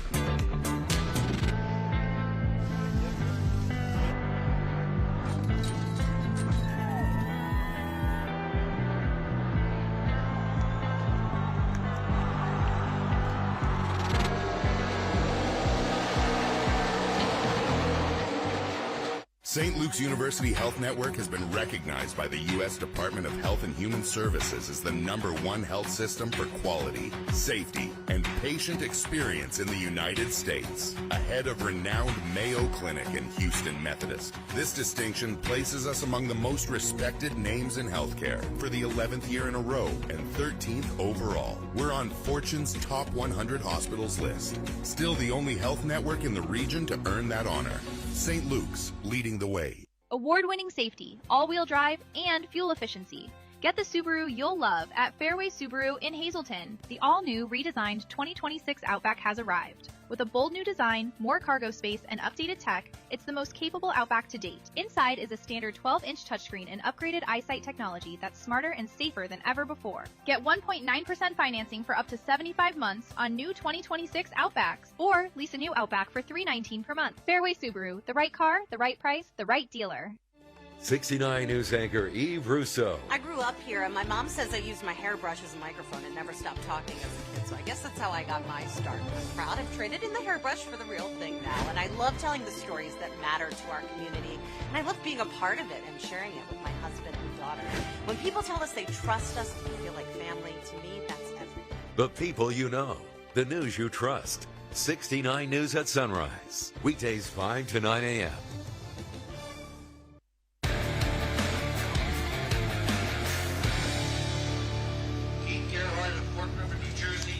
It is the Weatherly Hillclimb live on WFMZ TV and Pocono Television Network. Happy to be back here with you live. I'm Dan, joined by Chris Barrett and Tom Knorr, and we had a little bit of a break in the action there. Matt Williams in the 2001 BMW M3 has just come back down the hill.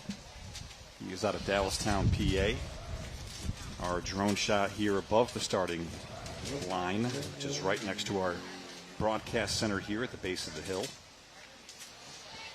A little bit of a delay here, and continue to get it sorted out. The last final groupings getting set to compete here this afternoon. We've seen some pretty good times, but Chris and Tom, overall, a pretty good turnout here so far today on day one of the race. Yeah, good number of cars. That's what we always want to see. It helps fund the event and pay the insurance. I mentioned SCCA before, the Sparks Car Club of America. They are the ones who provide us with the insurance. And without that, you couldn't. I think they have a total of like $10 million in liability insurance. Wow. So, and I would imagine that's even higher now. So, yeah, great event. It's, one of the best days I've seen in a while. With weather and few incidents. That's always great. Perfect weather indeed as action resumes here in our final hour of coverage from the Weatherly Hillclimb. A quick recap, too, of your leaders for today.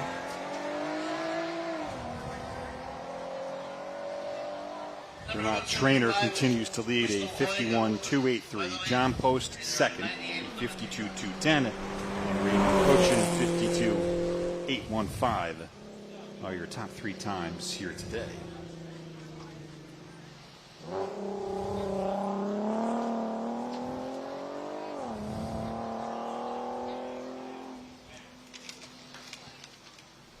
The 2026 Weatherly Hillclimb broadcast is brought to you by St. Luke's University Health Network. From routine to complex care, St. Luke's Carbon Campus treats and keeps patients close to home. For a full list of local doctors and offices, visit sluhn.org. Yeah, later on tonight they're going to have a band here on this stage. So. Very cool. Really? Okay. Oh, good. Tim Giordaliso of East Hampton, New There is Crystal Haig, 1998 Plymouth Neon. She is one of the hometown racers in this. And Brianna Strunk did a great feature on her and her husband earlier in this show. You can find that on PTN. On the PTN app. Please download that. PoconoTelevision.com. And you can see this race right now, too, outside of just Pocono Television Network. There are other avenues to get it, correct? Right, because we're on Roku, Apple TV, Amazon Fire, on a number of different cable systems. Actually, I think we're available just in cable systems and over the air in 4 different states. I think it's 35 million homes, something like that. And then we don't even know. I think we do with Roku and Amazon Fire and Apple. So.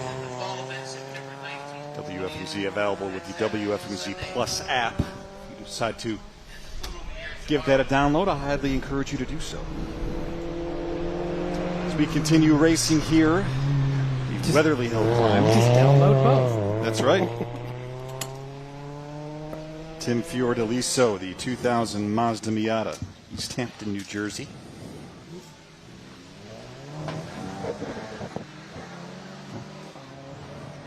So as we check out Tim here finishing up his run, let's send it to the other 2 members of our broadcast team today. We've got Tom Rader and Deanna Fontanez standing by. Dan, it's beverage time out here along the track. We're here with Michelle and Kristen from Weatherly High School. They're doing some fundraising today. We've been talking all day about how big these fundraising opportunities are out here at the Weatherly Hillclimb. Tell us about what you're fundraising for and all the things you do to help the school. So we're with the class of 2029, and every year the classes have to fundraise so that we can raise money for prom for the 11th grade year, and then the senior class trip. And then we do like senior sunrise and some an overnight party at the end of the year. So we have to raise all that money for it. Getting some big numbers already, right? Yes, yeah. Our class has done phenomenal in the past year. Just with selling boba, our class has raised almost $10,000. And this year we introduced a new flavor, a new drink. The dirty sodas. Yeah, you know, Deanna and I are up on all the new trends, the hip stuff, whatever's going on TikTok. So we got some boba here, and we have a dirty soda. Deanna, looking forward to that, yeah? Well, it's delicious. I already had a sip. So if someone doesn't know what a dirty soda is, tell us what it is. So the dirty soda is essentially just, this one is Dr. Pepper, cream, vanilla, lime, and coconut flavoring. And they've kind of expanded. We have 2 other flavors. We have creamsicle dirty soda, which is orange crush, and vanilla cream. And then we have cotton candy, which is Sprite and blue raspberry and cotton candy cold foam. And you said a lot of these festivals too, right? So just keeping up with those trends, you know, the way tastes are changing, especially with young people. They want to try new things. How important that's been and how lucrative it's been for the fundraising. Yes, definitely. Yeah, they're always trying to come up with new flavorings, new combinations, and yeah, they love it. What are some of your favorites, favorite flavors? What are some of the most popular out here at the Weatherly Hillclimb? For those, you'll be here tomorrow as well. Yeah. So anybody that's watching at home that wants to come out and try some boba and some dirty sodas. So I think with the boba, the blue raspberry lemonade with the blueberry boba is like the definitely top seller. I like the orange cream dirty soda. That's my favorite. And Dirty Dr. Pepper is definitely the favorite. That's where dirty sodas originated. But the Orange Crush is pretty good, too. This is definitely hitting the spot. Did you ever think that when you guys started this with the fundraising that it would blow up the way that it has, or did you just kind of try it out to kind of see what happened and then look where you are? Yeah, no, we started with a festival last year here in Weatherly, the Weatherly Festival. We're like, hey, let's try the boba. Let's see how it does. And it took off. We were super busy. And then this year we introduced the dirty sodas. We did that a couple weeks ago, and our class sold so many. So, yeah, very popular. And anywhere else that you'll be at after the Weatherly Hillclimb if people want to come out and support Weatherly High School? So our next event is the Weatherly Festival. It is the end of August. I think it's the second to the last weekend. It's a Friday night and a Saturday down at Urena Park. Fantastic. There you have it, folks. Again, more racing tomorrow. Come for the racing, stay for the boba and the dirty sodas. Cheers. We'll send it back to you at the desk. All right, Tom and Deanna, great stuff. Making us thirsty up here. They're having too much fun down there. Yes, I don't they know are. about that. Have they done anything with food yet? They've done drinks now? That's probably coming, I'm sure. Probably coming last, yeah. Great stuff. Tom and Deanna, enjoy that as the Weatherly Hill climb continues. Still a good amount of cars here lined up behind us and what will be the final groupings of the day.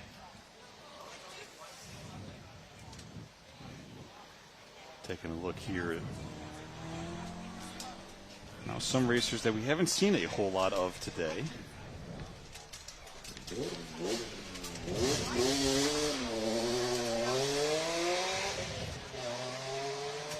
Well, if they got the fastest time in their class, like you said before. Yeah. That's Aiden Fetterman. He's in a 2008 Volkswagen Rabbit. We just saw him. This is Matt Williams, 2001 BMW M3. He was the one who was about midway through his run. Then they had to delay about 15 minutes ago, had to come back down. So good to see him back out there and getting after it. Attacks that wall turn, in and out. Good job. Matt is from Dallastown, Pennsylvania.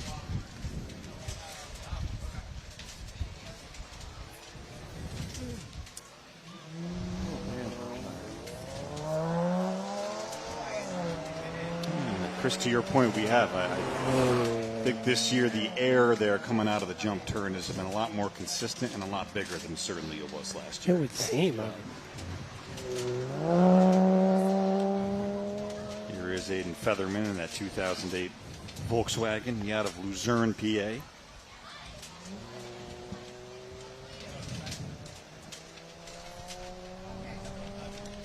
And we will give you the updated times here as we near the end of the window. Albert Carraz is coming up next in his 2024 Subaru. There's some new updates.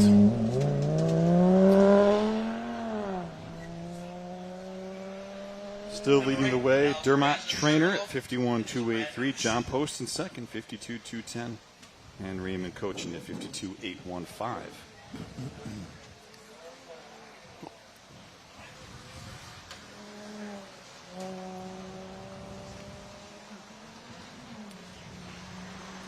So this last group, or at least one of the last group, settling in well. We'll continue to monitor their progress and show you all of that action here. We will take this moment to step aside. We'll have much more from the Weatherly Hillclimb when we come back. Gear up for savings at Harry's U-Pull-It. Shift into high gear with our huge selection of quality cars and top-notch parts that won't break the bank. The area's most responsible auto recycler, helping you stay green while saving some green. Plus, we pay top dollar for your old clunker, so you can turn that rust bucket into a gold mine. Cruise over to WeGotUsed.com and park your worries. Harry's U-Pull-It, where you ought to know we got you covered. Is getting in and out of the bathtub becoming a safety concern? Are you thinking it's time for a safer shower? Then it's time to convert your tub into a walk-in shower with the Tub Cut. Don't spend thousands of dollars for a bathroom renovation. It can take weeks and weeks. Call the Tub Cut for a walk-in shower that's safe, affordable, and looks great all in one day. That's right. No demo, no mess. All in one day. Visit tubcut.com. Or call us at 610-609-2901. How would you enjoy your Pocono vacation? Would you rev things up or slow things down? Or maybe just soak it all in. Or enjoy every bite. A Pocono Mountains vacation is your vacation. Whether it's alone time with a loved one or that much needed family time. Just remember, it's your time. Visit PoconoMountains.com. 69 News meteorologist Dan Skelder. I started working as a freelance meteorologist for 69 News, and I'd fill in for a weekend shift here and there, and quickly fell in love with the Lehigh Valley, the people, the area, and most definitely the weather. So when the opportunity came, I was thrilled to accept a full-time position with 69 News and officially make the Valley my permanent home. The people you know, the weather you trust. Weeknights on 69 News.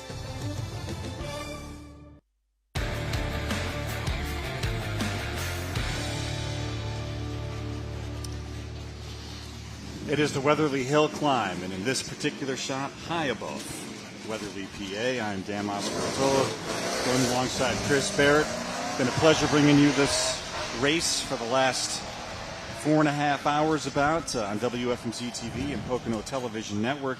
Tom Noor, our race expert too, has been here every step of the way giving us some insight and some unique perspectives here on the cars, the drivers, and the track. It has been a lot of fun here afternoon. We have had absolutely perfect weather. And Chris, just a pleasure doing this with you here for a second straight year. I know. I loved every second of it. And, it can't happen without our sponsors. And we want to highlight one right now. The Weatherly Hillclimb broadcast is brought to you by Fairway Subaru, award-winning safety, all-wheel drive, and fuel efficiency. Get the Subaru you'll love at Fairway Subaru in Hazleton. And it has been really awesome this year, Dan. Very awesome. Last year we did definitely deal with some elements. We had a pretty bad rainstorm that... Not this year. Boy, it was gorgeous. It took away about an hour of action, and we have had no issues this year. It's been a perfect summer day here in Weatherly, PA. As we take a look at Brian Halecki, for my money, one of the better-looking cars out there. Handles that wall turn just fine. I think he got pretty good air the last time, as I remember. And the wall turn is coming right up for anyone who might be joining our broadcast a little late, coming right into this turn. You might see a driver get right into the air, as Brian just did right there. And we'll see what kind of time he winds up with as we take a look at Gibby Batsevich. She's in a 99 Camaro. 6:53. Got Jonas Searfoss out of Easton, PA, who was pulled into the on-deck circle. He's in the 2002 Mazda Miata.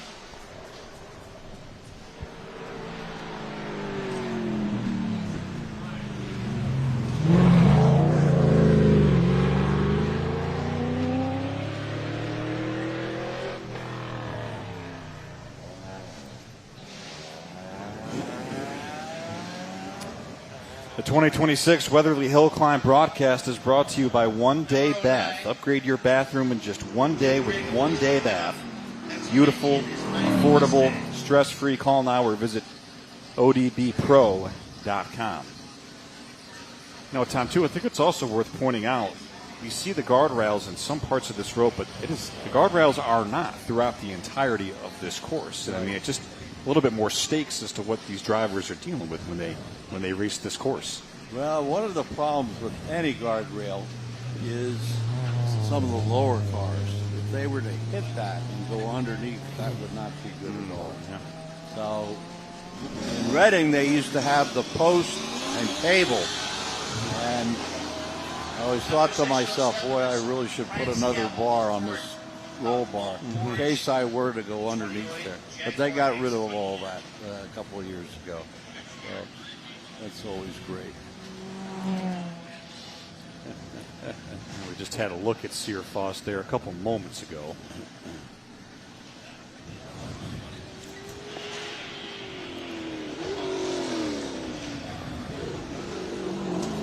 Here's Jeff Craig in a 90 Ford Mustang out of Elizabethtown, Pennsylvania.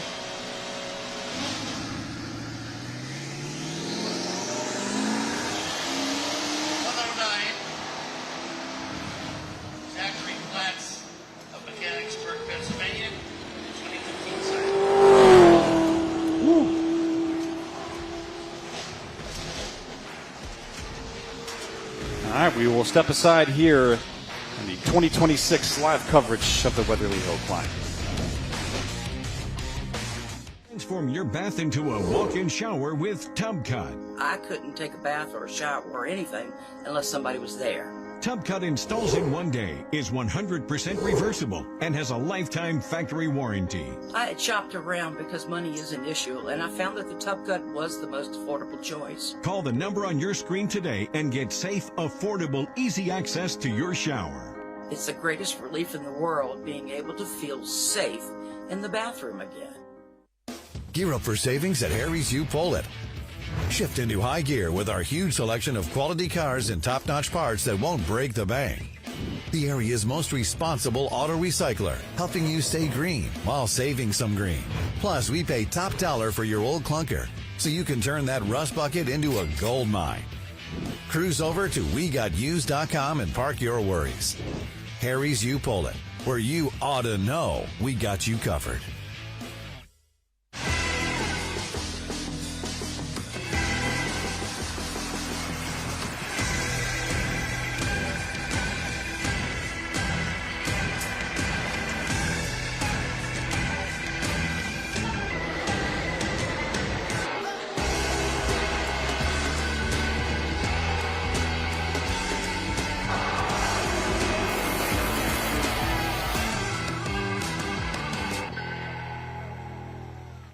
Award-winning safety, all-wheel drive, and fuel efficiency. Get the Subaru you'll love at Fairway Subaru in Hazleton. The all-new, redesigned 2026 Outback has arrived. With a bold new design, more cargo space, and updated tech, it's the most capable Outback to date. Inside is a standard 12-inch touchscreen and upgraded eyesight technology that's smarter and safer than ever before. Get 1.9% financing for up to 75 months on new 2026 Outbacks, or lease a new Outback for $319 per month. Fairway Subaru, the right car, the right price, the right dealer.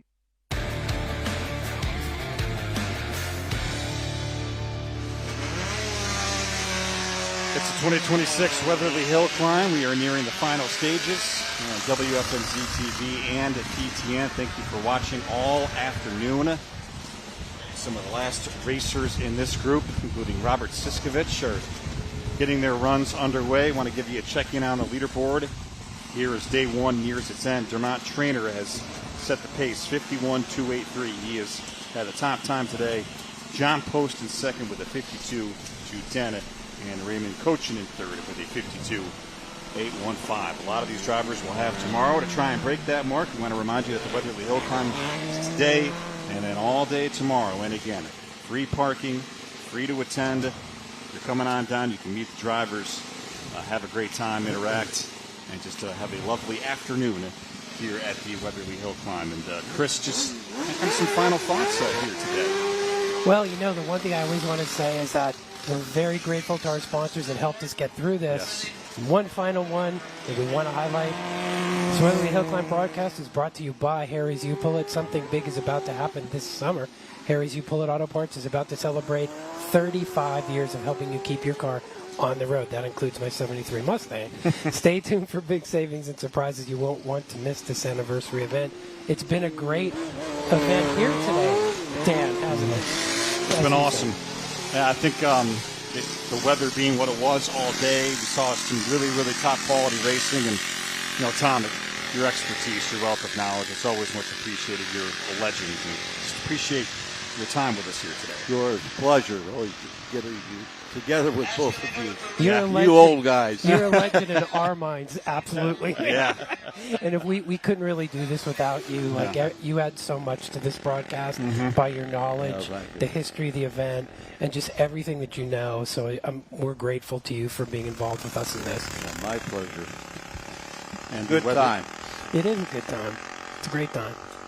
The Weatherly community, we want to thank them for coming out, welcoming us, and putting on such a great show out here today. This has been a blast for a second straight year, and we're going to be back here in the fall, too. I didn't know that. And the fall Weatherly Hillclimb, so we'll certainly be looking forward to that. For Tom Rader and Deanna Fontanez in the field, who delivered some great content for us. They did a great job. All day today. We want to thank them as well. But it was an entire team effort as these final cars take their runs. And I want to reiterate who was at the top here at the end of day one with Dermot Trainer, 51.283, John Post in second, Raymond Cochin, Michael Rajovic Jr., Jack Rowley, Andrew McEachern, Michael Robinson, Eddie Fries, Dave Cutchins, and Ian Brown. Your top 10 leaderboard here after day one at the Weatherly Hillclimb. I want to thank our entire team, our entire production crew that was on hand here today to make all of this magic possible. Just expert stuff, great stuff, and it's only going to get better from here. Placement of the cameras, I mean, you guys were just amazing. Yep. And everyone who's watching at PTN, we hope that you liked it and you enjoyed it, because we're going to be back. For Tom, Chris, I am Dan. Thank you so much for watching with us this afternoon. It's been the 2026 Weatherly Hillclimb. Take care.